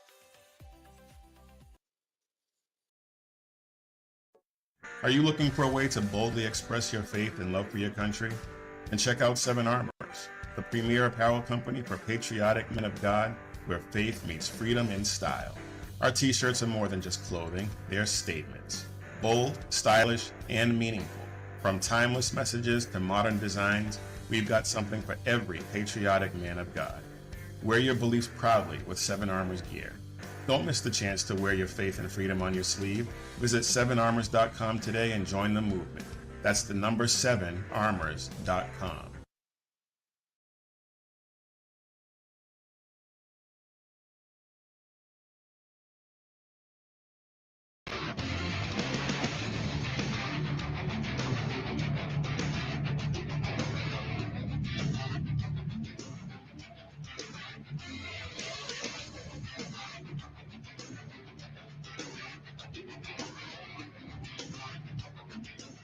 Final 17 here on the SHR Media Network. Once again, thank you to our friends over at KLRN Radio for simulcasting and being wonderful folk. I want to talk a little bit about dirty democrating. It also is money related. Some of it will contain the USAID, but it's going to be what Biden and Blinken did and threw money at before they ran out the door. $1.5 billion in foreign aid. They shelled out. Look, we knew that. We saw how much money they were sending overseas with Ukraine and all the other stuff. And by the way, everyone in chat room, thank you so much for being awesome and chatting along with us. But I'm going to read through some of them. And this, I know money and finance and numbers doesn't always make for a wonderfully interesting show. Right? I know, like, it's better to play clips of Democrats yelling and screaming or whatever and commenting. But in this country, with the economy the way it is, the amount of money that we're in debt for, just the amount of money that we spend like crazy. Like I said the other night, Zelensky claiming that $100 billion did not make it to Ukraine. This is our biggest problem in our nation right now. Nobody wants to admit it. Well, some of us do. But how we spend our money and the amount of money that we piss away in the electric winkle chamber, as BZ likes to say, is unbelievable. It really is unbelievable. So 1.5 billion, you ready? Here we go. 15.5 million for organizations like the International LGBT Trans IA Intersex Association for promoting radical social agenda in places like Zimbabwe, Lebanon, and El Salvador. Oof. 11.5 for gender programming through the State Department. Don't even know what gender programming is. I thought gender programming happened naturally in the womb between the sperm and the egg, but call me crazy. 300 million for environmental resilience in Guatemala. Don't know what environmental resilience is, but I would love to know how they spent 300 million. I'm telling you, man, I said it before. I think I said it on BZ show last night. I really wish I got into this little fraud wagon decades ago. I would have started the International Single Mothers on Stripper Pole Foundation, applied to USAID, and had them pay me in singles. I'd have been great. In my 20s, you kidding me? Yeah. I didn't care in my 20s. I'd have been doing the work of the people, just handing them out one at a time. So the list goes on. 15 millions. I know I brought up, what was it, 500,000 for condoms in Gaza? We're not done yet. We're still giving the Taliban money. 15 million for rubbers for the Taliban. I'm just, you know what? There's already been sheep jokes in the chat room, so I'm just going to leave that one alone. Let them do their thing. And those jokes were out before I even brought that up. 446,700 to promote the expansion of atheism in Nepal through the State Department. Why are we promoting any sort of religious or non-religious issues at this point? That's a personal thing, not a governmental thing. What happened to separation of church and state? You fucking morons. 1 million to boost French-speaking LGBT groups in West and Central Africa through the State Department.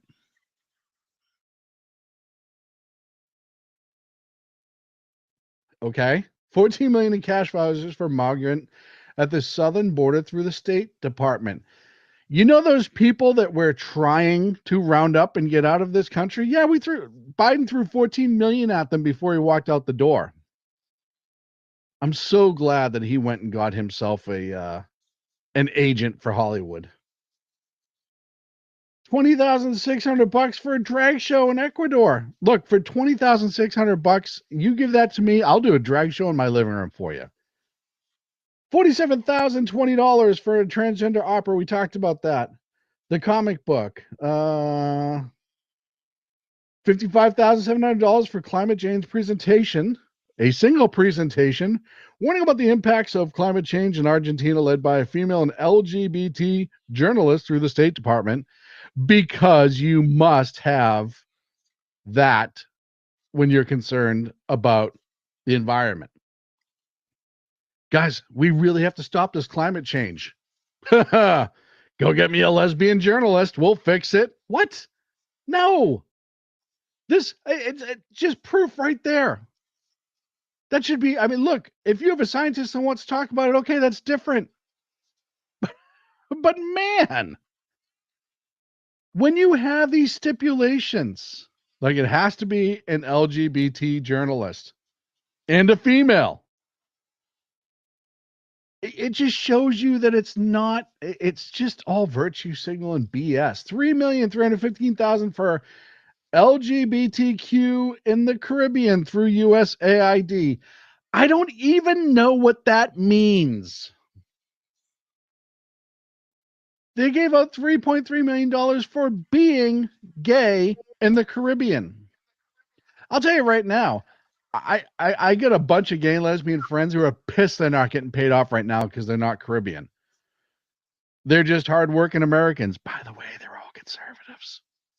$7 billion for a BIPOC speaker series in Canada through the State Department, subsidizing Canada again. Ooh, the Canadians, the snow Mexicans are going to be so mad at me. 80,000 for LGBTQ. You see the trend for a center in Slovakia. Why are we paying for that? Why are we paying for that? 3.2 to help Tunisian migrants readjust to life in Tunisia after deportation through the State Department. We pay them after we send them home. Jeez. 3.2 because they get sent back to the country they came from. It's like a parting gift. What do we have for him, Johnny? We have a trip back to Tunisia and $3.2 million. Like Trump said, Thank God we've never found life on another planet because the United States would have tried to have sent money to it. Oh, here's the one I was looking for earlier, folks, and I finally found it. $68 million we gave as a nation through USAID, your taxpayer, my taxpayer money for the World Economic Forum. It's absolutely, I'm going to add it to the stream right now. I know it's hard to see. I apologize. $68 million. I'm 75% Slovakian and I oppose this. It is incredible. Oh, you picked up on my my little George accent. On that day, I was a marine biologist. So 68 million to WEF. WEF, the people that hate us, the people that hate you and me, they think that they want us to eat bugs. They want us to eat simulated meat. They don't want us to have any part of our life whatsoever to be an American life. No. They hate us. They hate our existence. They hate our nation. They hate our freedoms. They hate our rights. They hate everything about us. And we give $68 million to them. The World Economic Forum, in my opinion, is one of the largest terrorist organizations in the world. Hands down. Because of what they do to nations and how they control nations. By the way, moving on from that, the all-night filibuster. I was in the pool. I was in the pool. The all-night filibuster is underway. When I said earlier that diapers need to be had, the Democrats will need them tonight. But I have to beg the question, and all of this that's going on, and all of the outrage from the left, when I don't know how to say this nicely, but we all know, and the focus been on Mitch McConnell falling all over the place the last few days. He fell down 2 flights of stairs again. He's old. Look, we want him gone. Conservatives want him gone. There's no doubt about it. Mitch McConnell's just taking up space for somebody that could potentially actually do something. But when you're trying to draw up a crowd, when you're trying to get people riled up, when you're trying to be a political leader and you're trying to be loud and boisterous, let me tell you something. The Democrats have the wrong dude for that. Watch this minute, 16 seconds of just, ugh. We've already begun to see the chaos that the Russell vote philosophy, the Project 2025 philosophy engenders. A freeze funding of all programs. They didn't look at which programs were good and which programs were bad. No, they froze them all. Chaos erupted. Daycare centers were not funded. Medicaid at hospitals was not funded. Veterans programs were not funded. Mental health, so much that they had to back off, at least for a period of time. He's about as exciting as a slow, wet fart. I'll tell you right now, when we say that Congress is a retirement home, we're not joking. He's supposed to be trying to get people animated and amped and start at, look. I guess, and I'm excited by it for myself, but the trade-off is there's so many people in our government that just need to go away. He is a hot mess. I don't know if you've seen so much. Chucky is just, oof, man. He's one of the reasons, and I'm thankful. Don't get me wrong. I hate giving advice to the Democrats. But he's one of the things that need to go if the Democrats ever want to be taken seriously again. And you may ask yourself, you may not ask yourself, but you may ask yourself, how is all of this with USAID, everything that's starting to be exposed, especially if the Democrats have their hands wrapped in, how is this affecting Democrat voters? I'm going to play this gentleman. He posted this to X. His name is Isaiah Carter. And he states, I hereby renounce the Democratic Party. Sit by, because I think it deserves an entire listen. This fucking political party, the Democratic Party, have lied to us about everything. They've lied about being the party of the middle class. They've lied about being the party of peace. They've lied about being the party that wants to help poor people. Okay? What the last several weeks have proven to us all is that this is a cadre of criminals and losers and spoiled children of affluent parents who were more concerned about looking good than actually doing good. These are people who were more concerned about looking like they were doing something for the American people than actually doing things for the American people. And that's why I'm so angry. Because this party lied to me while stealing my tax dollars.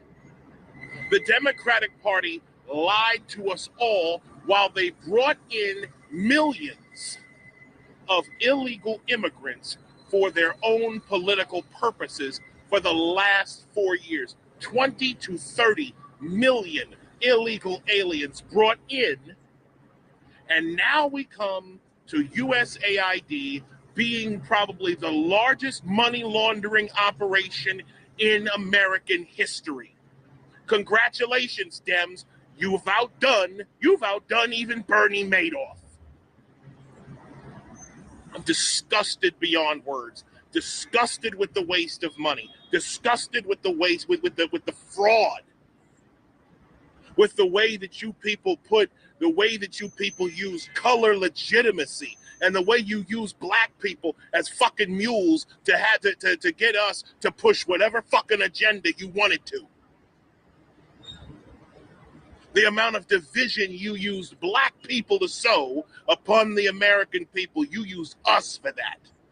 And I will never, ever forgive this political party. The shit that I've gone through personally. Y'all were supposed to be the party of free speech, the party of women's rights. You have immolated all of those things. And then, as if enough weren't enough, you then decide that you're going to die on the hill of USAID, a government audit. You're trying to prevent a government audit because some of you really are trying to stay out of prison. We see the game now. Y'all been out here telling us that the game was rigged against certain people. Well, now we found out who the people that were rigging the game were. Congratulations. Y'all are never going to win another political race ever again. I'll tell you, I could not have said it any better myself. And that gentleman is Isaiah L. Carter on X. I followed him. I suggest you followed him too. He deserves a follow for just that video alone. But man, you want to talk about even the Democrats starting to figure it out, and how you have to act in order to elicit response like that is amazing. He nailed it. 110% nailed it. Hands off, hands down, hats off. Congratulations, Mr. Carter. You said what so many people were thinking, and I applaud you for it. And folks, believe it or not, that is it for me. It's been 1 hour. It's been a joy. It's been a pleasure. I'll be back Monday, 8 p.m. Pacific, 11 on the East Coast. Tomorrow morning, 9 a.m. Pacific. I'm sorry. Yeah, 9 a.m. Pacific. Noon on the East Coast. You have Mission Ready Men. Tomorrow night, 8 p.m. Pacific, 11 on the East Coast. You have Blovy and Zaplin's, BZ's Berserk Bobcat Saloon. Friday, 6 p.m. Pacific, 9 on the East Coast. You have the River of Common Sense. And of course, our good friends at KLRN are on 24/7. Make sure you check them out. Rick's been in the chat room all night yucking it up. Love to have you, Rick. Love to have our friends over at KLRN. I hope you have a great rest of your week. I hope you have a great weekend. Tip of bourbon from me, and we'll talk to you soon. Hello, friends. Do you have a moment so that we may discuss our Lord and Savior Minarchy? No, seriously, I'm just kidding. Hi, my name's Rick Robinson. I am the general manager of KLRNradio.com. We are probably the largest independent podcast network that you've never heard of. We have a little bit of everything, and by that, what I mean to tell you is we have news, pop culture, special events, conspiratainment, true crime, mental health shows, drama productions, and pretty much everything in between. So if you're looking for a new podcast home to grab a little bit of everything that you love all in one place, come check us out. You can find us on X under @KLRNradio. You can find us on our Rumble and our YouTube channels under the same names. You can also find us at KLRNradio.com and pretty much every podcast catcher known to man. So again, feel free to come check us out anytime you like at KLRNradio.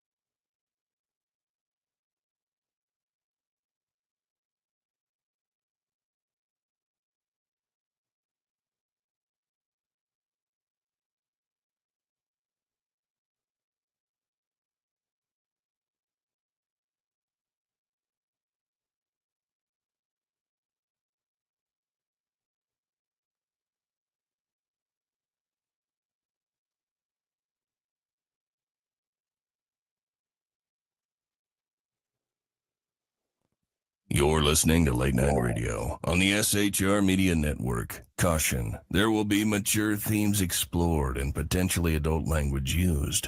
If conservatarian words, phrases, certain concepts, or rhetoric offends you, tune out now. Freedom is never more than one generation away from extinction. We didn't pass it on to our children in the bloodstream. The only way they can inherit the freedom we have known is if we fight for it, protect it, defend it, and then hand it to them with the well-taught lessons of how they in their lifetime must do the same.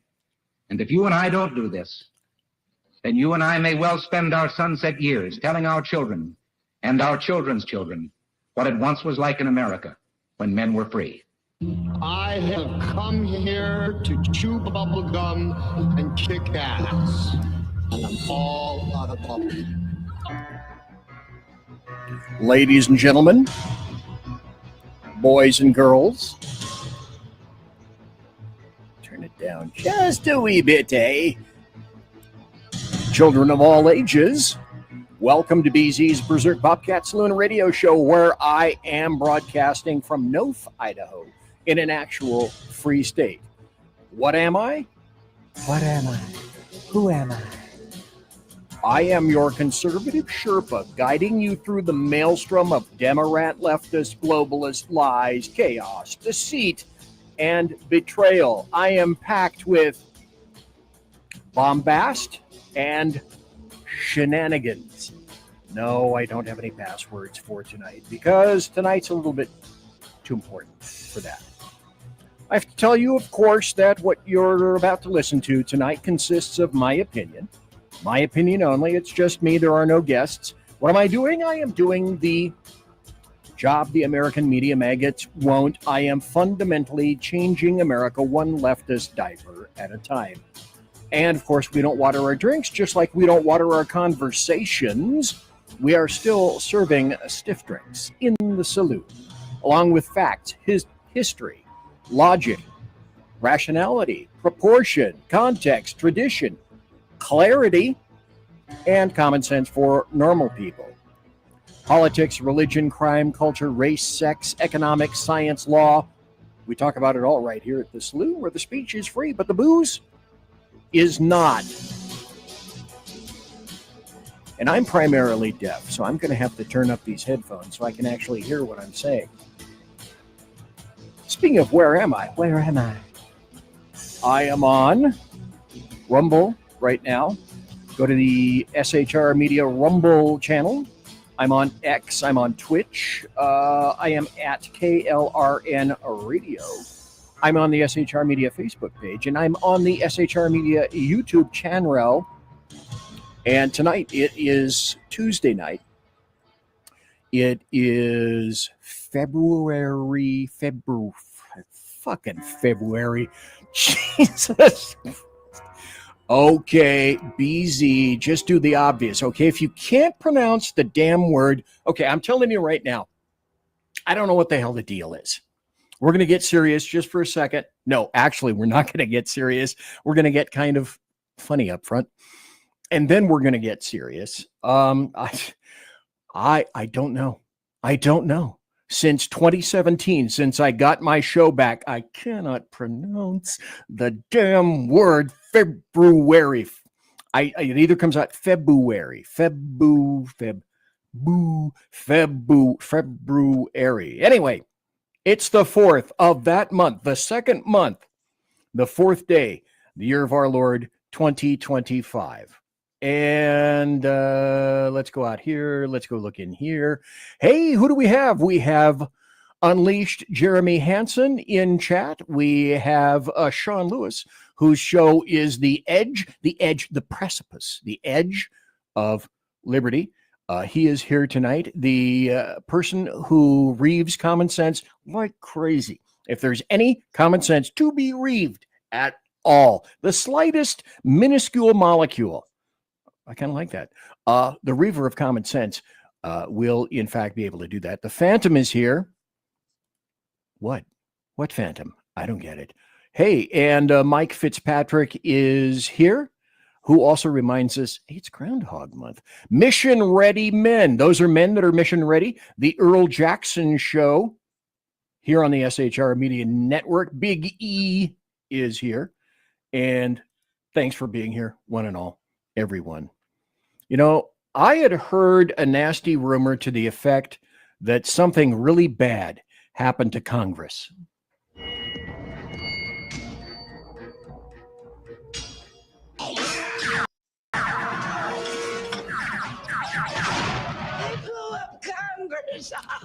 Yeah, apparently they did Congress. Somebody else also. Hey. You know what they say on the outside? First day of prison, they say pick out the biggest, baddest, meanest looking convict in the courtyard and f him up. That way, the other prisoners know not to f with you. Which people stop beating me up on their first day of prison. Yeah, I know I'm big. I look bad and mean, but I'm here for mail fraud, dude. I don't even know how to fight. I only got this big because I'm a stress eater. So please, folks, if you would, have a heart. Have a heart. Don't be so judgmental and harsh. By the way, what I'm going to display for you now, I mean, this is really, really cool anyway. But I'm using this as a simile for what's happening with Democrats right now. Although, I just like to watch this because it's cool to watch.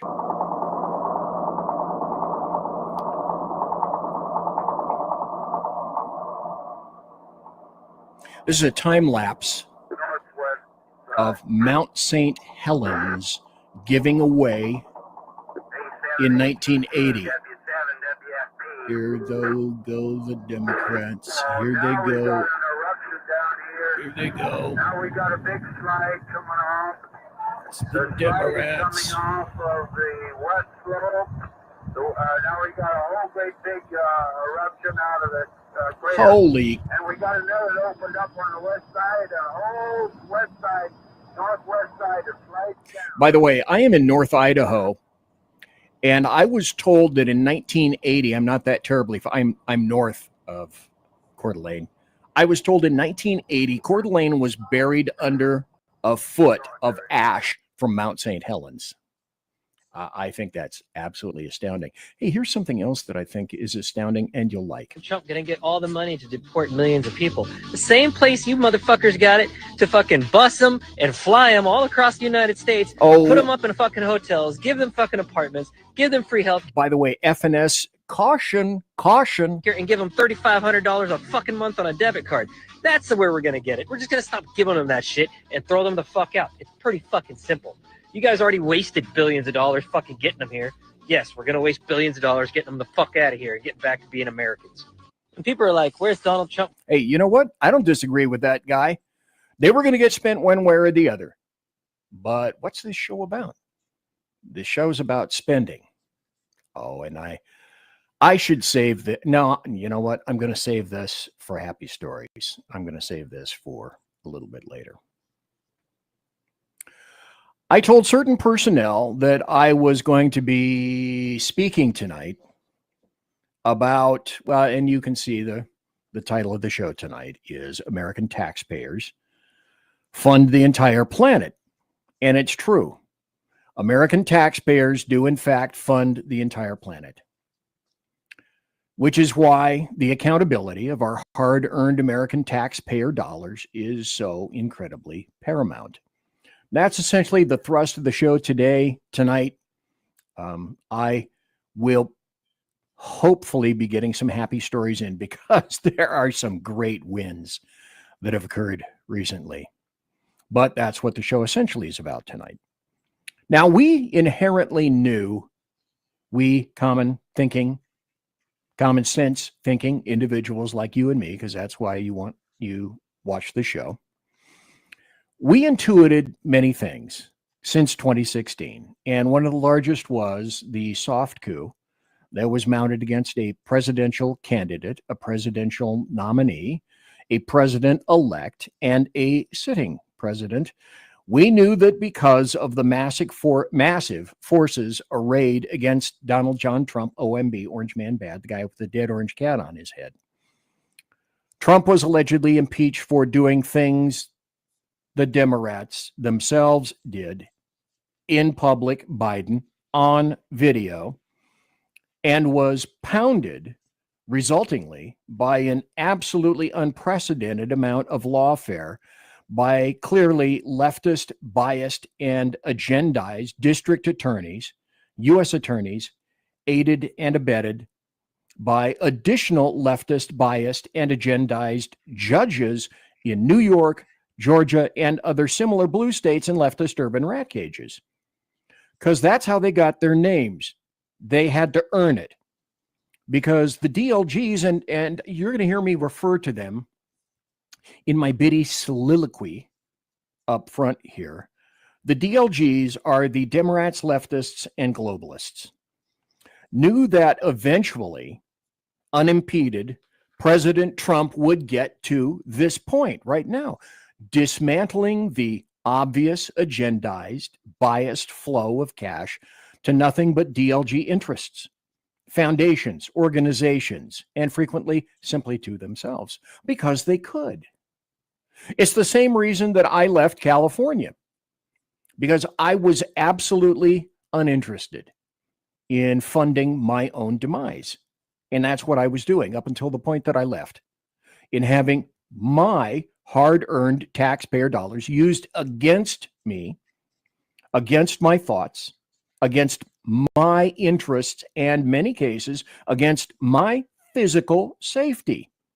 We are all tired, all of us American taxpayers, of having our hard-earned American taxpayer dollars used to skewer our own ways of life, skewer normality, skewer common sense, turning the world upside down, making black white, making left right, making the insane look sane, which brings us to USAID, which is the current beloved poster child of the DRG, Democrats, leftists, and globalists. No cut of anything is ever acceptable to Democrats and leftists, and altogether, sadly, all too many Republicans. Here's what you must remember about cuts. Never forget that in politics, a budget from one fiscal year to the next, which doesn't receive an increase in its funding in DC and elsewhere, is quantified as a cut. Now, you may be thinking right now, well, that doesn't make any sense. Well, it doesn't have to make sense. It's not their damn money. It's yours. It's ours. Democrats and leftists and globalists love huge government. They adore its convoluted, twisted, Machiavellian bureaucracy, and they worship the far left agenda U.S. aid represents and holds dear. Because within another massive point that I'm sure you already realize, but I'm going to verbalize anyway, because within a big, complicated, convoluted government, anything can be buried and hidden in its multiple bureaucratic mazes. They're all mazes, and they're made to be a maze. USAID has gone rogue for decades, veritably pissing away our hard-earned American taxpayer dollars, mine, yours, promoting abortion, promoting trans units, promoting LGBT plus agendas overseas. This is cultural imperialism from Marxists, socialists, leftists, communists. None of that reflects true American people. None of it reflects you and me, and certainly not now. After the Electoral College win, after the popular vote win, not now. When President Trump not only exposes the leftist emperor's old clothes, but stops that bejeweled little funding stream, DLG heads explode and a meltdown occurs of gargantuan proportions. How is this happening? These agencies, USAID, have been the DLG's uninterrupted tools and mouthpieces since 1961, when JFK signed an EO for its spawning. Oh no, have you seen the various forms of social media? No, that's not what happened. Excuse me. Bullshit. That's exactly what happened. And as we have said for quite some time, anyone who lives by the EO can die by the EO. You're EIEIO.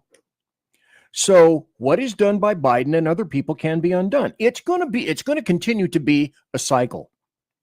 That's just the way it is. So a top to bottom review, examination, investigation, reform, and disruption of U.S. aid is long, long overdue. At a time when U.S. debt is, as of, let's see, I calculated it back to January 7th. Okay. It's more now. It's it was then $36.22 trillion. Someone has said recently it's $37 trillion. I don't doubt that for a moment. Democrats and leftists have absolutely zero fucking interest in the slightest attempt at mitigating our debt, reducing trade deficits, stemming any bleeding whatsoever. And we're supposed to keep spending money we don't have. They are instead, what they're doing is they're yanking all the clotting materials, the anti-clotting materials, and screaming that the victim, like a good 12th century medicine, must be exsanguinated in order to save him. That's how stupid it is. The little perfumed princes and princesses couldn't care less that it's your hard-earned American taxpayer dollars that are funding the entire planet because of their agendas and their pens. Because that's all Obama needed, some votes and a pen. They only care that the spice must flow and that its golden stream is entirely continuous and undisturbed. The true systemic shock is that Democrats, leftists, and globalists have gotten so easily away with it for so long. The second is, not only now are they becoming exposed, in other words, only now are they becoming exposed, and that one as yet unstoppable individual, think of it, one guy supposedly is standing in their way.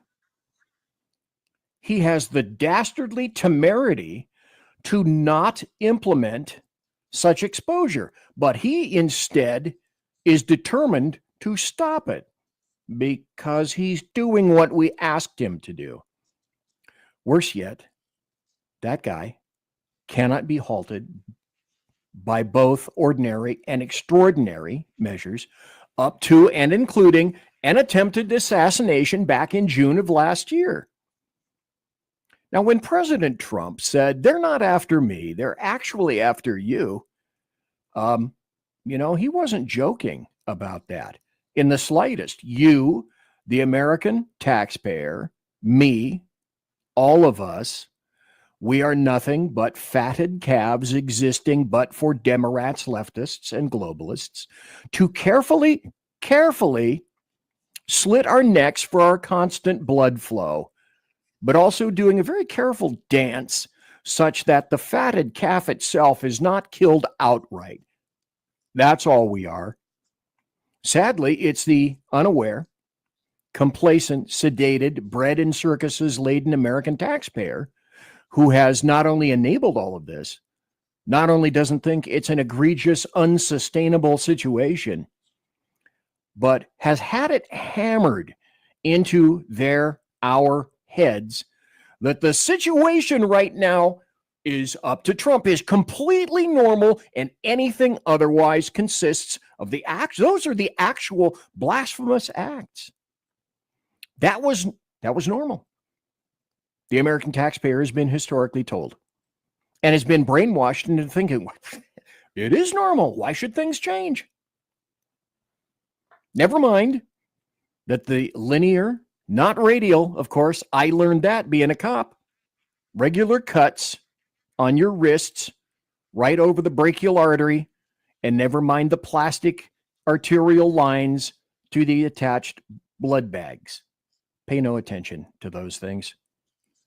President Trump is actually concerned about trying to reduce the staggering burden on the American taxpayer, on our shoulders, by both cutting back on government waste and cutting back on permanent Washington, as well as concomitant deep state. The deep state is, you can say it's conspiratorial, but it actually exists. You could almost go so far as to say it's the fourth branch of government. But they are revealed in their corruption. But the other revelatory aspects about this are, and you have to ask yourself, I did, who wouldn't want to reduce government bloat? Who wouldn't want to erase the burden on the American taxpayer? Who wouldn't want to ensure the efficient, responsible, and accountable dispensation of hard-earned American taxpayer dollars? Who wouldn't want to identify the true end users and benefactors of all this largesse? Who wouldn't want to audit all of these agencies and accounts in order to assure the American taxpayer, me, you, that our hard-earned American taxpayer dollars are in fact being spent well? DRGs.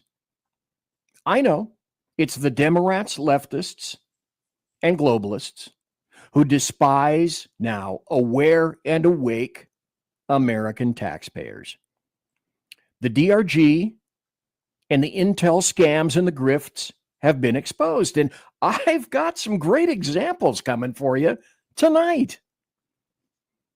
American taxpayers are being conscious of the multiple venipunctures that are, and they're starting to wonder and look at their arms and going, where did all these lines come from? Where did all these scars come from? I don't remember them there. And they're asking questions. We are asking questions. Finally, what have we done? Why did we ignore this? Why did we consider this any form of normal? When did this begin?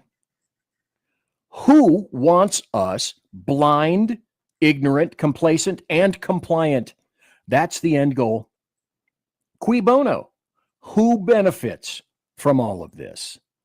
What can be done to heal our various terrible wounds, because I don't just have it. You don't just have it. Every American taxpayer has these cuts.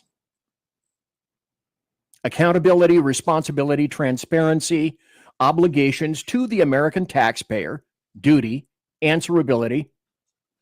These are words that couldn't even be mentioned. And the American taxpayers couldn't and shouldn't have been reminded of any of those words ever. The American taxpayers were simply required to look the other way, shut up, and pay up. Oh, you're aware now. And the blivet, the 10 pounds of shit stuffed into the 5-pound bag, cannot and must not ever be shoved back into the bag because it's out. The Democrats, they have made it quite clear that the situation involving U.S. aid constitutes the greatest immediate threat right now, today, this week. And they are willing to go to war over it. Make no damn mistake. The DRG, Democrats, leftists, and globalists, their heads are exploding right now. And especially today, I won't mention this later because this just happened today. Were you aware that President Trump announced that he's demanding that Ukraine give its rare earth materials to the United States in exchange for a continuation of aid to Ukraine? Under President Trump, deals are bidirectional. They're not unilateral. The days of American taxpayer largesse for wars are fundamentally gone. The days of big gifts for nothing in return, for zero American benefit, they're done. And properly and rightly so. If for no other consideration than attempting to lighten the load on us, the American taxpayer, because our hard-earned American taxpayer dollars fund the entire fucking planet. The truth is, now we're going to get into the weeds a little bit. By the way, thanks everybody for watching. 30 people are watching live right now. And if you would, subscribe to the SHR Media YouTube channel. Subscribe to the SHR Media Group channel on Rumble, if you would, pretty please. All of that stuff, all of it's got to stop. Even if it's temporary, even if it's these 4 years, it's got to stop and it's got to be exposed and people have to see it. Because the truth is that U.S. aid is also the cash cow of George Soros and globalists. Again, I'm going to have a ton of videos to show you later on in the show. So in 2017, the Heritage Foundation claimed Soros's Open Society Foundation, the OSF, had been the main implementer of U.S. aid since at least 2009. But the connection actually started a lot earlier. There's credible evidence that during the Obama years, the U.S. Agency for International Development, that's what USAID stands for, was used to promote abroad policies that remained controversial within American society itself, and so they don't serve any clear security or national interest to us, to the United States. So to achieve these ends, USAID has teamed up with, in some countries, groups founded by, of course, George Soros, the dude who bankrupted, you may or may not know, the entire Bank of England. He's the world's 22nd wealthiest man, according to Forbes. At one point, he was the first. Following complaints from several foreign officials, a group of 6 senators asked Secretary of State Rex Tillerson under the 45 to investigate those reports. Tillerson should conduct such a probe. He didn't, and congressional committees should hold hearings, but they didn't. Now, a lot of people say, okay, PZ, cool. I got to go to a break because I need to go to a break, if you get my meaning, in about 2 minutes. But I'll be coming back on my opine. Now, okay, it is Soros's right as a private individual to act on his convictions, But evidence is emerging and has emerged and is emerging now that during a bunch of years ago, 10 years ago at least, his Open Society foundations, and there are a whole bunch of smaller affiliates that are linked, have received U.S. taxpayer money through USAID, and that USAID has made the OSF the main implementer of its aid. This money goes through George Soros, as in, what the fuck? Given that a whole ton of the policies that Soros and the OSF promote, they don't enjoy consensus anywhere across U.S. society. And given that many Americans, in fact, find a lot of them repugnant, particularly now in this regime, the Trump administration should, in fact, actually investigate the extent of cooperation between the OSF and its affiliates and USAID and U.S. embassies abroad. Oh, I haven't even begun to get into this stuff. And fear not, because I usually like to rely on videos to show you things. We will have videos. We'll have probably a ton of videos, but I'm going to have to come back. And this is a hint. Go take care of yourself right now. And, relax, converse. Grab a drink. I'll be right back. Conservative media done right. You're listening to the SHR Media Network. Come listen to BZ's Berserk Bobcat Saloon Radio Show. Live on select and exclusive Tuesday and Thursday nights at 11 p.m. Eastern, 10 p.m. Central, and 8 p.m. Pacific on the SHR Media Rumble channel, SHR Media YouTube channel, X, Twitch, Spreaker, and wherever great conservative podcasts are found. BZ, your conservative Sherpa, guides you through the maelstrom of Democrat, leftist, and globalist lies, chaos, deceit, and betrayal. Raised as a free-range child with dirt, stains, mud, and freedom, BZ broadcasts from North Idaho, comfortably surrounded by actual normal people.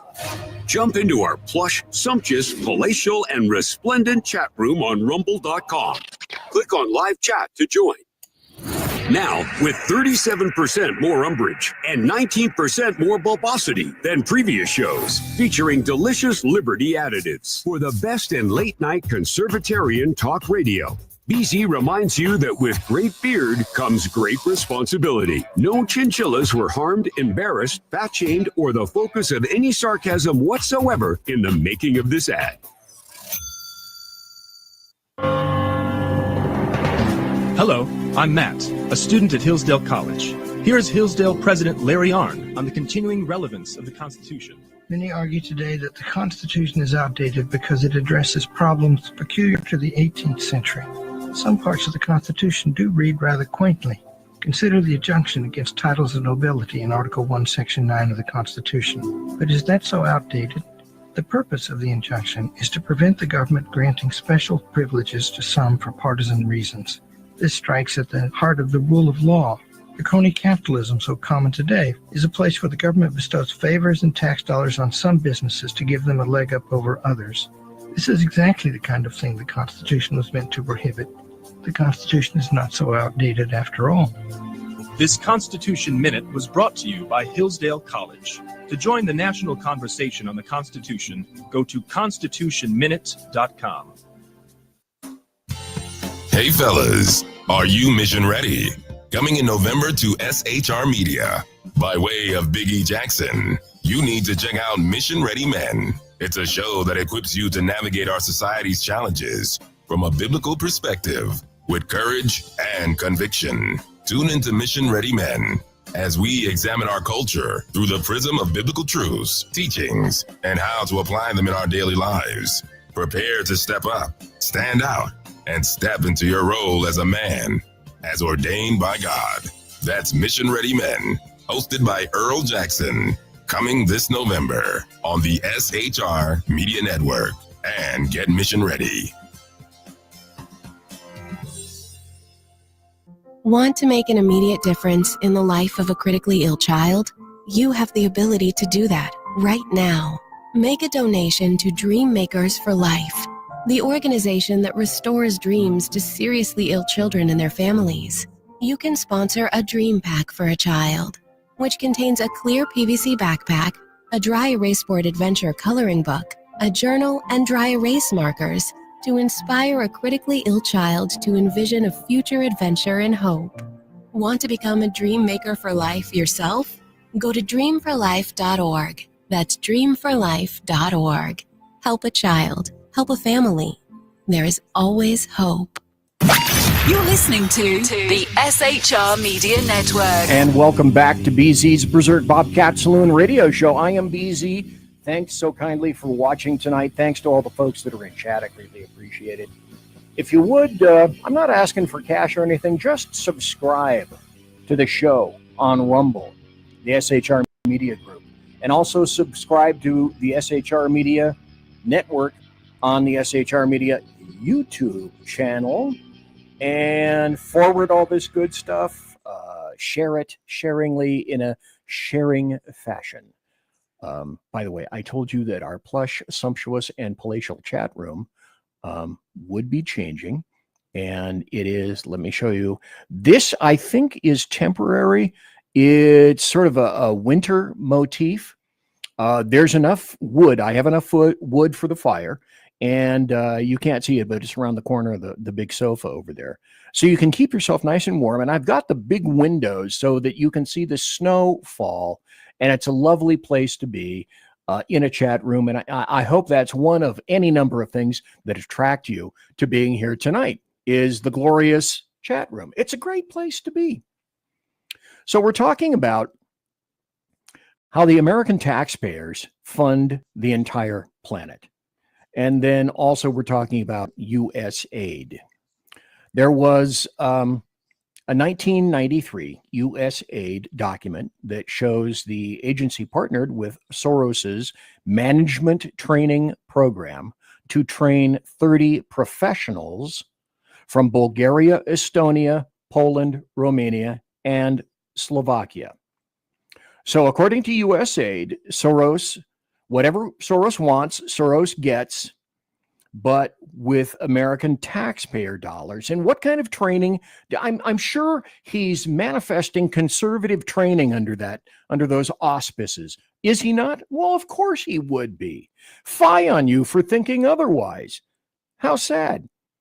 So the wealthiest man in the world at one time certainly needs our help, needs U.S. aid's help, training leftist philosophies at our expense. So in the late 1990s and early 2000s, you may or may not remember the various color revolutions that shook Eastern Europe. Soros-backed NGOs, non-government organizations, like churches that love to bring illegal invaders into our nation so that they can kill and rape our citizens, our actual citizens. What a plus that is.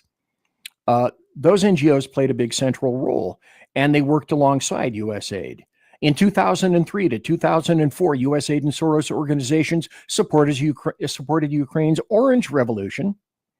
And so what happened is that U.S. cash was likely siphoned off to leftist agencies via Soros. Oh, no, BZ, say not so. In 2018, watchdog Judicial Watch revealed that U.S. aid had funded Soros's agenda in Guatemala. Now, I'm going somewhere that you'll be able to make the connect very soon. Muy rapidamente. Soros's Open Society Foundation sent $100 million minimum in Latin America from 2015 to 2018, likely $200 million plus. Documents also showed that U.S. aid and Soros-backed left-wing activists in Albania got money with $9 million allocated in 2016. This has been hard-earned American taxpayer dollars down a rat hole and a funding line for terrorists and those who despise the United States of America and actively work against her and against all her lawful American citizens. Again, you and me. The Soros Network has also been engaged in an active and ongoing effort to affect the politics, economies, and the societies of Latin America. No shock there that many countries in Latin America are also socialist, Marxist, communist in nature. Who could possibly have seen that?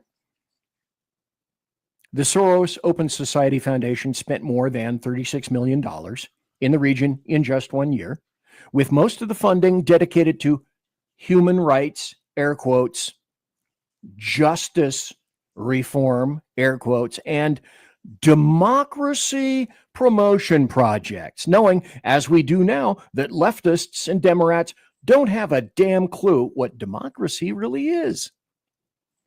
But you do, and we do, and we're not a democracy, we're a republic.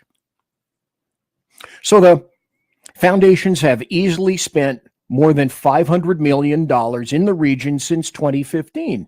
The intervention in the Open Society Foundation in Latin America coincided with the so-called pink tide, if you remember that, the resurgence of leftist leaders throughout much of Latin America, where they primordially sit today. That included the historical installation of, just kind of now grok a little bit of where I'm going. You'll see in just a moment. The historical installation of socialist presidents Evo Morales in Bolivia, Daniel Ortega in Nicaragua, Salvador Sanchez Cherin in El Salvador, as well as the lovely and disastrous regimes of Hugo Chavez and Nicolas Maduro in Venezuela. Hashtag because dictators always think they can be a better dictators than the dictators before them. I can be a better communist. I can do socialism better than the last guy. To kind of illustrate the scale of funds managed by Soros-linked initiatives in 2024, then President, I like to say that, past President Joe Vegetable requested nearly $30 billion taxpayer dollars for U.S. aid in the 2025 budget. So literally, Biden's fiscal year 2025 budget request for the Department of State and USAID, the United States Agency for International Development, what it stands for, was $42.8 billion for foreign assistance, which is $411.5 million above the fiscal year 2023 estimate. Oh, and this total includes $23.8 billion in foreign assistance for USAID fully and partially managed accounts. But here's the thing that we all must realize. The devil is always in the minutia. The devil is always in the details. Your hard-earned American taxpayer dollars at work. But you see, when you see leftists, the DLGs cork off, then you know that the exploding heads are also a critical and very important indicator that DOGE, the Department of Government Efficiency, is at work utilizing volunteer nerds and wonks, which AOC railed over. Oh, they know nothing. Oh, yes, and an ex-bartender, I'm sure she knows everything. Because who do you get when your computer screws up? You get your 10-year-old neighbor down the street. In my case, it just screws up. That's a story for another day. This is delicious because this is what actually happened. Trump shut government out of government. Think about that for a second. That's just wondrous. So, DLGs realize that this is the one true shot that American taxpayers are going to get to attempt to defeat government waste and bloat, and in an attempt to cut back on permanent Washington as well as its linked deep state. Chuck Schumer said, now he's the guy that he said the primary reason to hate tariffs is what they're going to do to avocados and Corona beer and the guy who puts cheese on his steak while he's grilling it. Chuck Schumer said, this is an unelected shadow government conducting a hostile takeover of the federal government. which is the very definition of the deep state utilized by leftists over the decades to get precisely what they want. As per normal with Democrats, that's entirely backwards. What's actually occurring is that Democrats are losing power and control, which equates to cash. And that's why Democrats are shitting kittens and car parts. Guaranteed today. USAID, which Democrats love, is also, I said I was getting here, was I not? It's also a front for the CIA. As readily acknowledged, if there's a guy that you need to read who's an actual journalist, is Glenn Greenwald. Read some of his stuff. So, you may or may not have heard some of these things before, but if you haven't, sit back, knock back some tequila. So, what did USAID fund with our hard-earned American taxpayer dollars? Would it shock you to think that I have a list? It shouldn't. $20 million for Sesame Street in Iraq. $56 million to boost tourism in Egypt and Tunisia. What the fuck? Who cares? $40 million to build schools in Jordan. Jordan is run by a king, okay? A very wealthy king. $11 million to tell Vietnam to stop burning trash. $11 million to tell Vietnam to stop burning trash. $27 million for reintegration gift bags for deported Central Americans. Oh, you're leaving. You're getting on board this plane. Bye. We hope you had a good time. Here's a gift bag that cost you and me $27 million. $1.5 million to advance DEI in Serbian workplaces. $70,000 for a DEI musical in Ireland to make the Irish smile. Irish eyes are always smiling. Who wouldn't want $70,000 for a DEI musical? $47,000 for a transgender opera in Colombia. $32,000 for a transgender comic book in Peru. Millions to Afghanis to grow other crops instead of opium. But you know what actually happened? After that, of course, opium production doubled. I wonder where that money went. It wouldn't have gone into opium production, would it? You know, if I actually had a producer, what would have happened is I would have said something similar to, that money to Afghanistan wouldn't have gone to opium. Jesus, I can't even pronounce the word opium production. Would it? Hello? So thank God I don't have a producer. This is glorious. $300 million to Afghanistan to build diesel-fueled power plants, which couldn't be used because under the Biden administration, diesel fuel was too expensive. $200 to build a dam that was too unsafe to ever be used. $250 million on a road that was never used because, Afghanis need those kinds of roads, I suppose. $9 million to Syria for humanitarian aid, which I'm sure never went to the Assad family, but instead actually went to Al-Qaeda. $1 million for bat research in Wuhan, China.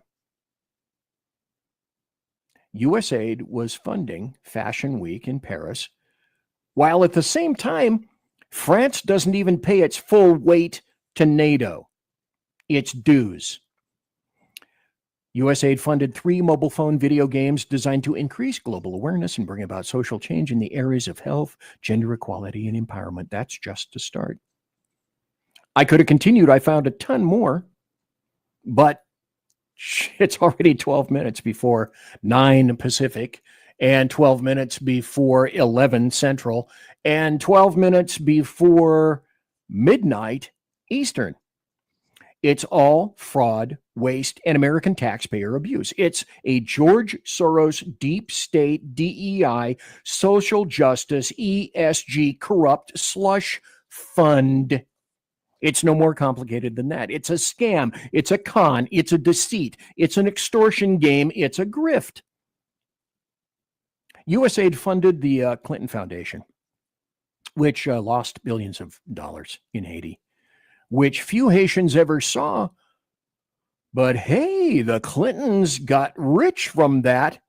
It is a dark money, leftist Democrat super PAC that fund absolutely zero American interests. In fact, they're basically all anti-American interests, all paid with, as I say, the theme of the show tonight, all paid with your hard-earned American taxpayer dollars. Yes, the American taxpayer funds the entire fucking planet. Stop. Done. Enough. Musk's Doge volunteers, what's happening is they're sleeping in cots in an office somewhere, and federal workers are still refusing to go back to the office. Just a wee little bit of irony that. So, meanwhile, back in America, a one-time payment of $750 goes to the victims of Hurricane Helene, and a one-time payment of $770 to the victims of Southern California wildfires from the generous Biden regime. Now, I'd like to make this very important note. I hope you Southern California homeless victims work $20 harder for your government handouts, you parasites. You see, the cool thing about this show, or any of the SHR shows for that matter, is I don't have to make it up. They don't have to make it up. I don't write these things. I don't and can't force these things. All I do is I hop on the internet, which is right in front of me, 3 big screens right over here, and the screen that says BZ's Saloon right over there. That's actually a computer.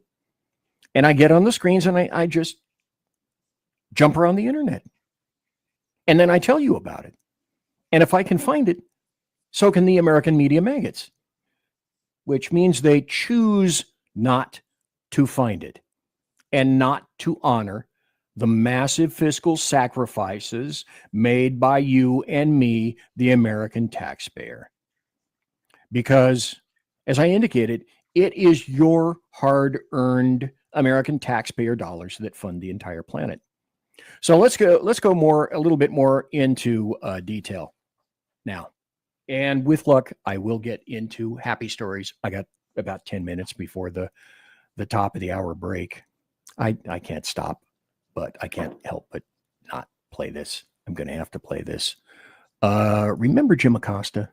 Remember he kind of got kicked to the curb? Poor Jim. Stop calling us the enemy of the people, sir. Will you stop calling the press the enemy of the people, sir? Mr. President, will you stop calling the press the enemy of the people, sir?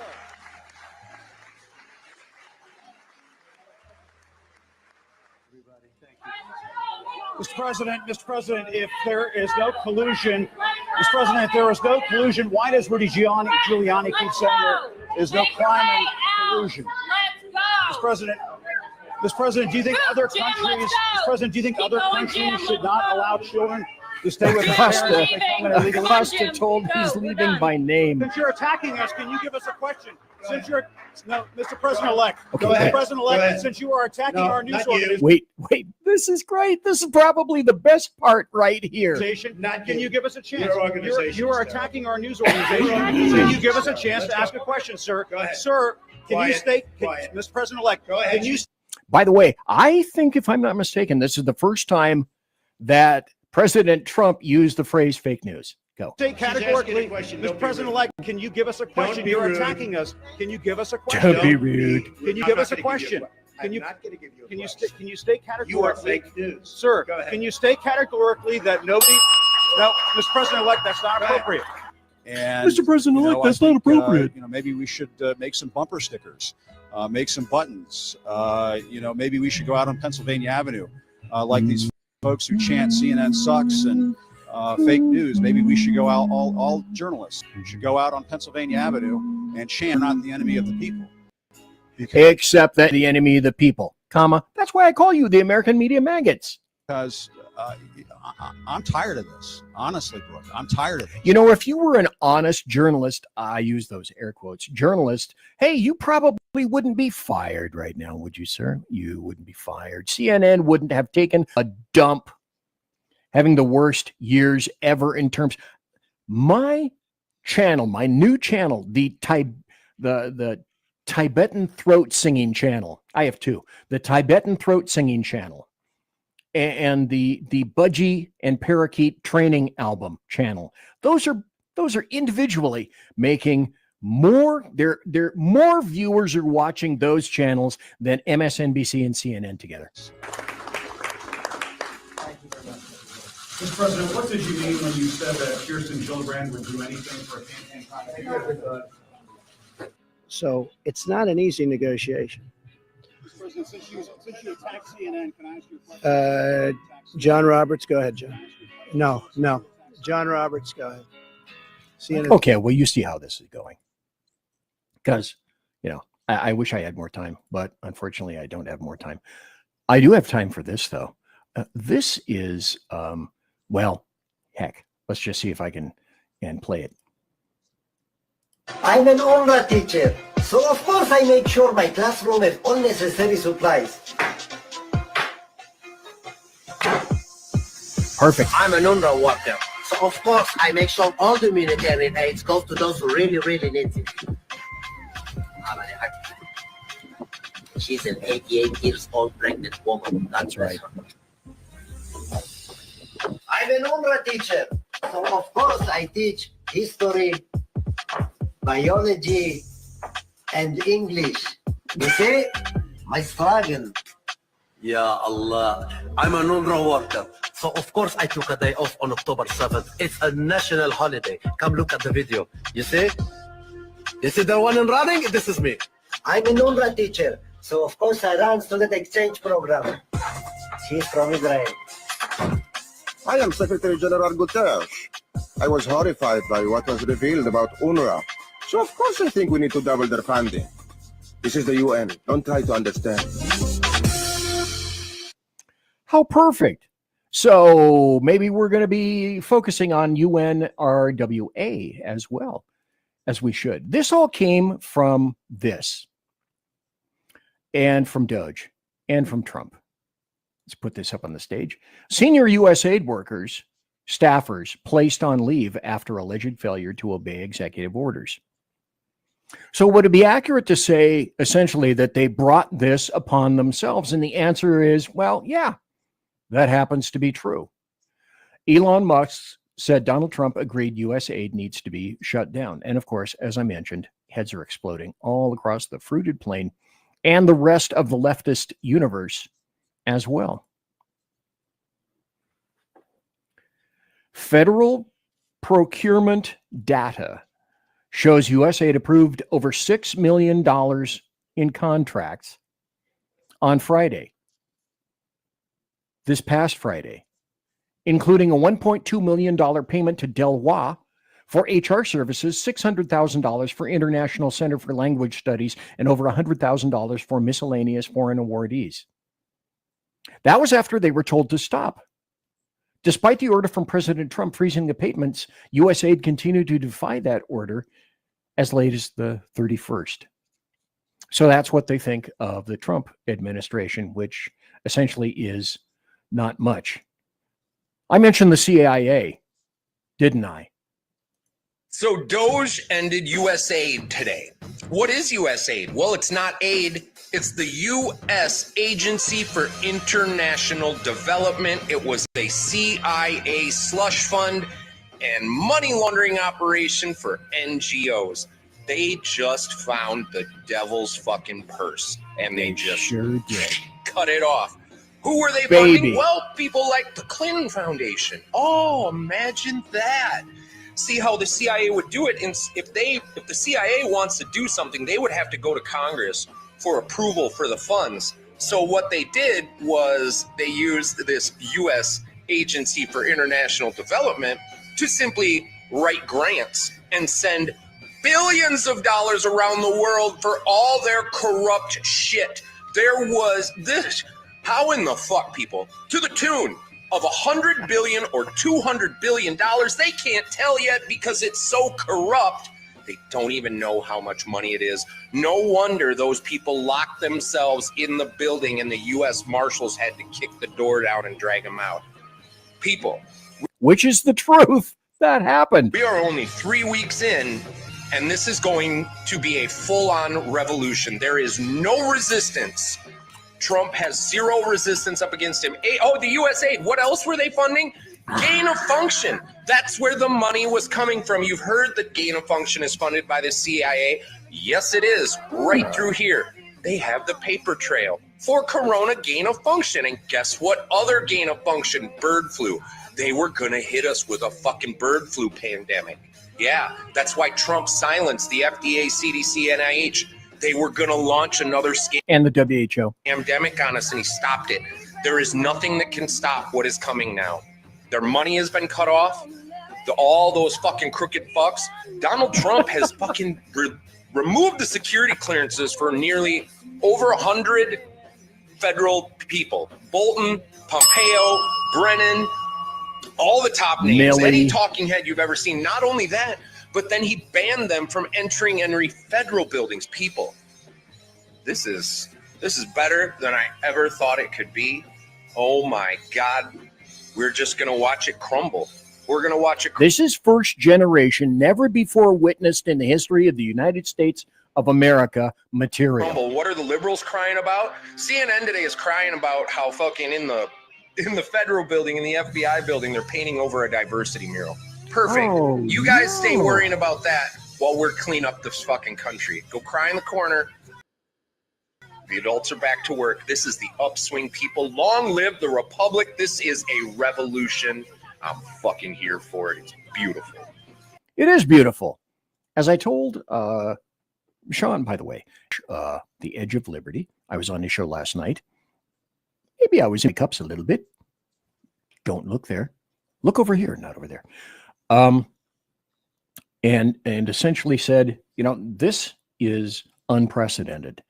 And there is no precedent for anything that is occurring right now. All of this is occurring. This is a true governmental tsunami. This is reworking everything you can possibly rework. And this is me saying, hey, maybe if you got to go to the electric winkle chamber again, this is the time to do it. Conservative media done right. You're listening to the SHR Media Network. Hey, it's Sean from the Edge of Liberty. Join me right here on the SHR Media Network every Monday and Friday, 12 on the Pacific, 3 on the East Coast. On this show, we'll discuss news, politics, the government, how cranky we are about the government, and more. If you want to hear hard talk, good interviews, sarcasm, bad jokes, and oh God, that really is me in a nutshell. Either way, check me out right here on the Edge of Liberty every Monday and Friday, 12 Pacific, 3 on the East, on the SHR Media Network.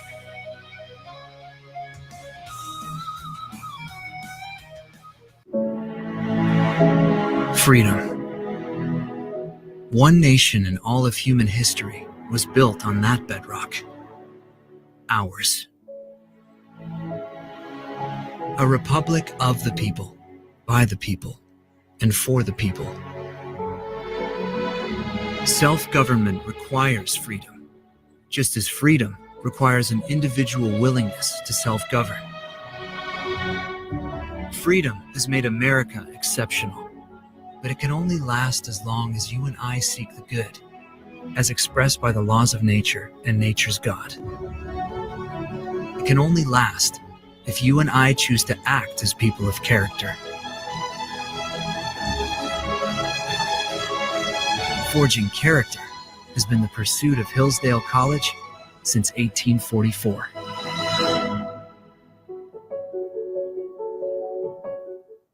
Are you looking for a way to boldly express your faith and love for your country? And check out 7 Armors, the premier apparel company for patriotic men of God, where faith meets freedom in style. Our t-shirts are more than just clothing, they're statements. Bold, stylish, and meaningful. From timeless messages to modern designs, we've got something for every patriotic man of God. Wear your beliefs proudly with 7 Armors gear. Don't miss the chance to wear your faith and freedom on your sleeve. Visit 7armors.com today and join the movement. That's the number 7armors.com.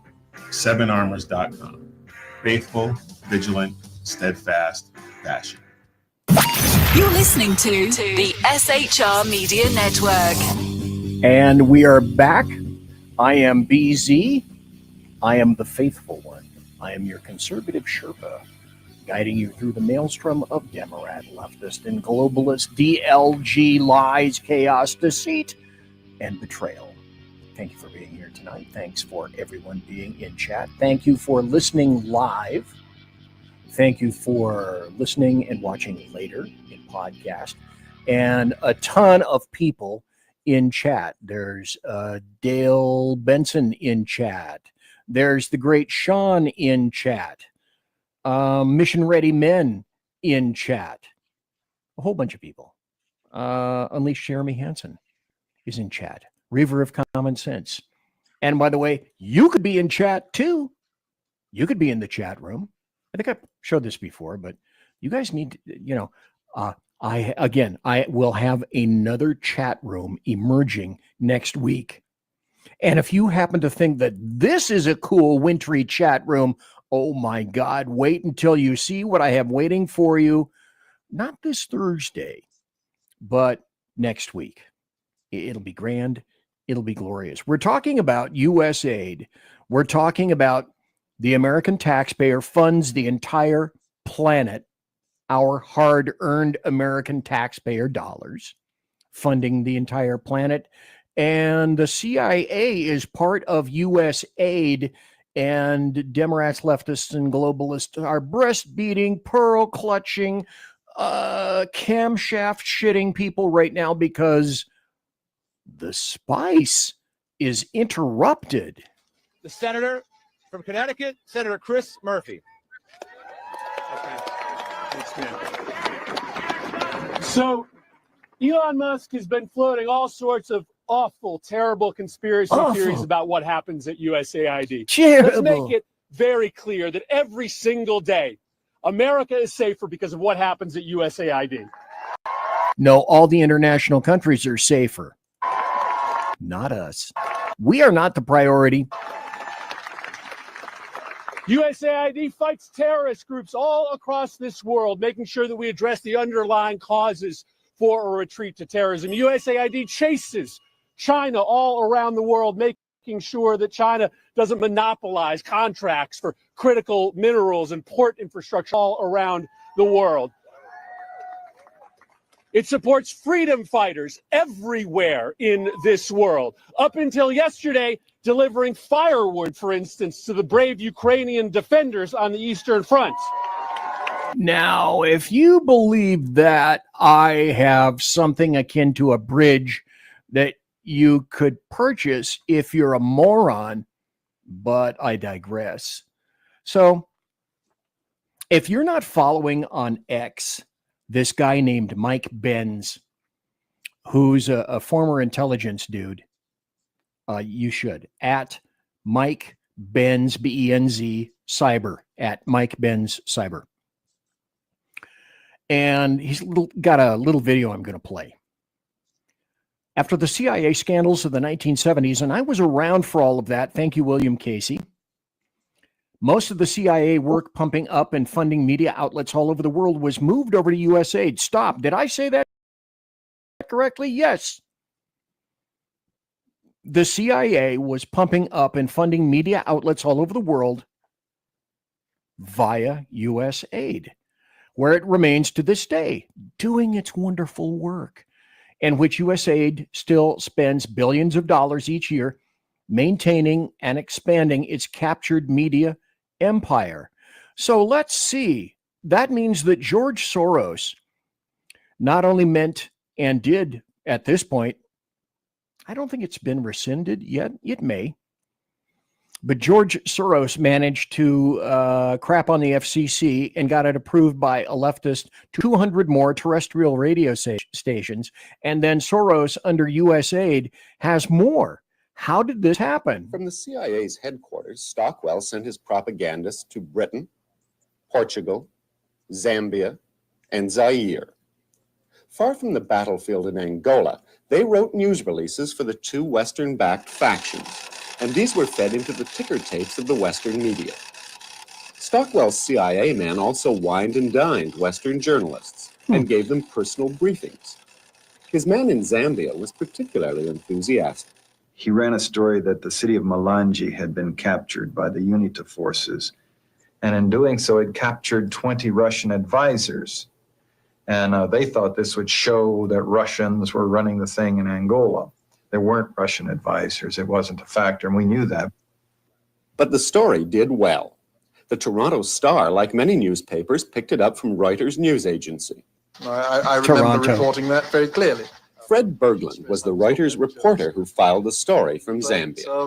Years later, I discovered that a little CIA misinformation expert had sat in the U.S. Embassy in Lusaka and had composed that communique, and it bore absolutely no relationship at all to truth.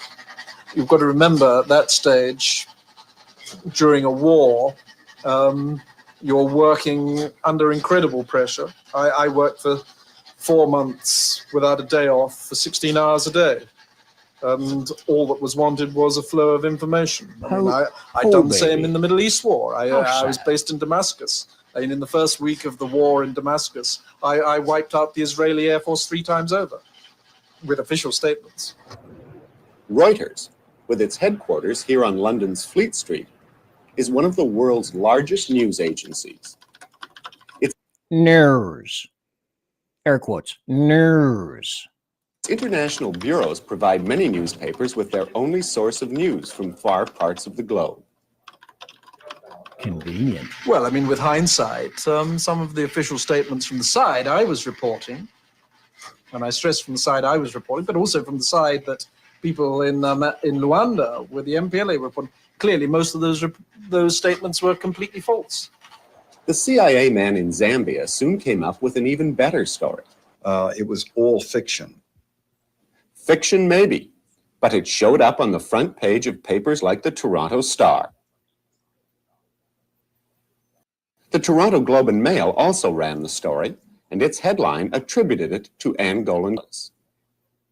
Many other Canadian newspapers in cities like Winnipeg picked up the story. Basically, and to put it very crudely, you can publish any old crap you like, and it will get newspaper room. Huh, imagine that. Publish any crap you like, but now that's called fake news. CIA manipulated fake news, but no, it can't be fake news. Also from Mike Benz. What you're going to quickly find as you enter the amazing U.S. aid vortex of despair is that virtually every powerful political and financial motor of American society that promotes and lobbies for U.S. aid is either directly on U.S. aid's payroll, works at a place that is, or her owners do. Then this came up. I think it was Sackhead Sean who referred me to this site, Aesthetica, at ANC, bottom whatever the fuck that is, aesthetics. But they've said, why is USAID giving millions of dollars to Bill Kristol? Bill Kristol, 650, Dorothy S. Mem. Bill Kristol, who says he's a Republican, but he's a massive rhino and hasn't met a conservative that he doesn't despise. And Bill Kristol writes, the deep state is far preferable to the Trump state. And then another guy underneath that, I wish I could show you this really up close, but just because of the configuration of the confusers right here, I can't. But Data Republican, small r, dear Mr. Kristol, for you, the deep state is preferable because you are listed as the president of Defending Democracy. There's an EIN number, which is an indirect beneficiary of U.S. aid through Rockefeller Philanthropy Advisors. You are exposed. Thank you. Bill Kristol is nothing but an asshole rhino sucking at the teat of George Soros and U.S. aid. You see, again, these people are getting their asses revealed. Here's Milo at Nero. By closing USAID, Trump and Musk have toppled the most gigantic global terror network in organization history. Bridget Gabriel says exactly right. And then Nathan the Black, stealing millions. stealing billions. And then down here, Congress stealing trillions. Don't look. We've been doing it for years. Don't catch us. Miranda Devine. This is another little thing about Mike Benz. I will not be able to play all of this, but I want you to understand the basic thrust out of all of this. Like Miranda Devine, she's an actual journalist. She can be a little left of center to me sometimes, but that's okay. I don't mind. I like to listen to all sorts of people unless they're just absolute frothing massive leftists. To understand how USAID has protected itself for so long, read this brilliantly lucid account of what happened to Trump 1.0 appointed Mark Moyer in 2019 when he uncovered corruption, fraud, and waste at the agency. His book is a blueprint for how to dismantle a deep state, and it's been well read in Trump world.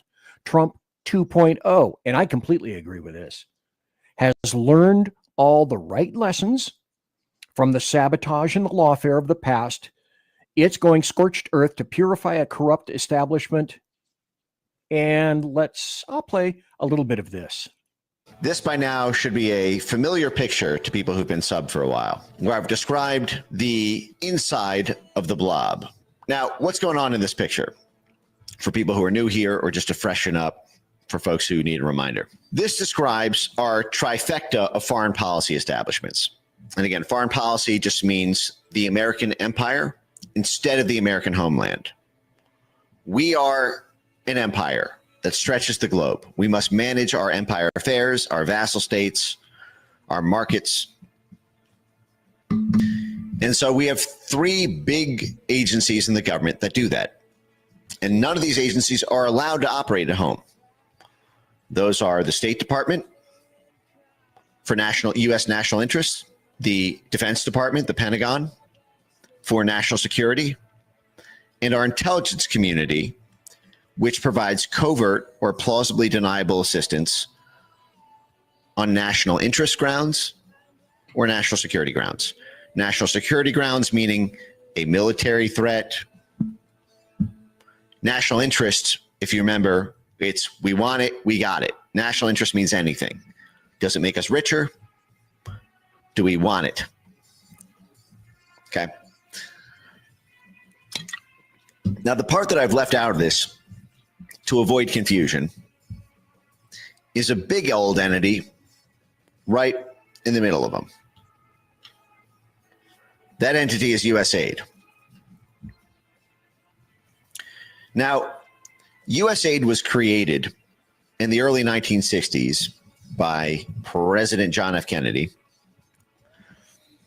because the American empire had been tripping over itself for some time, because when we set up the CIA in 1947 and we reframed the Department of War to the Department of Defense in 1947, and we began this creation, really expansion, dramatic expansion of the American empire abroad, outside, we had the DOD doing international development work, so to speak, for military reasons. We had the State Department doing international development work, if you will, humanitarian work, supporting local institutions for national interest reasons.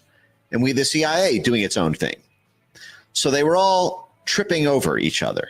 The Pentagon, the State Department, and the CIA were all tripping over each other. There was no centralized agency to coordinate all the different reasons that we run money into foreign countries to influence the course of events in those countries. Again, they all face outward. They're supposed to. What is USAID? When people hear the name USAID, they focus on aid. They focus on thinking like it's humanitarian work. But aid is not actually in the name of USAID. USAID stands for the United States Agency for International Development. Not. Did you understand that? Democrats, leftists, and globalists don't want you to know that USAID doesn't involve aid. This was a grand summary. Pass this show on to everyone who needs to know about the true nature of USAID and its anti-American thrust. because it doesn't give a shit about actual Americans. It couldn't care less about you. It's to enable itself and enrich itself. And then people are crying all over because we found out about them. We made a discovery. Let me see if I can play this. This is grand. Some people get fired, and I thought it was just them, and it turned out it was 60 senior people for USAID. And like, Okay, so this is from CBS News. This is some chick, a USAID employee named Christina Dry. Listen to what her first motive is in terms of what do I have to take care of in the office here? Watched it happen, and that was just absolutely heartbreaking.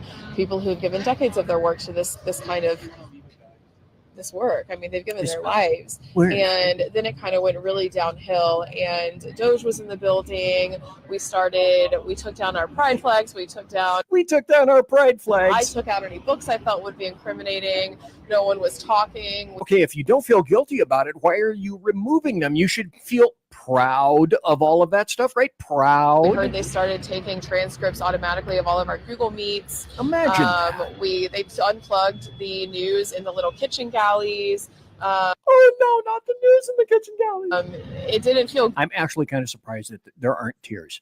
Now, there will never be from a leftist tears and snot. Tears and snot are what you would get that are concomitant to an actual person, a suspect, a criminal confessing. And if he really means it, you get tears and snot. If you get just tears alone, there's no heartfelt anything in that. Good. And then Friday, we heard that Doge was here taking down the signs. And then Saturday, all of the websites went down.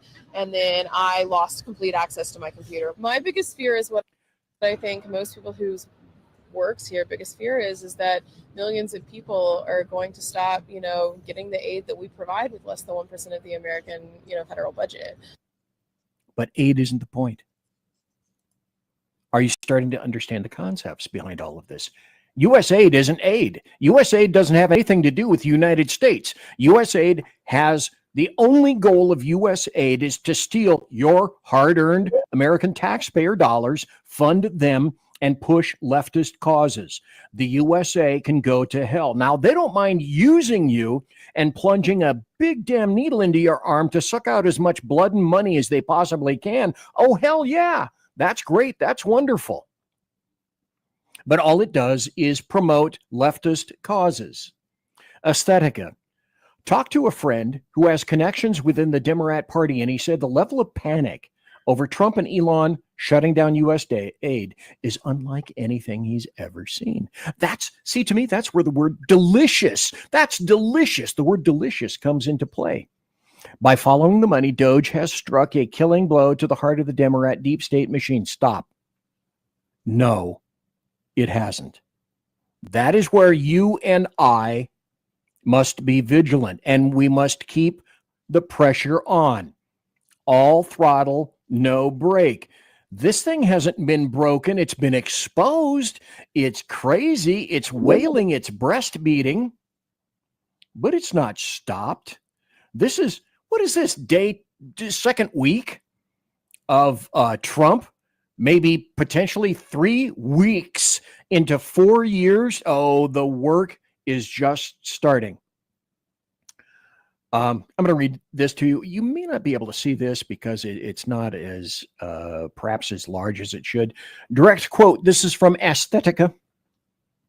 Well, this is worse than 9/11 for Democrats. USAID is the primary vessel they use to achieve their political agenda. USAID is and always has been the primary source of funding for their influence peddling schemes and for their indirect sources of income. Another text. Based on the reactions from within the party, it seems to me that dismantling USAID is Trump's biggest political victory to date. It was his enemy's golden goose. It was his enemy's golden goose. And finally, something is getting done for us by Trump when he said, no, they're targeting me, yeah, but they're also targeting you, me, the American taxpayer. Another text, same source who told me during the campaign, well before it was made public, that Kamala's internal polling had her behind Trump, so his information is good. The guy that's giving Aesthetica the information right now. Another important addition, he said, initial plans by the Democrats is to have their people at USAID hide the partisan funding under, quote, unimpeachable initiatives.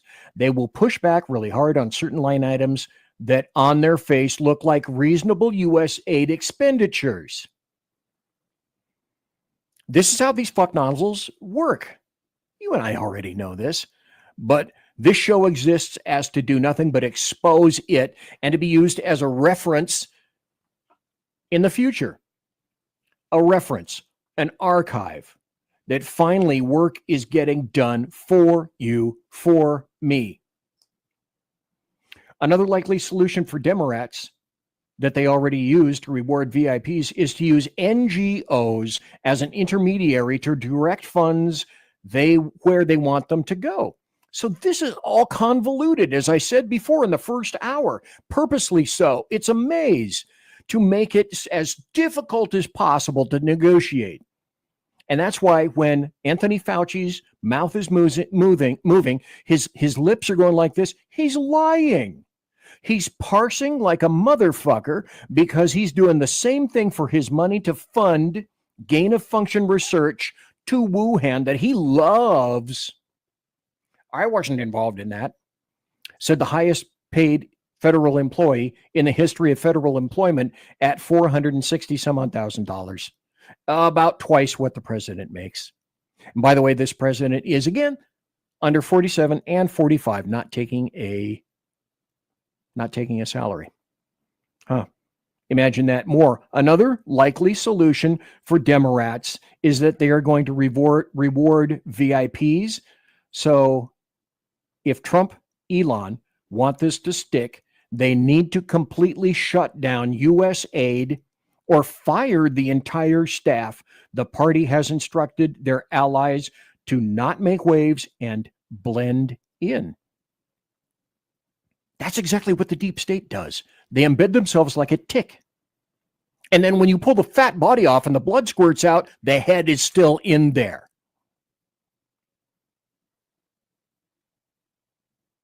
So make no mistake, if you think that these assholes are going easily, they are not.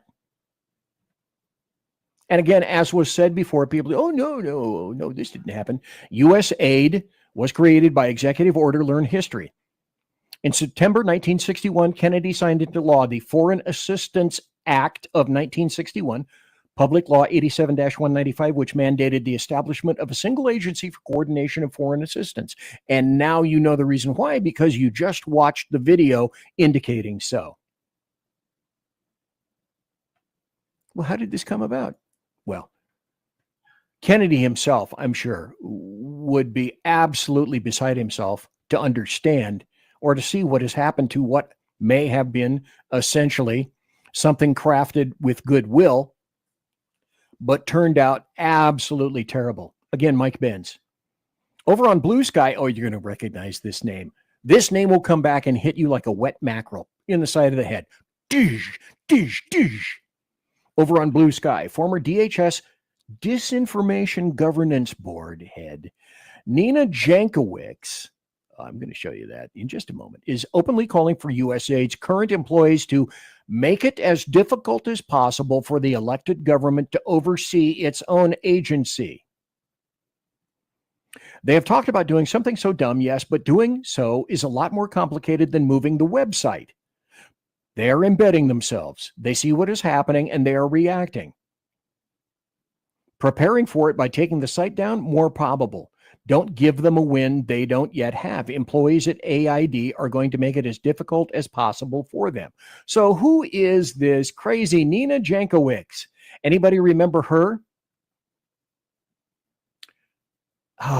If I'd been thinking about it, I would have had the video to play. She's just a damn nutcase.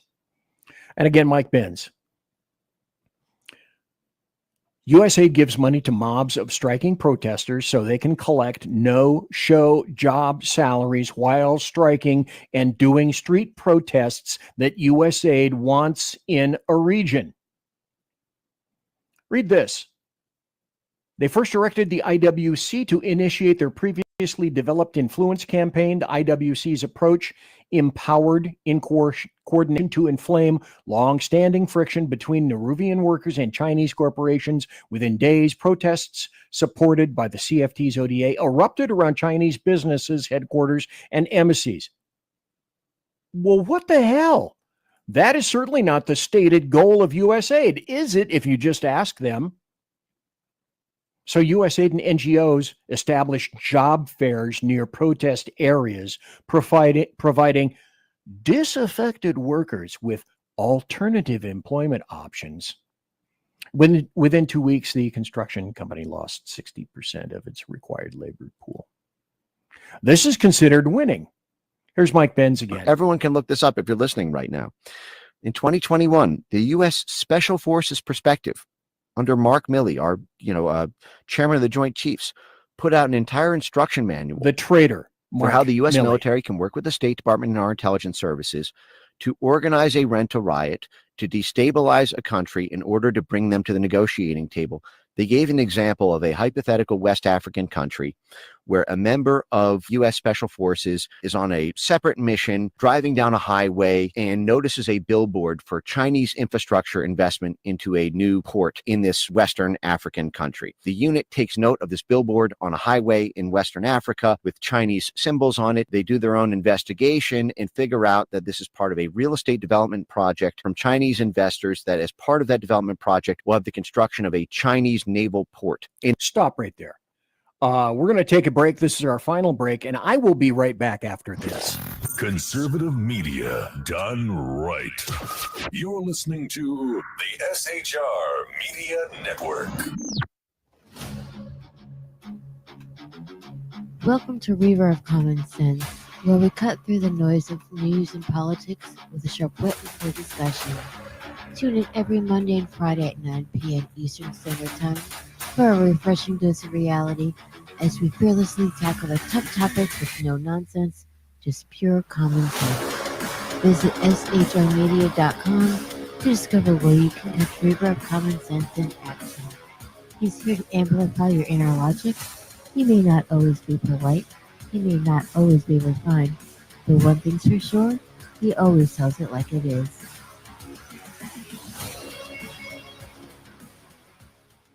Independence. With that declaration, America was born. Inspired by a belief in the God-given rights of every human being, and in the good that comes from exercising these rights well. The founders of our great nation chose independence. As do we. Hillsdale College accepts no government funding because independence makes possible the good which we aspire. Attention, all patriotic women of faith. Yep, I'm talking to you, sis. Are you looking for high-quality, super soft apparel that reflects your love for country and your devotion to God? Look no further than Carry Girl Gear. Picture this. You rocking a tee so soft it's like being hugged by a cloud, all while showing off your love for God and country. Sounds dreamy, right? Well, welcome to reality, babes, because that's what we're all about here at Carry Girl Gear. We specialize in super soft tees, tanks, and more, designed specifically for the strong, patriotic women who proudly wants to carry their message of faith and freedom. When you shop with us, you're not just getting a t-shirt. You're joining a community of like-minded women who are proud to wear their beliefs straight on their tees. So whether you're sipping sweet tea on the porch or leading the charge for faith and freedom, do it in a Carry Girl tee. Because life's too short for stiff, boring tees. CarryGirl.com, where faith and freedom meets fashion. You're listening to the SHR Media Network. And welcome back to BZ's Berserk Bobcat Saloon radio show, live and direct right here on the SHR Media Network. I am the aforementioned BZ Blow-Eating Zeppelin Biff Zeppi, Bravo Zulu, however you'd like to call me. Subscribe to the channel here on Rumble. Subscribe to the SHR Media YouTube channel, if you would please. Thanks to KLRN for carrying my show as well. And thanks to everybody here for carrying my show. Because without you and without the people that are watching and listening and the people in chat, then, by the way, this is the chat. Just, it still smells a little bit like plastic. I'm kind of trying to burn it out of it because some of the pillows are new. The candles are definitely new, but it's a beautiful place with, especially in the wintertime like that. Look at the beautiful windows that I've managed to install all by my own little fat lonesome. It's a beautiful place to be. Anyway, the theme of the show tonight is your American taxpayer dollars fund the entire damn planet. And we're talking about U.S. aid. And we were also talking about Mike Benz, if he would continue about that, and how the military, the U.S. military, manages under Mark Milley to work with U.S. State aid. development project from Chinese investors that as part of that development project will have the construction of a Chinese naval port in this West African country, where in theory, China would then be able to project naval influence in the Atlantic Ocean. What the Special Forces Guide calls for is coordination with the State Department, coordination with our intelligence services, coordination with our psychological operations unit to take all of our assets in that West African region. And in that case, what they did is they planned to work with the unions. What they did is they embarked in a social media influence. They would activate all their media assets, all of their civil society institutional assets, and all their union assets to have the union labor pool in that West African country. Well, actually, there was one thing that happened first, is they first then went, in this hypothetical, the State Department sent a delegation to persuade the West African country to forbid the development license to the Chinese developer. And the head of that West African government said no. Because something was happening in the hypothetical in the next 30 days, there was a time sensitivity to generate an instability event to stop this using time-sensitive emergency. And so the way they generate an instability event. That was they worked with their union contacts in the region and the media contacts in the region and created this whole social media campaign to inflame the sentiments of the West African labor union workforce who were working for Chinese companies at the time. Because in this hypothetical, the Chinese mining firms and Chinese industry was employing a lot of these Africans. And it was to destabilize the country, to bring the mines, to bring the factories, to bring all of the Chinese production in the region to a halt, and to put all these Africans out of jobs, and to bring the African government effectively to a standstill. At the same time, in their own Special Forces manual, it called for support from U.S. aid to provide these same striking miners alternative jobs, so that while they were striking from the Chinese labor companies, they were still getting paid by U.S. taxpayers. So they were financially bribed effectively to boycott Chinese industry and to devastate their own country's government, create this crisis, and then use the State Department delegation to go back to the negotiating table with the West African government and promise to end the destabilization if the development was halted. And in that hypothetical, the West African government then rejects the license for the real estate development of China, and that is declared as an unalloyed success by the U.S. Special Forces and their partner network in the State Department and Intelligence. And this is the way of our diplomacy in 2021. And this is all publicly available if you look at the Special Forces prospectus. And when this goes live, I'll post this on my X account at Mike Ben Cyber so that you can, don't take my word for it. But this is how we operate. And so I see what we're doing with these missile attacks and with these calls for our 12 CIA bases on the Russian border to be able to do long-range precision-guided strikes into Russia as maybe setting off World War III, but it may also be part of a destabilization threat that gives Russia a reason to give the territories back to Ukraine in order to stop the blood from its own main arteries.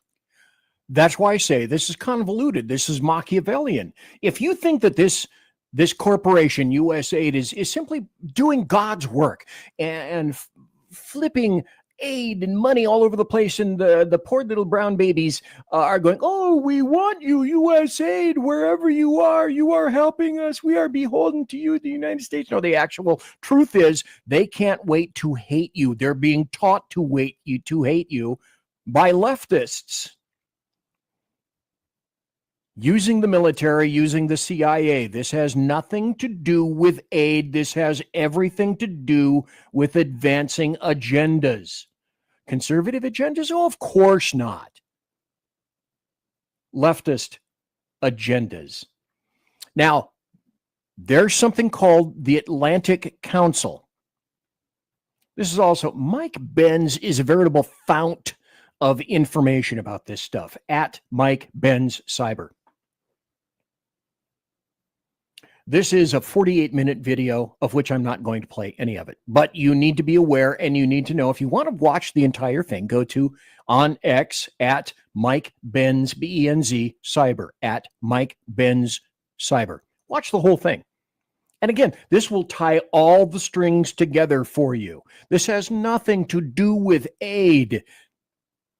These people they're enduring pants shitting PSH, pants shitting hysteria right now because they've been discovered, and they're huddling and circling the wagons like good Democrats and leftists do every time that the truth is uncovered, including massive portions of our government. Why is USAID funding this organization with 7 CIA directors on its board to train hundreds of people in censorship training seminars on how best to flag Donald Trump's tweets for misinformation? Now, this video, 48-minute video, has 2 million views already. But it doesn't mention until you get into the video, and I watched it, of course, to discover that the council that they're talking about, the organization that they're talking about, the leftist, massive leftist organization that they're talking about, is called the Atlantic Council. Mark that or write it down and go investigate that. The Atlantic Council, and find out the nature of whatever it is that they do. I'm sure they would quantify it as, oh, it's work. It's good work. It's really good. Well, for them, it's really good work. Now, here's a guy that I really admire. If this were important, which it isn't, I would emphasize it all the time. There's one really sharp dude that was in 45's administration, and he's back under 47. And that's Richard Grenell.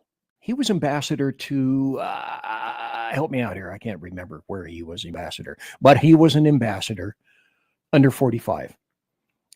And Richard Grenell is gay. Now, in any other administration, that would mean something. I don't give a fuck if he's gay or not. But if that were a Democrat administration, oh, gay Grenell. He's just a worker. He loves America, and I like him a lot. What a great guy. You saw him, of course, during little press conference with Karen Bass in Los Angeles, sitting directly on Donald Trump's left. What Samantha Power did with your tax dollars at USAID should be an FBI investigation. She used your money to fund crazy radical programs and far left activists. Investigate. Well, let's look. Jeff Carlson, USAID is just the tip of a vast corrupt iceberg. It's all of DC. Every single federal program, every single federal agency. So check the spin-offs. USAID Global Health. USAID's Bureau for Humanitarian Assistance. Wait, I thought that's what USAID was. USAID Haiti. USAID Education. Samantha Power. At Power USAID, which tells you all you need to know about her. I would suggest that that's corrupt. Or correct. Corrupt and correct. 46 people watching live right now. Thank you to everyone who's watching live and in podcast. And of course, you are leftists just going wild, going crazy wild. Take it away, Omar. Brotherfucker. It is really, really a sad day in America. We are witnessing a constitutional crisis. We talked about Trump wanting to be a dictator. Okay, stop right there. Just remember, with these shit sticks, everything that they say are the things that they themselves are doing, only worse. When she says blah, blah, blah, the reverse is true. It's BZ's reversal axiom. Whatever they're saying, the reverse is true, and they be doing that and shit. On day one, and here we are. This is what the beginning of dictatorship looks like. Now, as I've said before, if Donald John Trump, OMB, Orange Man Bad, the guy with the dead orange cat on his head, were actually a dictator, he would have created a massive diktat under 45. Would he have not? Yes. When you gut the Constitution and you install yourself as the sole power, that is how dictators are made. What Trump and Elon and all of their cronies are trying to do is take away the constitutional power of Congress. Okay, here's the weird thing. Not too many complaints about Tom Homan, who was already in the federal government. And yeah, they hate him because they ain't him, or words to that effect, Senator. I don't remember how that things go. Move on, BZ. Tom Homan is doing his job. Tom Homan got appointed because he knows how to do his job. Elon Musk also got appointed because he was a czar. Tom Homan was a czar. But Donald John Trump, OMB, can pick essentially anybody that he wants. And he said also yesterday or today, I think it was yesterday, he said, this will never get played by leftists, but he said, Elon Musk doesn't do anything that I don't already pre-approve.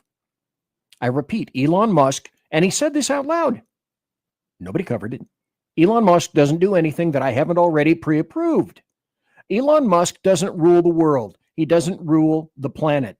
Now your hard-earned taxpayer dollars pay for every fucking thing on the planet. Dictator? We get to decide. We have the power of the purse. We get to decide where money is allocated, and it's the executive's power to make sure that that money. Like the EPA makes its own regulations, like the ATF gets to make its own regulations, like the various other cabinet positions get to make their own regulations. They don't run it through Congress. They don't run it through the Senate. They don't run it through the House. But now, oh, massive umbrage that your shit has been found. Gets to where it needs to get. It's been uncovered, and it's stinky.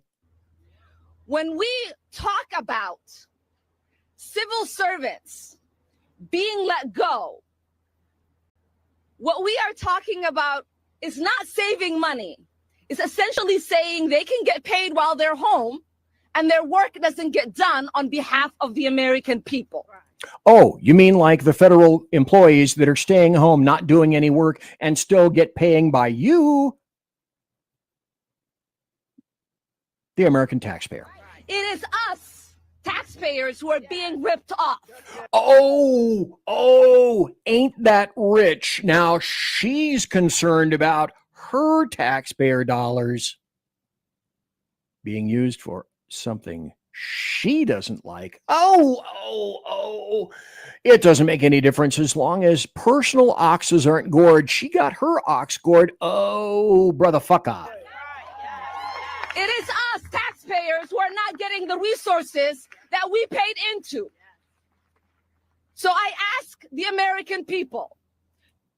Okay, I've had enough of this bint, and I think you have too. So, BZ, move on. I shall, because I've got so much stuff. Oh my God. What do I got? About another 12 minutes to the top of the hour. I'm not going to be going into overtime, sadly. Hey, folks, did you know this? Mike Benz at Mike Benz Cyber. No, really. Why was USAID backing Burisma? USAID to help young Biden. The Burisma file. Senate Bill 2277 directs the U.S. Agency for International Development. Now, again, I emphasize, re-emphasizingly, in a re-emphasizing emphasis kind of way. USAID is about aid to another country. USAID is the U.S. Agency for International Development, not aid. It's embiggening the leftist goals, which is why George Soros loves it. Senate Bill 2277 directs U.S. aid to guarantee loans for every phase of the development of oil and gas in Ukraine, Moldova, and Georgia. Why? Why? BZ, why you treat me like that? Is co-branding with USAID and Burisma. This public-private partnership was launched. This Ukrainian is a corrupt bad actor in 2014. His control of Burisma, the very sticky wicket of the Hunter Biden connection on the Burisma board. The main objective of the contest was to create incentives for journalists to ensure responsible and unbiased coverage. Of course. And then here's an agreement. The Municipal Energy Reform Project in Ukraine, MERP. I'm just going to offend. Every once in a while, I'm just going to say MERP. I kind of like that, MERP. I'll just say MERP. And Burisma Holdings. Oh, look down there in the yellow. Down here, the United States Agency for International Development, USAID, is in partnership with Burisma. How does that happen? Because the corruption runs deep. The corruption runs really deep. Well, I might be able to get to a couple of stories. In conclusion, Senator, I'd like to say, if you don't understand how deep and long and wide corruption is at USAID, it doesn't just need to be reformed. It doesn't just need to be stashed inside of Marco Rubio's coat as Secretary of State. It needs to have its asshole ripped out. 60 people are watching me live right now. Thank you ever so kindly for watching live, being in the chat room, and watching in podcast. USAID needs to be set on fire and burned to the... if it was a boat, it needs to be burned down to the water line. That's why Toranaga burned all the boats. Hey, remember that power plant that all of a sudden after 11 years it isn't functioning very well? Your American taxpayer dollars at work. Under Obama, your money got sent $2.2 billion to a solar power plant in the Mojave Desert, which is closing by the end of the year. It was open 11 years ago. It's outdated. It's a waste of taxpayer money. Arnold. This is for Rick Robinson. So you can snatch this little vocal thing out of here. Rick, this is for you. I want to hear the lamentations of your women. This will become the biggest solar plant in the world. Not in China, not in India, but in California. The Ivanpah solar plant went live 11 years ago. It was supposed to produce clean power. By the way, anytime you are moving from Las Vegas to, say, LA or LA to Las Vegas on 15, you went right by this thing. And it was a huge tower with a bunch of solar panels in an array around it. And what it did basically was crisp the shit out of birds. For at least 30 years. Instead of solar panels, it uses giant mirrors to concentrate the sun's energy on these towers, which boil water, generating steam, creating electricity. It's going to put about 1,000 people to work, building a state-of-the-art facility. As part of his climate agenda, President Obama gave Ivanpah 1.6. By the way, on that part of the freeway, there should have been signs all along the way. Don't look at that big tower because you will be blinded, especially at night, even during the day as well. I went there numerous times, and you can't help, your eyes cannot help but move over to there. Don't stare at that thing. You may as well be staring at the sun, you loon. It's $1 billion in federal loans, a $535 million grant, a 30% tax credit worth about $600 million, and an accelerated depreciation schedule that allowed investors to write off their capital investment in just 5 years. The fact of the matter is, American taxpayers wind up holding the bill, whether it's a Solyndra, whether it's this project here. In addition to taxpayer losses, California's ratepayers were forced to buy Ivanpah power at 5 times the market rate to help meet the state's renewable energy mandate. Winning. Hashtag winning. Losing your money. Taking your hard-earned American taxpayer dollars and making you pay more for what you already gave in. Nuts. It's nuts. It's nuts. These are expensive subsidies, And they just, not only do they cost the taxpayers, but they just distort the market. Others cite Ivanpah's impact on wildlife, killing thousands of birds who fly anywhere near the plant's intense heat, as shown in this government video. When they see the birds actually going up in flame, they created a name for that. They call them screamers. Screamers. Imagine that. Oh, they call them screamers. I'm sure you'd like to know about that. Did PETA ever know about that? Probably not. I have, what do I have? I have about 6 more minutes. And like I say, I'm not going to go into overtime. But shoot. Let's do this. Anyway, shall we? It's time for Happy Stories and Good Times. Here's a happy story. This is just for you. This just came in. This telegraph. New Jersey Governor Murphy backtracks on his dare to ICE in his New Jersey home. Okay. What kind of a moron dares Tom Homan to come into his house and reveals that there's a female illegal invader in the house? He put the X right on her in his house. What kind of a moron does that? The answer is a New Jersey leftist Democrat moron, Phil Murphy. And then today, that was yesterday, okay? Today's Tuesday. That was Monday. Oh, Tom Homan, I'm big and bad. Murphy, come in and get my illegal invader that's in my house. Today, he walks it back, which he live streamed on his YouTube channel, where he challenges immigration officials. Go ahead, raid my multi-million-dollar property. Because he doesn't live within his means, does he? A multi-million-dollar property? Well, apparently that is his means, or he's gotten bank loans. Biggest bank loans. So then his spokesman said the individual in question is a legal U.S. resident who was consumed by fear amid heightened immigration, but no one without permanent residency is in the country illegally, but ICE maintains the authority to detain certain individuals with temporary status. That's wrong. But then he backed down. I think that's a happy story. Here's another one. I think I got time. Yeah, I got time for, let's see, where am I? I got time for this one. This is a wonderful story. And my fingers were crossed.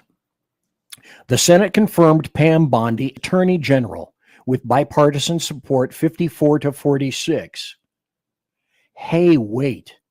You know who also in the Democrat side voted for her? John Fetterman. Folks, if there was anyone who has apparently gone through one serious mental reform, it's John Fetterman. This guy, who I thought at the outset was just nuts, he had a stroke, went to the hospital, checked himself in for mental issues at Walter Reed Hospital, and came out as something of a Democrat moderate who apparently met his own fate and realized, hey, I might have just a little bit of mortality to me. And he's been much more reasonable ever since.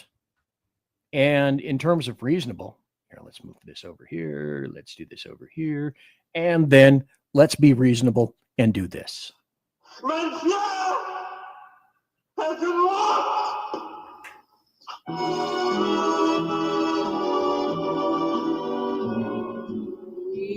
So, ladies and gentlemen, boys and girls, children of all ages, thanks for listening to BZ's Berserk Bobcat Saloon Radio Show live and direct right here on Rumble tonight. Thank you ever so kindly. 61 people listening live. Thanks to everyone for their comments live in the chat room. New revamped chat room next week, as I remind you. And thanks to the munificently grandiose KLRN for carrying the show and tons of other bulbous podcast locales. And as per normal, as I am wont to say, promotional consideration is by the Lockheed Martin Skunk Works, also by Shure and Electro Voice microphones, Arrakis boards, that's my board right there, and also by Pratt & Whitney engines producing thrust. You can trust. Tiaras are by My Little Pony. And thanks to my personal KC-135 Kettle One refueling team, with whom I shall be concerting in less than 10 minutes about 35 feet that away through that door that you can't see right there. Thanks to everybody for being here, listening and watching live, listening and watching in podcast later on, being in the chat room. Everybody, to one and all, God bless. Take care. You be safe. Come back Thursday. Everybody quiet down now and get some sleep. Good night, everybody. Good night, Mama. Good night, Ben. Good night, everyone. Good night, Mama. Good night, Daddy. Good night, children. Good night, Daddy. Wait, I seem to have forgotten my manners. I'm going to have to do something about that. So, next up for bid is the Edge of Liberty show here on the SHR Media Network. Today is Tuesday. Sean's Edge of Liberty show will be on tomorrow night, Wednesday night at 8 p.m. Pacific, 11 o'clock Central, and that would be 10 Central and 11 o'clock Eastern. And also following that, Thursday morning at 9 a.m., you need to listen to this guy, Big E. Jackson of Mission Ready Men. He has his show on Tuesdays and Thursdays at 9 a.m. Pacific, 11 a.m. Central, and noon Eastern. But wait, there's more. And then I'm going to do this anyway.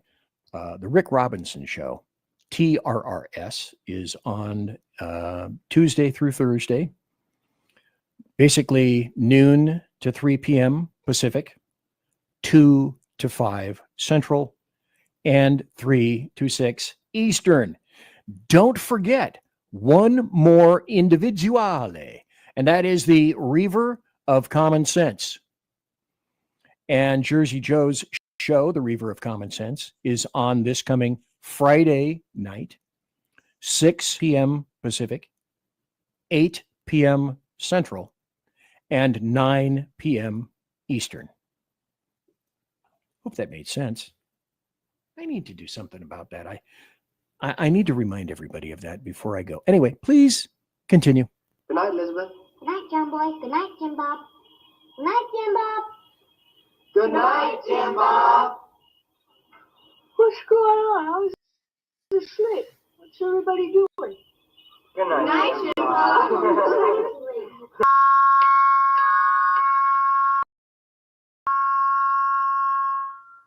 Good night, and good luck.